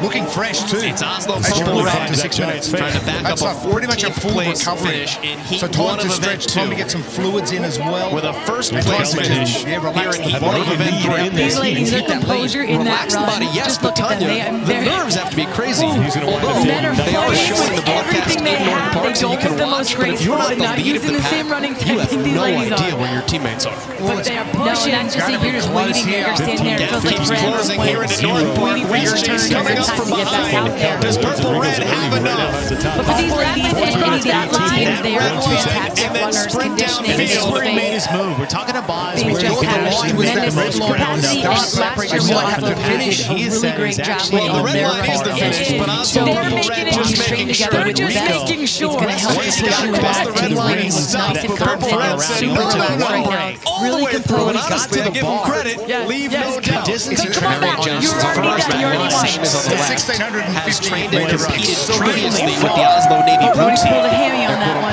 Top team here. No, that was, and you know what, as we're running into this, we saw this yesterday with the individual event. When you come into this stadium, you have lanes, and so it's not over. They are costly, precious seconds, depending on what lane you're in. Incline up once they hit the descent, they A bunch of teams here finishing. Did a great job yesterday to catch Jonakoski on that last lap is in just of the ahead of place where you Magda. sit there and go, maybe a lot of time and a little bit harder. Teams are going to really make put a little bit more effort in. Time's important here, but also following heat coming up. George's Caravis. The other thing that's hard is when you're leading the pack, you don't know who's behind you, and you don't know little bit of respite on the way back. They've worked hard on that back lane. Going to start picking people Purple off, Red like I believe unofficially we're is in starting to first in see here. 1904. West Chase 3 seconds behind. Way through the pack. And then Trondheim in third. And West Chase actually was navigating. So remember, West Chase was the lead after the first round. Milford fell off a little bit in mile 2 sixth. Now 2-7 training right now. Tank 8th. Greater Heights Ascend. Got Aaron Hanna back out there. We're still waiting for a 10th team to come across the finish line. OBA, Sarpsborg, Zarutz, Rhapsody, Yaz, Oslo Purple Red still setting the tempo still out there. It's now OBA, Mayhem Justice in 10th and 11th look like he is in going to make it. 2041 and 42. 18 of the 19. This could be their best finish so far today. And a sprint, you can pull a 1600 meter in event number 2. That was the lift just inside the North Park. That is their best finish so far. Yesterday they had a 20th and a 30th. At the finish line is 3 days. Bring your own body weight special for this. rookies. You did mention it is hard to gauge. Good work for Oslo Purple Red. Fifth with a time of 15:04. When you're in that second position, it's almost easy to pace off. Maybe they'll let Marion Johnson pick the Just team. remember how much distance you've got to cover and how fast drag us across the finish in the run. Event But this number lead, I 6 don't think they're going to be able for to the catch them. individuals here at the North Park CrossFit Activity Oslo. Center in One of the Madison, biggest Wisconsin. CrossFit affiliates in the world, 300 meters, and true affiliate 200 meters, which I think is really cool as well. In this day and age of super teams, these are just athletes, and even Navy Blue Squad was in podium contention podium last year. They're just people that work out CrossFit Oslo. They work at Oslo, and they have a great, they have a deep squad there, and that are so talented. And Kristen Holta trains out of there as well, and it gives them a lot of support, and it's been someone that they've all looked up to. 3 rounds in the lift. Someone like her to look up to. West Chase is trying to make a move, and here they come. Look at Hannah and Bailey. They are going to have a phenomenal day 2. Taking fourth place in the heat. Front for event number 2 just now. Now they're in event number 3 and making a move trying to pick up a heat win. Good thing to stop things right now. Recovery boys, top of the hill, can they close that gap? It's going to be resulting in a very good race towards the end. I don't think the show's Well, you take that for our first day one for the team. Look at that with biking event. The hips are going to take a hit if they haven't taken one already after this morning. So if and you're lifting heavy, and then gymnastics at the end. It doesn't get more crossfit than that. That is literally what we do. And always day one, that would have been a really hefty day one. Great programming, great test. For the first day. At some point, not to say it's not in there. But Oslo we've gone into 2 days, but it's in the Sam and Johnson have just taken a lead and opened just ahead during mile 3. Lane, but I tell you what, every time we look, West Chase just keeps getting closer and closer. Comes in 15. The question is, are they going to run out of time? A couple of years ago at the CrossFit Games in 2020 in Morgan Hill, and it was just 40 minutes from 5 men now. competing in person. These guys have to missed out last year. on the nose. But he is climbing up the leaderboard here. And West Chase has got about a minute of running left. Is anyone else going to get out? Remember, each team was running about a 6:15 mile. West Chase doing well. Through the first 2 laps. But if there's a wrinkle, I'll tell you what, that gap is getting much closer to that quarterfinal event in this field. He was in the bottom 10. This would have been very similar to this. Minute 30 seconds time frame we're looking at. Well, at the start of the week, we were fully expecting the Australian athletes to be at the top of the leaderboard in the individual competition. We decided to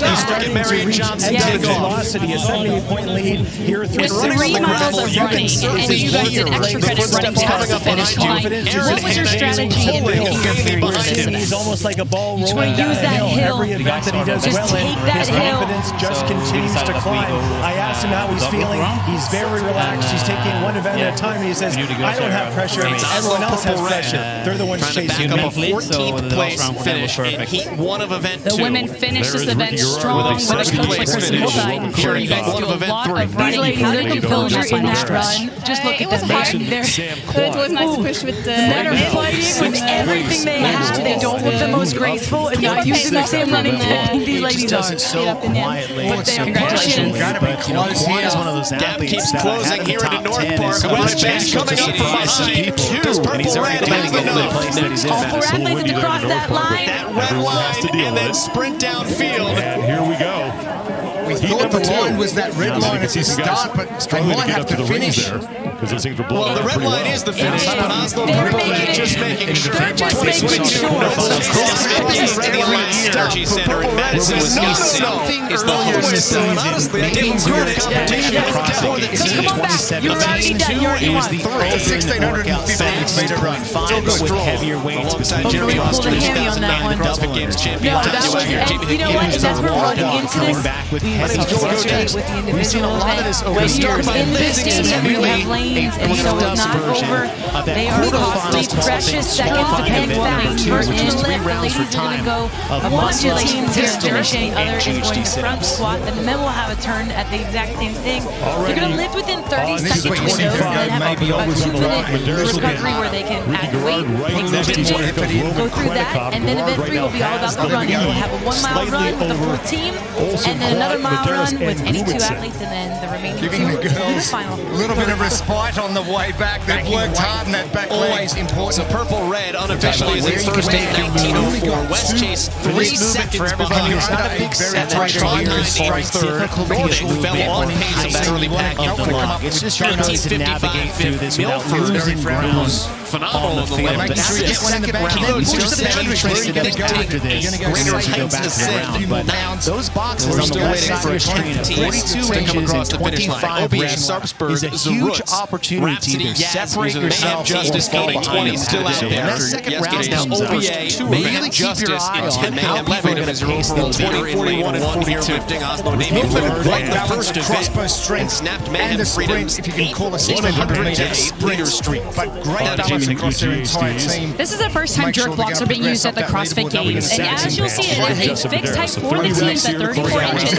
For someone like me that's 5'3", this is perfect, but for some of the taller athletes, you're going to have to see them squat underneath almost a quarter squat before they do their jerk and their front squat. Jamie, thank you. How does that change things, guys? Well, You can see in the background those rings sway every practice across the finish in the run. Coaches is that their game plans on the cross-ups might change. Obviously, based on their athlete's ability to maintain because of CrossFit ability in the gymnastics. Is it almost worth coming off the rings, which I think is really cool as well, even more than loss versus the effort? These are just athletes, and even the Navy Blue squad, who was in podium contention, podium last year. And in this event, I don't see her do a squat. She's lined up second, so she will. And they have no brains and deep squat there, and they are so talented. And in the prior event, they just big numbers whenever we see them, and it gives them a lot of extension on the back part of the GHD sit-ups, a lot of hip flexors involved, just the muscle group that's in charge of opening and closing at the hip. You just bend over and touch your toes and stand up. That's the muscle group we're isolating on the GHD sit-ups, and that has a dramatic effect on the athlete's ability to turn over on this combined muscle. Some of these teams have that extra recovery. Best lift for each of your athletes. Gerard, Gudmundsson, Olsen, and Medeiros all change if they do nice and easy here for any Thor's daughter. Well, you take that for a first day one for the teams, and you look at that with biking event. You have bike, Patrick is through 70 of those. and you have lift, and you're lifting heavy, and then gymnastics again. It doesn't get more CrossFit than that. That's literally what we do, and all in day one. That would have been a really hefty day one. It's a lot of effort. Great programming, great test for the first day. It was like a good, well-rounded, and that's nice and easy. We've got out to 2 days, but for AB's Laura Sanchez. Ricky on the right side. Looks like it took a break right around 7 where the time check went unbroken. Medeiros took a break as well. These are 30-second lifting windows that rotate and roll through. Now to the 42-inch box. You get 2 minutes of rest here. after you lift. It's really important that they make this first lift, like Jeremy said. They cannot reattempt another lift within the window. So is anyone else going to get their lift where they can come out under the pressure. West Chase doing well. 2:35 there for Winter Rodriguez. Good for move fast, lift heavy. That immediately puts her into second place. So much Thor's studs. Rescuing first at 2:45. Only 3 teams have eclipsed 200 pounds thus far. 42 inches, just over a meter tall. They ran a little bit further than they needed to as well. I think their strategy absolutely the judges' utter confusion is the best part. You can stop. Strong, maybe just the exertion. Think of it as 3 miles of running, and you guys did extra credit running past the finish line. What was your strategy in picking your pair for this event? When you have to jump over a bar, we're talking about maybe in the semifinals. You have to hit a weight you know you can hit, but you can so much more physically demanding. Obviously, you only have 2 rounds here, not 3. The interesting thing is right around 24 inches where the highest one you think you can hit, or you hope you can hit. And does it So imagine how much more difficult with a coach like Chris Holstein, a I'm regular sure you guys do 24-inch a box, lot of nearly running. How increasing did it you by feel in that final stretch? Yes. It really does. Because if you go off that lift that you know in your relationship, that was way easier than I thought. You go for it, you push a little farther. But that comes down to experience. Congratulations. And knowing yourself and what your body is capable of doing under pressure. Finishes coming right back. What kind of jumps do you make in that? Top 20. So back to the lift next in Madison. See where that lands things for Amy Thor's daughter. Second portion of that event. 260 for a sure. Good day. That was nice. Second, and Elizabeth elevated, and then 9th. So here comes Corbin Carl Gudmundsson into the top 10. 2022 Noble CrossFit Games. The Alliant Energy Center in Madison, Wisconsin is the host. Sarah Sanchez. Day 2 of competition for the team. CrossFit Event 2 is to Venezuela just 2 years ago. The planet up to strong. Alongside Jeremy Austin, the 2009 CrossFit Games champion Tanya Wagner. Really Jamie Hickey is our reporter down close to to your the face, floor. not get My too name's far. Joel Godin. Gonna start by lifting some heavyweight leg. Just we're gonna run some only man on his second middle distance. Strong and fast. First you're going to lift, the ladies are going to go.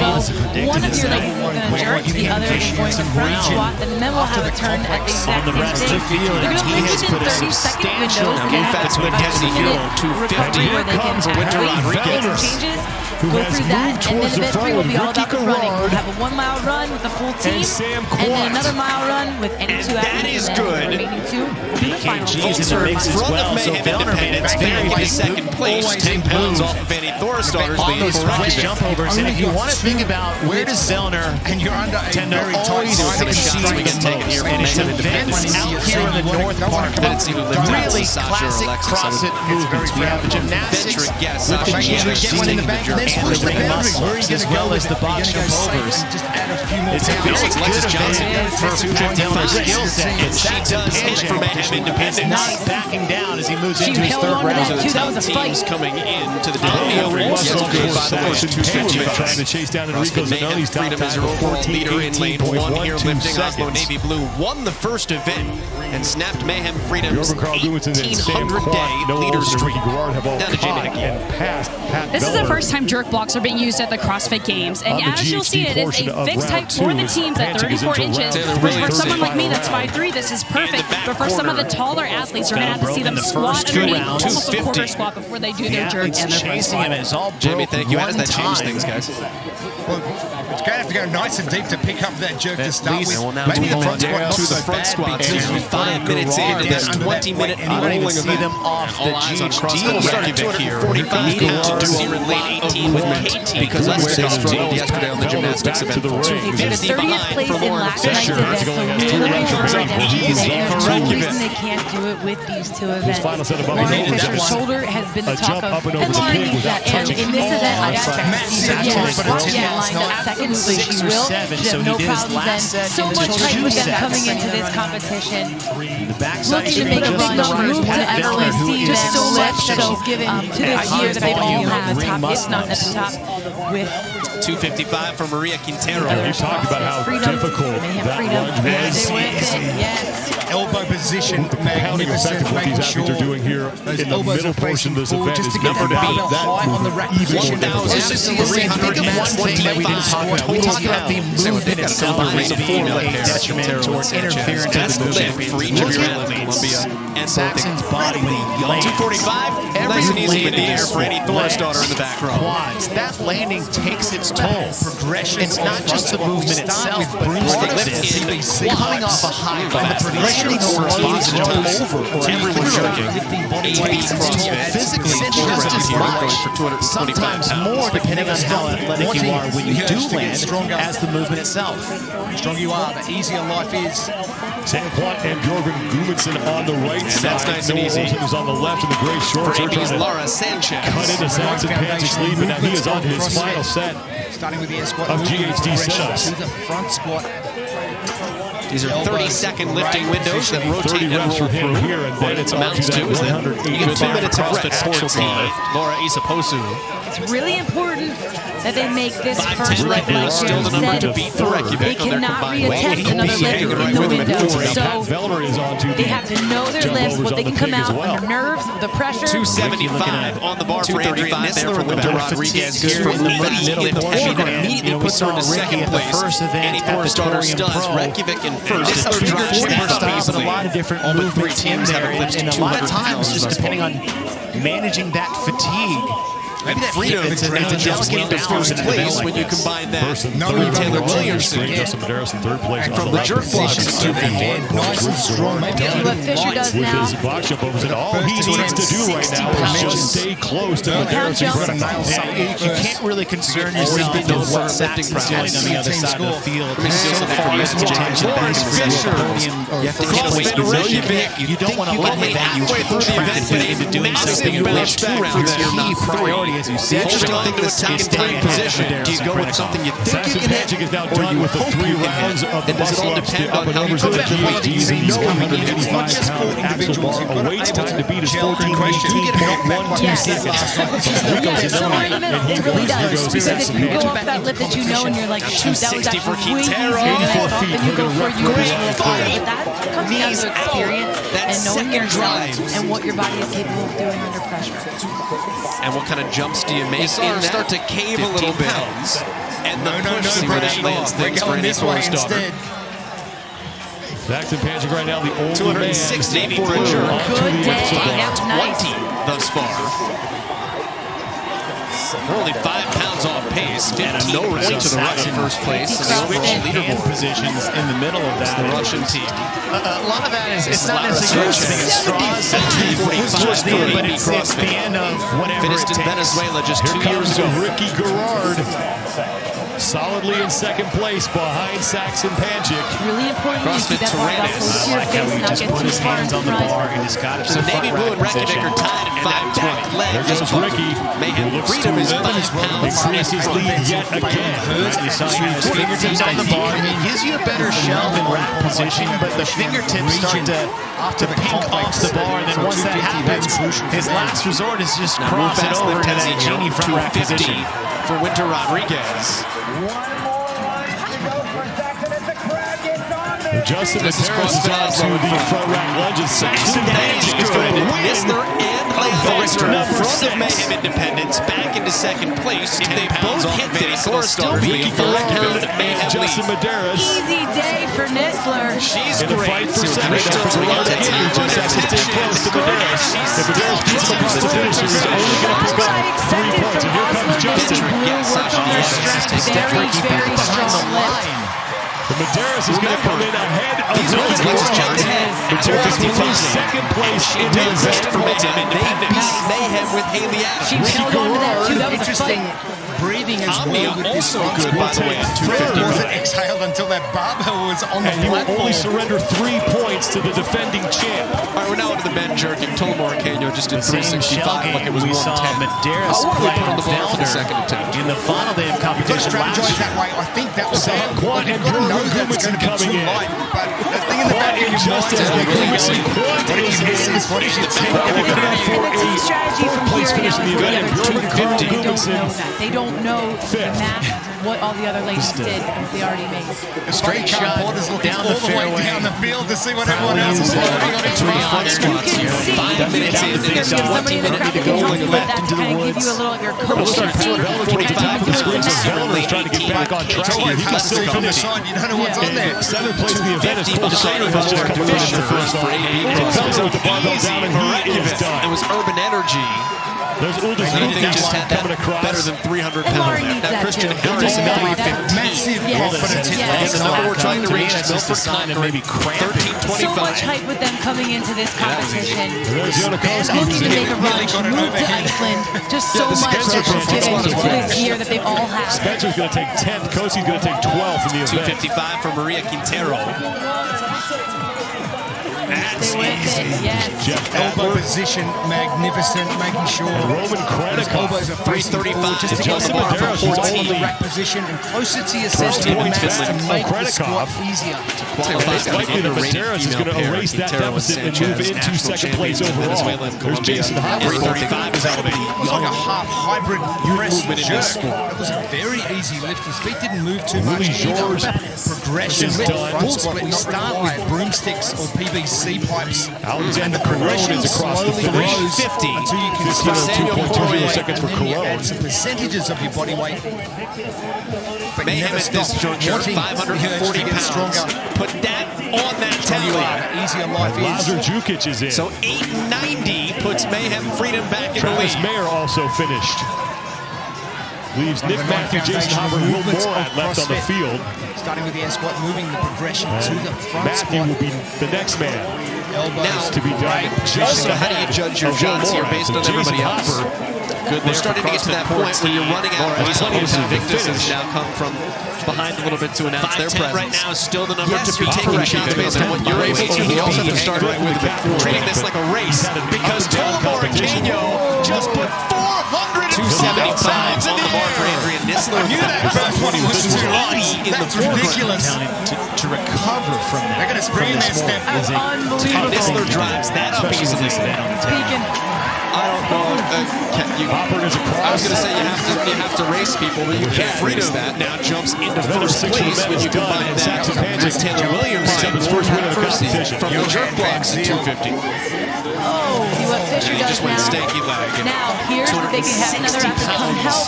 12 minutes. Town jump. 40 seconds flat for Saxon Paget. The only game is sub 13. Justin Medeiros is going to pick up 3 points on Ricky Garrard. That is why Lauren Fisher, CrossFit wreck, because for him to make that run halfway through the event, a massive bounce back for them. In and of itself is holding on to a top 3 position. Super impressive. Saxon 345, 360. Talk about it in the first round. Teams coming in the second round. He got to the box. I think someone told him where the key to the event is to get ahead of everybody. He got ahead on the box jump overs, but he really made a big push after these GHD sit-ups. 60 for King time at the end to actually take one break on the ring muscle in the third round. But once he got to the end, only had to take 1 or 2 breaks. In fact, he got right to the end, dropped the bar, started to kind of move a little bit, back up, and looked enough distance on this one. That's work done between then and the finish line. Dissect your body from the side. Saxon Paget doing what we thought we'd see more of across the weekend.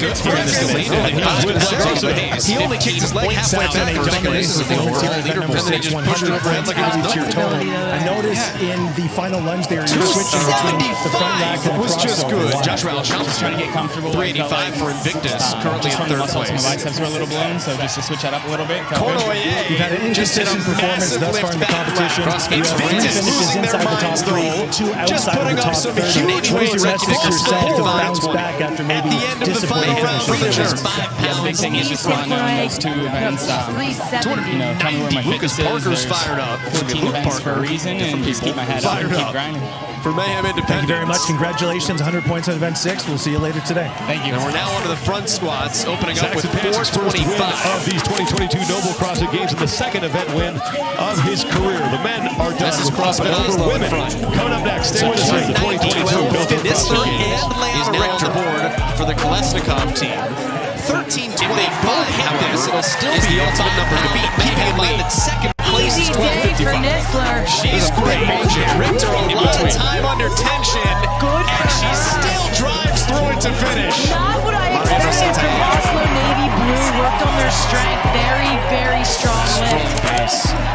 Remember, 405. These women have gone head-to-head in the at Wadapalooza with Kristen Holta. They beat Mayhem with Haley Adams. Interesting breathing as well with this front squat. Overtake team Breath wasn't density. exhaled until that barbell was on the platform. Now in first place after that. Now the men jerking. Total 400 just at 365. Like it was 425. We put on the bar for the second time. You've got to strategize that way. I think that was a move fast, lift heavy is good. Too light, but the thing in the back of your mind is kneeling, going, when you put that much weight on the bar for a front squat, you got to put that much chalk on the shoulders to keep that thing in place. They don't know the math. Move fast, lift heavy is now in second place behind Overtake. 10 pounds all the way down the field to see what everyone else is loading on his bar. If you can see, or if you have somebody in the crowd that can help you with that, kind of gives you a little, your coach can see, and kind of even doing some math. On the men's side, strength is not the biggest strength. They're going to try to make up some ground on the run next. Just saw Yvonne Verdun in the front for AB CrossFit. It was Urban Energy for an Omnia 365. And I think just had that better than 340s also good. Christian Harris at 315. That's 8 day. Michael Paz. Again, the number we're trying to reach is Milford Conquer at 1325. They had a strong day yesterday. Yeah, that was a great day yesterday. 6th place overall. Nearly got it overhead. Working their way up. Yeah, does he get credit for a front squat as well? In the back. Going to open up at 370. 365 for Reindal.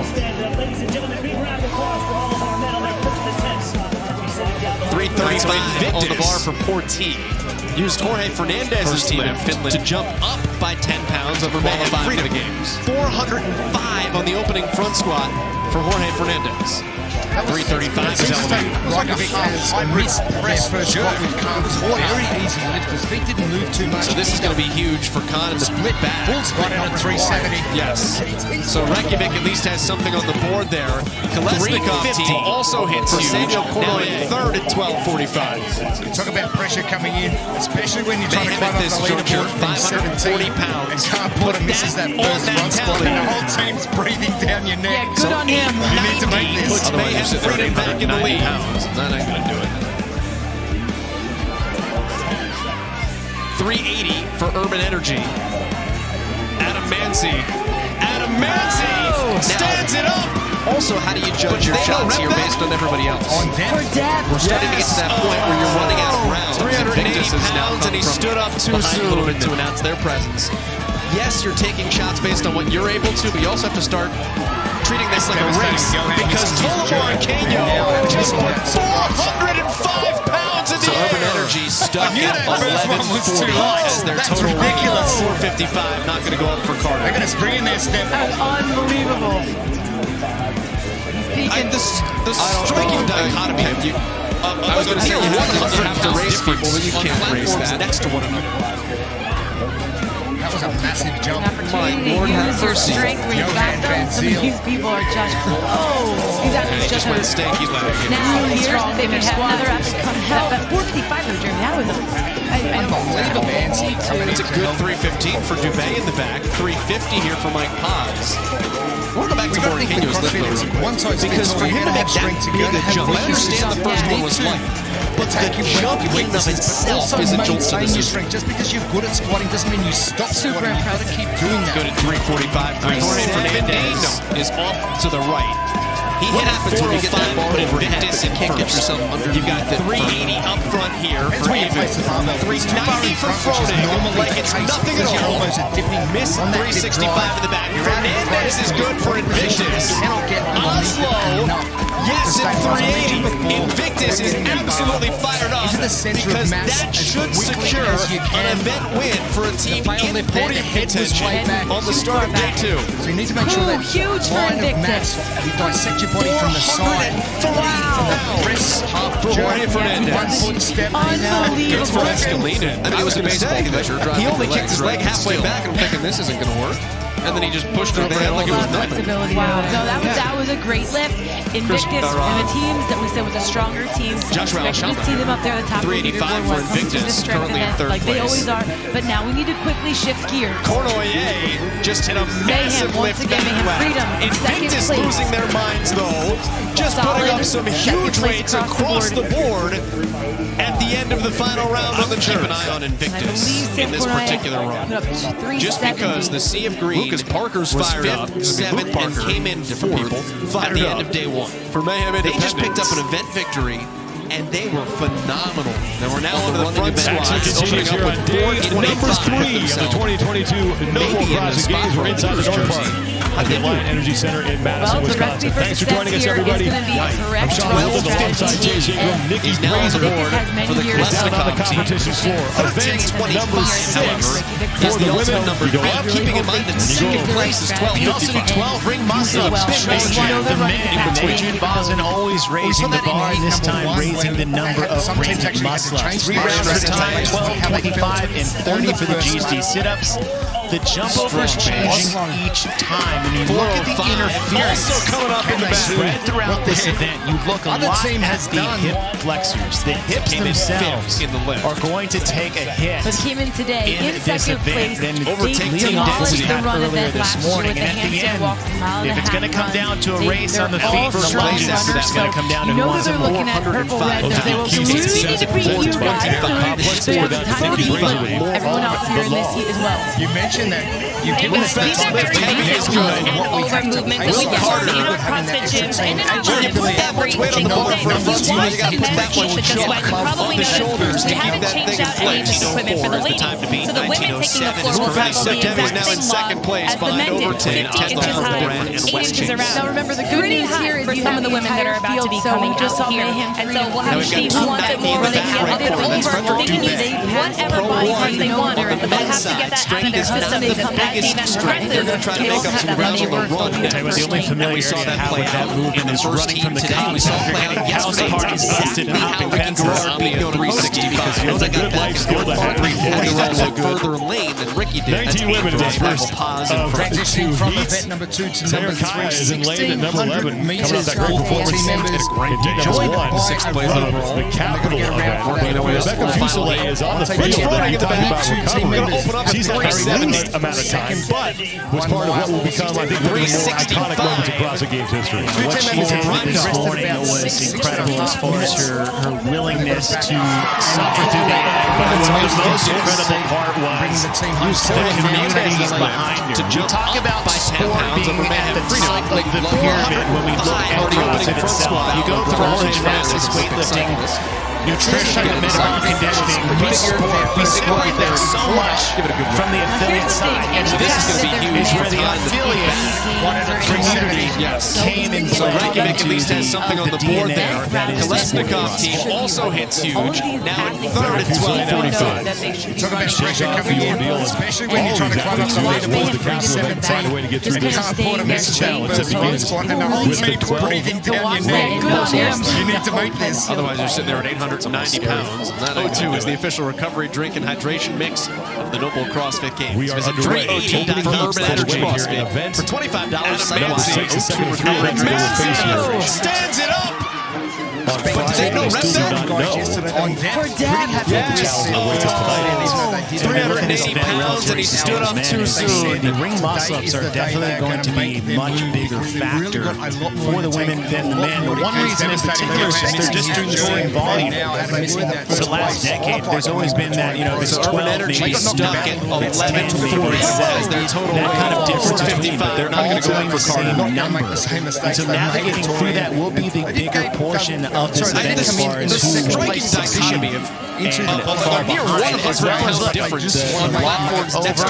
That's staying at the same height, but when you look at the boxes, they're a little bit lower than the other night, but it still does change the importance of the box being a big separator with the day. The two women on that team competed at the games last year, Madeline Schilling and Marty Sussberger, and they had 10 finished at the games last year. It's a good 315 for New Gyms this year, 350 here for Mike Ben Fowler. Luke is the smaller, Ben is the taller of the two. And we talked about their father, an Olympic cyclist, their father Brian. This is 37 put that team together. They've had hopes of a podium. To consider, Jorge Fernandez, the right off to the right. Victus, he hits 405, but Victus is was a legless rope climb event. So all of these athletes have been vetted as far as endurance, or at least upper body pulling endurance and upper body. This is a field that appropriately has been tested and vetted to fare somewhat better because on the ring muscle-ups an event win for a team in podium contention on the start of day 2. On the huge for Invictus. The fifth married couple to be competing together at the games in the same year. For Jorge Fernandez. We mentioned that the box height is different for the women, 42 inches for the men, 30 for the women, but has not changed is the height of this log. So it was a mere formality for the men that can just kind of pummel horse clear over. But for this one, this is a much different physical test for the women than it was for the men, being the same height log that they're interesting how you make passes early. This is the first women 3 times with those up and How do overs. you jockey? Rebecca Fuselier Put yourself in position. second place right now. She's on the GHD in the background. And Bailey Rail, I would keep an eye on the winter as in well. this particular one. Yeah, they said they had just because here. Was 5th, 7th, and came in 4th at about a week at the end of day 1 in the States. But they just picked up an event victory, and they pulled a completely different on the running event. Look at Karin Freova, To put themselves and Rebecca Fuselier. maybe in a spot for a women's jersey. Fuselier is just right at 5'10". Well, the rest of the So the advantage and disadvantage they have are completely different out here on the field, where Fuselier may be better at, say, high-volume gymnastics. Freova can use her size and athleticism to navigate the jump portion of this event to take advantage of that. Fuselier is now your leader, and she was a former level 10 gymnast who started CrossFit at 13 years old. So the ring is going to be no problem for her, and she did very well. Luke Fowler, Ben Fowler, his brother. The question is, when we cycle back around, how's the box height going to fare for it? What they mentioned it in heat number 1. What Team has done relaxing of the shoulders makes it a lot easier to move that upper torso. And Luke came in today in second place. They demolished the run event last year with the handstand walks and the mile and a half is done with round 1. Bailey Rail has now finished upper GHDs and is moving to second place. Purple red. They were we need to beat you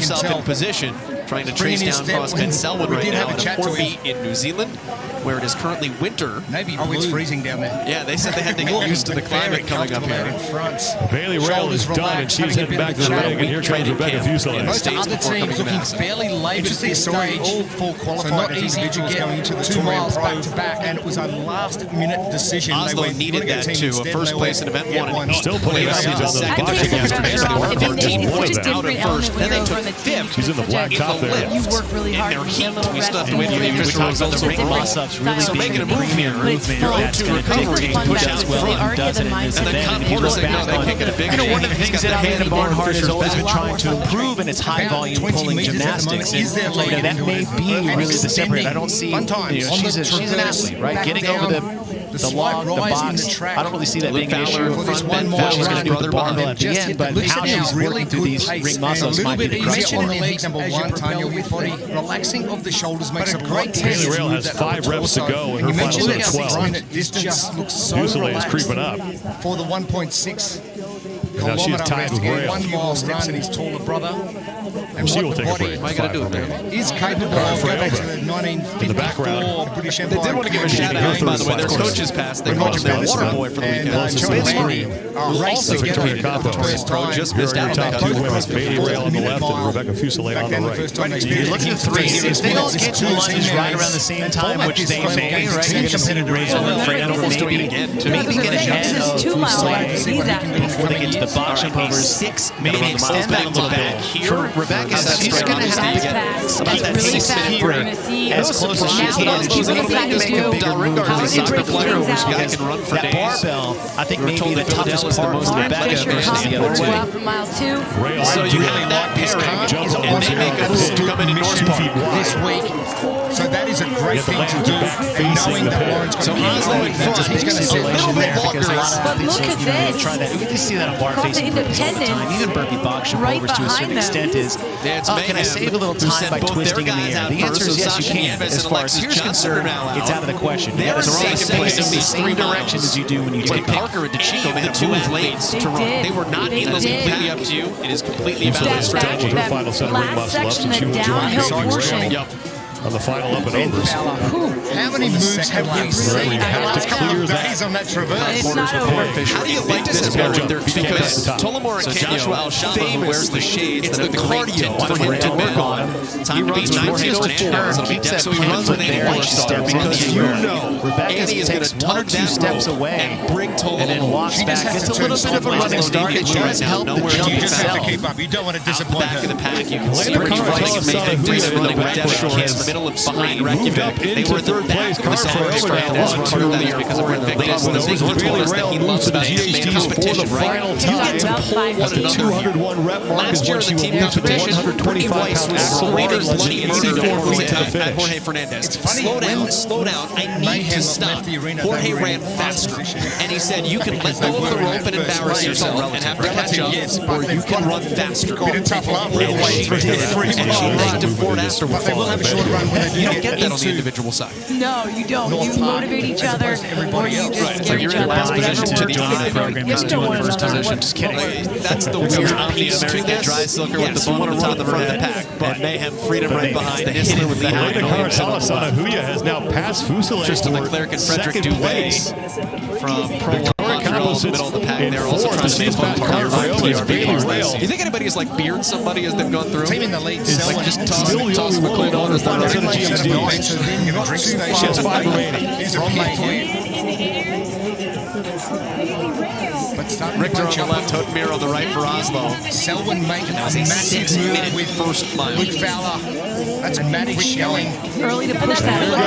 Bailey Rail on to and they keep that pace. Even when you're waiting there to reach test 400 meters, but 84 feet, putting her in the finish line. Luke was setting the pace for the team.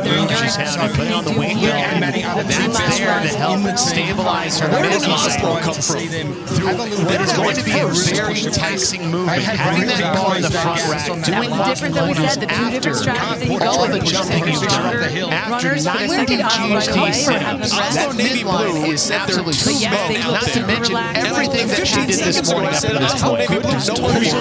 Anahuya and Campos are all on to the GHDs, and now Carfraova is getting started on those, but it's Bailey Rail who's way out front here. Just his breathing the first of these two heats. You've got Fisher and Porter from Reykjavik chasing them down behind. Just really good. Saxon Patchett was talking about that rack position, and look at the arms, right? Hands in contact with the axle bar, but the action on the bicep itself to make sure that bar doesn't slide off the front part of your shoulder back. What did he tell us? Massive. And after going all the ring muscle-ups and the bear hugs that they've gone through, and I can only imagine what I could do here is that he said your arms are just smoked, which is why he went to that crossover position in the front rack. But Bailey Rail, I mean, I did not expect anybody to go wire to wire. He's absolutely loving Bailey Rail has not put the barbell down. Front is training. And you can tell she is the only woman on this portion of the event, and Bailey Rail is going to take heat number 1. Looking still a high sun with those long shadows. Shoulders relaxed, having a bit late of a chat. afternoon in Madison, Wisconsin. Most other teams looking fairly This late is the second mile for each of these so not athletes. easy The to third get mile for Impressive the performance from Bailey Rail of 14 minutes, 15.70 seconds. Rebecca Fuselier and Elena Caratello-Sanahuya are on to the line. Sanahuya just put the barbell down in the lift. And here comes Fuselier. We still have to wait for the official results. How is she going to handle the bar here? At the end part of his line, is pretty darn well so far. Saying, no, they can't get a big thing. And give Rebecca Fuselier a ton of credit for being able to bounce back from what she went through earlier today and come out here and perform in event number 1. That's impressive so far for her. See him last night. If you pull in a Vic and like a second Victoria Campos, who's creeping up on contention Fuselier. for that podium spot. That's what it's a little bit easier at the CrossFit Games. But a lot of the things you look for is those silver linings when things aren't exactly going your way. The one thing I've seen from Rebecca as Campos is closing out here is she's just deep in the competition. She's tough. Pretty much just there's no quit element in there, and you got to put a lot of respect to that. You can see as the grip is just gone. Fights through it and is able to get that barbell into the front rack position. Carfraova is on the left side of your screen. She is starting to put some pressure on Fuselier. Fuselier doing everything she can to hold on to this thing because getting it up to her shoulders is what's first. And almost doing the proper step. She can't see anybody behind her, so she's just got to do everything she can to get across the line. Fuselier is in. Obviously, about that 6-minute break. No surprise that Oslo was able to make this move. Dalringard is a soccer player. A guy can run for distance, as West Chase had told the Billy themselves. Fuselier second in the heat for a second look like Ellie Turner at the cross, but that was Fuselier coming in second place, 15:55.70 seconds. So Oslo in front. Here comes Paige Powers on the left side of your screen. Look at this. Race to the finish, and Ellie Turner is going to win. Right behind them. Yeah, it's Frail Party's going to win both their that. guys out first, so Sasha Diaz Paige and Alexis Powers Johnson is are now out. They're in second place. Now they don't have to run the entire length of the field. They just have to make it back over the Switzerland and across the red line. That 1904 was the time to be. downhill portion. Oh, they smashed it. Oslo, second event win. It's not an event for How do you them. like this pairing? Because the next to finish, Judy Costo also it's the finished. cardio for him to work on. But now Time we to beat have 1904, so he runs with Annie Thorisdottir because You he know. knows Annie is going to tug that day one, and Reykjavik comes in as well. Canyon just ran the mile of his You just life. have to keep up. You don't want to disappoint her. Finished just We ahead still of her. haven't And quite the time to Nicholas just running who's with Devin. So there. these teams are behind Reykjavik, just passing. We saw Jorge Fernandez Fernandez run and they earlier can for us. fight us. The thing is going to be loves about team competition, right? You get to day 3, vulnerable. Last year in the team competition, Brittany Weiss was screaming bloody murder. It was at 1909. Slow down. I need to stop. Jorge ran faster, and he said, "You can let go of the rope and embarrass yourself and have to catch up, or you can run faster." Bit of tough love. And she did, and she thanked him for it afterward. If we don't get that Joe Rogan in the octagon, No, you don't. You motivate each other, or you just scare each other. Whatever works. You know one another. He went until they started. is already It was just so fast. Score for her yet. And Mayhem Freedom right behind Nistler. I would never doubt Rich Froning and company, but Oslo Navy Blue has thrown down the gauntlet and has said, "Let's go." Here running through the RV 2 days of competition, like you right as 8 months ago realized that her commitment to CrossFit Games was shrinking, and she had to pour everything she could into it this year, and she made it. Fantastic event that we knew last year first place finish in the run event that this is where they shine. You don't want to give that up, especially on a year that you are coming through. Yes, I mean, Jared, your face right now. I know. It's easy when you're waiting there. Sprint your first 400 meters. Just so disappointed. Luke was sitting with that room for me to be in there. They know Luke and Maddie. They're not as they're going to fight all the way. This is the thing for them. They know the event that they need to see because they don't know what's ahead of them. They don't know the struggle, the difference that we said with every area. If they can excel, capitalize on their teams, they will.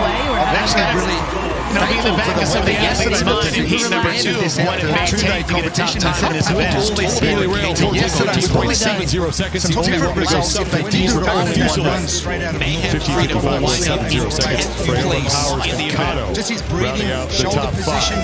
Moving on to Pro second and final heat. Tyrannus 6th, Invictus in 5th. The women, as we get things reset at the North Park here. Third for rack number 3 of competition for the individuals at the 2022 Noble CrossFit Games from the Alliant Energy Center in Madison. Wisconsin, Sean Woodland alongside Chase Singer, trying to make a Nikki Strong, Fraser impressive, confident. the field. Hard part about passing. Overall standings Early on, is now the right team comes with the together and it was Toomey by 2 points and over Invictus. They were the Brian team Emma Lawson that sits led in this third, thing and off. They were the Haley teams Adams that ended it. has moved into the Couple top jockeying 5. for positions Daniel along the Brandon way now when sits they in came fifth. back.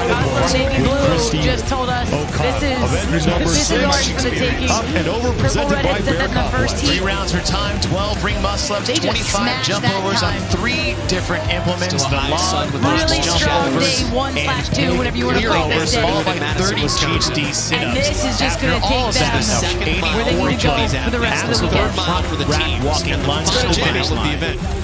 With 3 miles of running, it was all about each the pair had hips, to but run for the women's 2, side, but in it any actually order may and be all any about pairing, the how did you guys dips, because decide the ring muscle ups is going to be a big separator. And I tell you what, keep your eyes on Tia Toomey, who I think may actually try to go unbroken every single round. And who wants it more? Reykjavik picked up Tia Toomey will be in the leader's jersey. She will be in lane. In that second mile, the boys were able to come out gymnastics in front event. out of nowhere.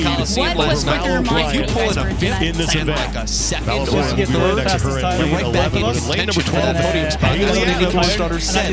And there's still so much more competition to come. The top 5 Tia Toomey is where we are all used to seeing her on top of the overall standing. The women, you guys brought this home for the team. You said you guys are the strongest runners. What was going through your guys' mind to bring that home for your team? We were so happy that the boys sent us out in the lead. And you mentioned that Haley is now inside of that top 5, and the real question is, she's in a precarious situation. Is she, and how is she going to be able to come back from what we saw earlier this morning at the Capitol? If you remember, she came out looking really strong in that run and was one of the first female athletes to get into downtown. But when it came to some of those heavier elements, started out strong, but ended up losing her grip a little bit. And we have all been there in the gym. Your arms give out, your shoulders give out, and you need to grit through that mental toughness just to get to the end of a workout. A couple things you do know about Haley: she trains with mayhem, she trains with rich roading, which means that she trains not only her physical strength but her mental strength as well. We will see you again tomorrow. Haley Adams is masterful on the GHD. And through this grunt work style in the middle, I think this does play to her strengths a bit. It's just how are these ring muscle-ups going to fare for her after that absolute collapse that we saw in the previous event just because of overall Now they don't have to run the entire length of the field. They just have to make it back under the Zeus ring and across the red line. 1904 was the time to beat. Second event wins. Disastrous ankle injuries. Really, after no excuses, the 2020 games, I cannot think of many people tougher U.S. than Army. Haley Adams. What's your warrior? Tia Toomey. Halo is your leader for place after day 1. Reykjavik comes in as well. Morganio just ran the mile of his life. The official nutrition coaching we still haven't had the best time to beat. So these teams are all coming into just getting the leader jersey. Heat 1. It took till Mayhem Freedom day 3 is going to be basically wounded to here. get to it. This is an event where Tia can reclaim basically her dominance over the field. There's really nothing in this event that's going to trip her up. Her ability to do high volume, high sets of unbroken ring muscle-ups is second to none in the women's field. That was no more evident last year in that ring muscle-up, bar muscle-up that also had pig flips in it. So I can see this Joe Rogan in the octagon. The last time we have to talk about Tia maybe stumbling towards the end. That speed that this heat went at, well, they started. 25 reps here. It was just so fast. I would never doubt Rich Roading and company, but Oslo Navy Blue has thrown down the gauntlet and has said, let's go. He continues to lead here. 2 days of competition in the books. Of the 67 reps in this first round.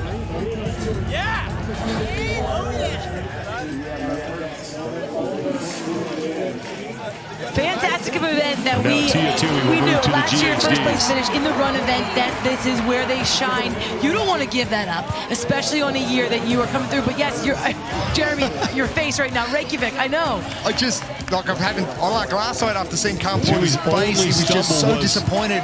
In the skill speed medley, that's event 3 when she finished 23rd, did not even make it into the second round. And they're going to fight all the way. They do, and but this is the thing for them. They know the events that they need to take because they don't know what's ahead of them. They don't know the struggles that they will face. So every area that they can excel and capitalize on, they need to, and they will. 2018 where Sandbag fell out of Matt Fraser's back yesterday that they lost 45 points because of competition. It wasn't a measure of to yesterday. We've probably seen to do well. Some different results. If they did as simple as a single under, 75 single unders unbroken is the reason why she was in the hole that which she was. Tia Toomey cranking through these 30 GHGs at the 67 rep mark is what she will be done with round number 1 and 2 to make her way back to the ring. Mal O'Brien sits in second, followed by Emma Lawson, the 2 women immediately behind Tia in the overall standings. Or second event win. There is Haley Adams for Oslo Navy Blue. As Tia Toomey impressive, confident. Is out front, back to the rings, second early set on, of 12. the teams were together, and it was Selwyn, Reykjavik, and Invictus. They were the teams that led this thing off. They were the teams that ended it. In the middle of that shipper on couple day jockeying number 1. for positions along the way when they came back. Oslo Navy Blue just told us this is ours for the those taking. sets of 12. So this is nothing new as far as set number that Tia Toomey is not used to. Every single day. Mal O'Brien and Emma Lawson Really will also strong make day their way back to the 1/2, rings, whatever you as want is to call Haley this Adams day. down Christy O'Connell, but Tia Toomey And continuing this to is just lead. going to take them where they need to go for 79 the rest is what of the she's got to weekend. hit before she gets back to the 30-inch box for the With 3 miles of running, and each pair had to run at 2, but in any order and any pairing, how did you guys decide on who was going to run together? I think makes this movement much more challenging than, say, when you a normal setup you would have in your gym. Run fast, the 4 of us. Then the boys she will go unbroken. Try to give the girls a lead. We set them up in the lead, and they did Toomey moves to the 30-inch box. 25 reps there. In that second mile, the Time to boys beat were Bailey able Rail, 14 to minutes, come out in front, out of nowhere. 15.70 What seconds. was going through your mind when you guys were in that second mile? Has brought just get the fastest I like the hop off the middle of the box. She's not spending any time in the bottom. You'll see some athletes that have to land wide, stay low, and step off. But that little spring off, there's a give and take. It's faster The off women the you box. guys brought Maybe in it's more for the team, demanding you on said you guys are the strongest runners. What was going through your guys' mind to bring that the home box? for But the your team? cycle rate is much quicker. Christy O'Connell has moved ahead of both Emma Lawson and Mal O'Brien for second place right now. Lawson on the left side of your screen, O'Brien on the right. And 2 good people were coming up from behind. We were just like stressing, but it was perfect. Congratulations. The future of our sport. They're wearing camouflage today. The This is greatest to ever unofficial, do it. but you will not be able to miss not them knowing tomorrow. how much is Oslo left Navy in Blue will Tia's be wearing career. red and white. Your overall leaders, again unofficially, What the future could 2 look days like of on either competition. side of her is pretty cool. We've got a dogfight on the team side, just like we wanted. Full official results, standings, and more Toomey gets to the as they 104 come mark. in. That's what she'll move on for Games.crossfit.com the second for set of Jamie GHDs. McGee, Look at the cycle Jeremy between on Austin, the left side Tanya of your Wagner, screen the rest of our and outstanding Mal crew in and Madison. Tia. What My the name is difference Joel you see on the Giddens. right We will side see you again with Christy tomorrow. O'Connell taking a bit Norwegian on the more way. time in between reps. And as we said before, you can really extend the gap on everybody. The best opportunity is really on these box jump overs. Toomey into the GHDs for the second time. 30 reps here.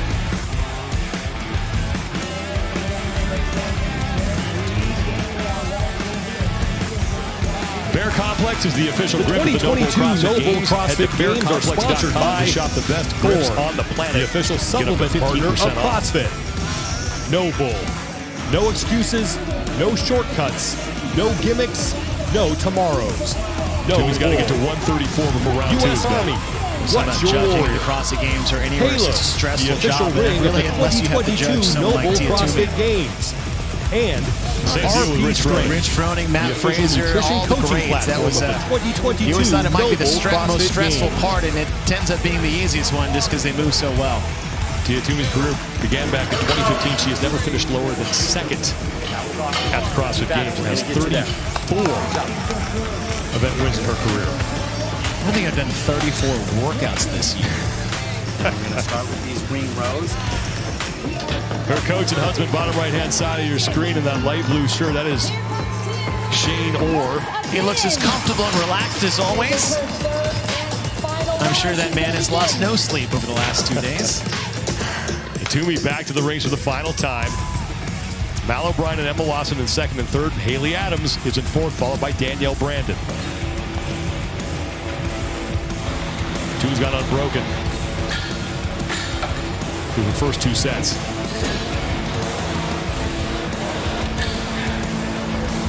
A trick when you're using long straps is what Tia's doing very well, and watch her gather herself at the base of the ring dip where she squeezes in really tight.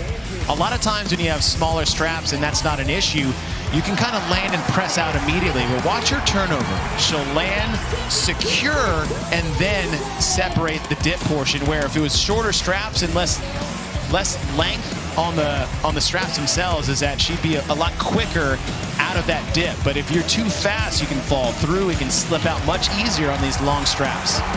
Tia Toomey got through 8 reps before she took a break, and now 4 reps remain for her. She was 30 seconds ahead of Mal O'Brien getting back to the race.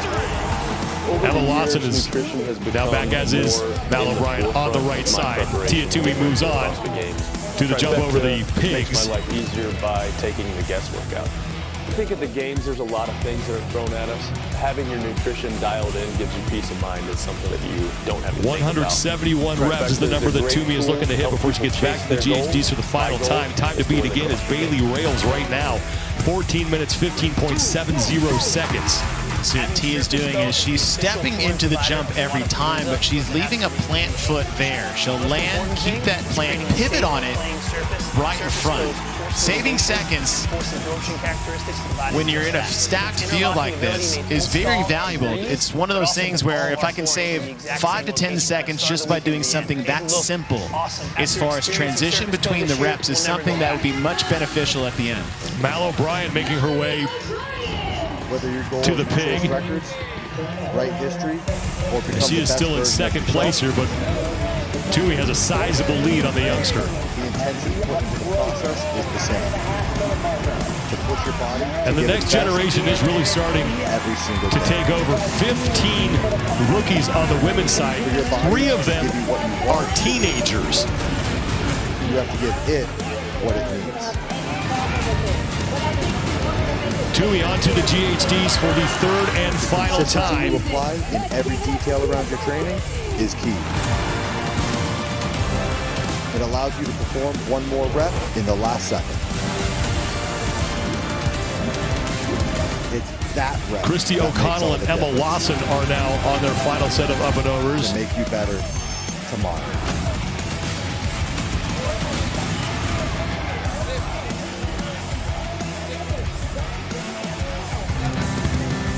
CAF has brought tools into the equation for us, which allows for us to do exactly that, to give our athletes more. Toomey with 10 to go. Learn. It's easy to make it more fun. Mal O'Brien now into the GHDs for the last time. Be yourself and coach and have a blast. I do feel like CAF has made me a better coach and affiliate owner. It has allowed us to streamline how we do lesson planning and gives us more tools in the toolbox to better our coaches and myself. Tia Toomey is done. Onto the 125-pound axle bar. 14:15.70 seconds is the time to beat, and Toomey's got plenty of time to get in inside of that. As now Emma Lawson is now approaching the GHDs. Here we go. She is lighting it up, Dr. B. Bailey Rail did not put the barbell down, and I don't think Tia Toomey's going to either. No, when you've been sitting behind the pack and having everyone, including us, asking, you know, what's wrong with Tia? Is this it for Tia? Are they going to beat it? And the one really easy way to quiet the noise, other than putting on that red and white, is to come out here and do this to the field in the next event once you got back at the top of the leaderboard. Taking a second to adjust that barbell. And here comes Tia Toomey.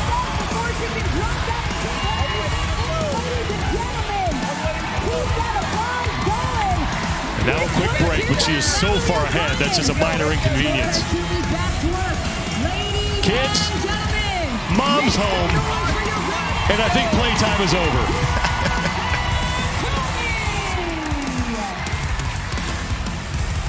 11:58.92 seconds.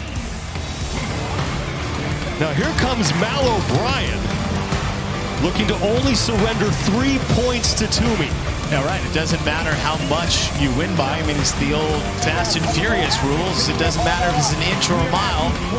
When here, you can beat me by a mile, but if I'm right behind you, it's still 3 points. So at the end, if Mal can get across the finish line, she's only 2 points back coming in. She's only going to be 5 points back going into the final event this afternoon. It was a beautiful one. The sun was out, blue skies, a little bit of heat coming off the field here as we saw every single division competing today on day 2 at the CrossFit Games. Welcome to Day 2, presented by Thorne, everyone. Tommy Marquez alongside Adrian Conroy. Adrian, we just saw the teams close out the day. She is not going away easily.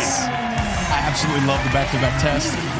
One of the aspects of fitness, when we think about it, is it's a combination is of on the lunge. obscure measures. We've got an all-out strength test into a pretty intensive endurance test.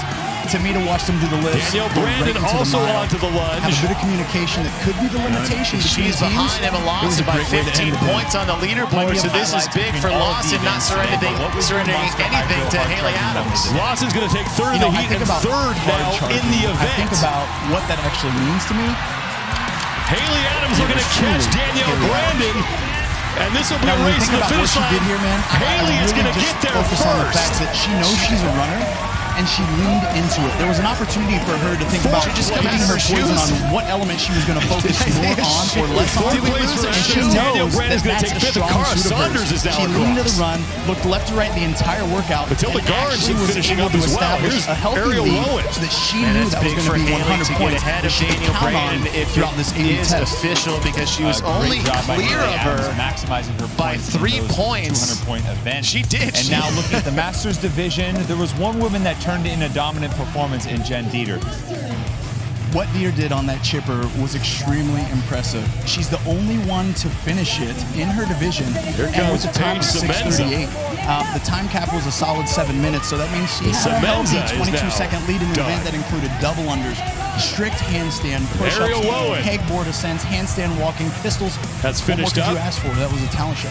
Well, if one dominant performance is good, maybe 2 is better. And looking at the adaptive divisions, we had 2 from Casey Acree and Valerie Cohen.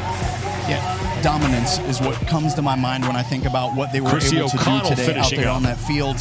And not necessarily a surprise, right? We think about what they've been able to do in the past. Lucy Campbell in a race. That's part of their pedigree. They're returning as champions, and they're showing us exactly what is going to edge her out. Look at that graphic, just ones across the board, not ceding any points whatsoever to their competition. Jacqueline We're going to Dahlstrom. get you caught up on overall standings now after day number 2. We're going to start with the team competition. They just wrapped up here. Emma McQuaid across the finish line. And man, as is Alexis looking at these Rathis. overall standings, we have a Magala, new Helgadottir, leader, Prevost, Wells. Oslo Navy Blue. On the back of that performance, And Barnhart, now as Magala comes in, are the only women left. The lead and the leader's jersey from Mayhem Freedom. Yeah, listen, we've been talking about this for a couple days now. Elena on their team. Turi Helgadottir They should have last year to Caroline compete, but they said Prevost. second place was first place last year. They were content with that. This year they said first place is first place. That means it doesn't matter what Mayhem has done in the history. They have said it verbally, and they're literally showing us on the floor, workout after workout, And that they're here Prevost to compete for the Affiliate Cup, and that's it. Shakes off a near stumble as she gets across. From Now Oslo Brooke Navy Blue. Looking Wells. at the men's division now, and your overall standings. We said it was a high volume set of ring muscle ups, and after the injury that Brooke Wells suffered, suffered last year, the recovery time it takes, and some of the last things she's able to do is something like high-volume ring muscle-ups. In fact, when they appeared in the quarterfinals, she really wasn't sure how it was going to hold up. It was one of the last movements she got cleared to do. And when you have this, that was already not a strength of hers prior to the injury. And to be off of that training for near a year, it's no surprise to see that be a struggle for her here, just as a product of I thought about this yesterday, and to me, the rehab that she's had been doing since that injury allows him to wear that white jersey, the harder it's going to be for them to remove it from his chest. Amanda Barnhart is still there, but on the flip side of things, unfortunately, something maybe some people start to expect, but a tough result from Pat She is on her today. final set of up and overs. Listen, this has been a year-long build-up. We've talked about it in several different opportunities, Tommy. Clear frustration. Vellner's being Vellner. And the question is now with this 35th place, is he going to have the opportunity to reconcile this and recover from this bad placing with such a well-rounded men's field? This is the most decorated men's field we've ever seen in the history of this competition in 16 years. In the last event. Can this be something that still you wonder how big of an effect that had on her. Yeah, tough to watch him struggle. Traditionally, when you have that amount of running and moving over to the women's division now, it's not necessarily in her wheelhouse. I mean, she has that swimming background, so obviously metabolic conditioning has never really been a problem. But the toll that event this morning, I mean, the carnage that we saw on the front steps of the Capitol with those Husafel bags, and the totality of that event and your ability to recover. Sorry to cut you off, but we got to give credit where credit's due. And we said the fatigue level of the arms, I think this is the grip, the forearms, the biceps, absolutely, to navigate through the end of that event. She came last year as a minor. She was doing her thing. She's 18. Hey, she's grown. She's got all the experience in the whole world. I'm being sarcastic. She's under the tutelage of Matt Frazier. And what that tells me is that she's literally executing with the champion's swagger. Consistency is going to be the name of the game for her. And I'll be honest with you, as she builds years of experience, and the statement she made, as well as how it looked on the field, however, how it looks on the leaderboard, not much of a difference because she only got 3 points on Mel here. We saw every single which she'll only have division competing a 5-point lead going in, and Daniel Brandon in the back dropped the bar at the line, had to take an extra step, and Haley Adam comes out of her shoe. Just saw the teams close out the day. Get that thing on me and get me across the finish line. So a huge advantage for Haley Adams to keep herself within distance of that elusive podium position for Haley Adams. We got a minute faster than Mal O'Brien, but like you said, she's only going to pick up 3 points. The rookie of the year from 2021, Emma Lawson finishes in third. Let's see the limitation between teams, and we expect it was a great way to end. You were able to pull ahead early in that event, but you were flanked by the Young Bucks on your left and right who are coming for your title. How does that affect your strategy? It's great for the sport, and it's awesome to see that we've got some hungry competitors. And yeah, it's just makes for a good competition. Now, earlier this morning, we saw arguably one of the most iconic events that we've ever had here at the Games. You were in downtown Madison on that run. In the context of your career, how does that evaluate? You know, bringing it as a special event last year, having paddling across the lake was really special. And then obviously going up to the Capitol today, it just creates memories for the sport, for your athletes, and it's just great to be a part of. Congratulations. Thank you. Thanks, guys. Until you saw her do this, but with this particular event, 200 points on the Masters division. There was one woman that turned was her second event win of the competition. What Sear did on that chip, as a 35th. She's the her career as she is still in the overall lead, but only Team Action is a solid 7 minutes, so that means Team Action coming up next. 22-second lead. Stick around, everybody. You can head to games.crossfit.com for official results, standings, and Thorn.com/new/CrossFit. Certified, maybe 2 is better. And looking at the adaptive divisions, we had these products are tested-free and Valerie 200 banned substances. Dominance is what comes to mind, knowing that what they were able to to do today out there on that field. And not necessarily a surprise, right? We think about what they've been able to do in the past, and we know that that's a part of their pedigree. They're returning as champions, and they're showing us exactly what champions do. Look at that graphic, just ones across the board, not seeing any points whatsoever to their competition. We're going to get you caught up on overall standings now after day number 2. We'll start with the team competition. Going down here on a Friday night show. North Park, exciting CrossFit games. Adrian, looking at these overall standings, we have a new leader picking me up in these shows. And thank you to everyone for watching our show here at Day The 2022 Noble CrossFit Games are sponsored by We've been talking about this for a the official equipment supplier of the Noble CrossFit Games. Arasti, the official rapid recovery provider of CrossFit. First place is first Monster place. Hydro, That means it doesn't matter what the official energy drink of the Noble CrossFit Games. Showing us on the floor, Go workout Walk, after workout, that the official mobility partner of the Noble CrossFit Games. Completely different day And one for the team from Noble. No excuses, no shortcuts, no gimmicks, no tomorrows. No bull. As well after the weather change, and Ricky Garrard expands his lead. 62 points over Justin Mateo. Let's get started, guys. We already kind of chatted a bit. Let's go around and share where you're at, where your head's at. Just 1 or 2 sentences. How you're coming to the meeting. I'll start. CrossFit affiliate roundtables are removed from our sport for 5 years due to his sanctions and penalties. And to see him out here, not just with a winner's attitude, but a winner's mentality. He's executing, and by definition to me, he's killing them with consistency. We know Ricky can be a very emotional competitor, and I thought about this yesterday. My gym and your gym remains true. The longer the field allows him to wear that white jersey, the harder it's going to be for him to remove it from his chest. for advice on business and business only, on the flip side there's a roundtable that will do that. If you're looking to be like, man, I just need some emotional support as an affiliate owner, there's a roundtable that'll do that too. Listen, we get into this business because we love exercise, and what we discover is that Vellner's being we Vellner. need support. And the question is now with this 35th place, is he going to have the opportunity to reconcile this and recover from this bad placing with such a well-rounded men's field? This is the most decorated men's field that we've ever seen in the history of this competition in 16 years. What does it take? Can this be something that still allows him to perform and be a top 5 athlete? Yeah, tough to watch him struggle with those jerks in that last event for the individuals. We're moving over to the women's division now, and your overall standings and your day 1 leader is still the leader after day number 2. Mallory O'Brien leads the way with 396 points. Emma Lawson still holding strong in second, but look who's creeping up. Tia Claire Toomey moves up into the top 3. It's not about what I do. Tia's creeping. Oh, you gotta love. Sorry to cut you off, but we gotta give credit where credit's due. Mallory O'Brien leading the way after 2 days. I think this is what some people expected after the year she's had so far. Absolutely, and this is what I think about. She came last year as a minor. She was doing her thing. She's 18. Hey, she's grown. She's got all the experience in the whole world. I'm being sarcastic here, Tommy, but she's under the tutelage of Matt Frazier. And what that tells me is that she's literally executing with a champion's swagger. Consistency is going to be the name of the game for her, and I'll be honest with you, as she builds years of experience, she's not going to hand anyone the victory. They're going to actually have to take it from her at this point.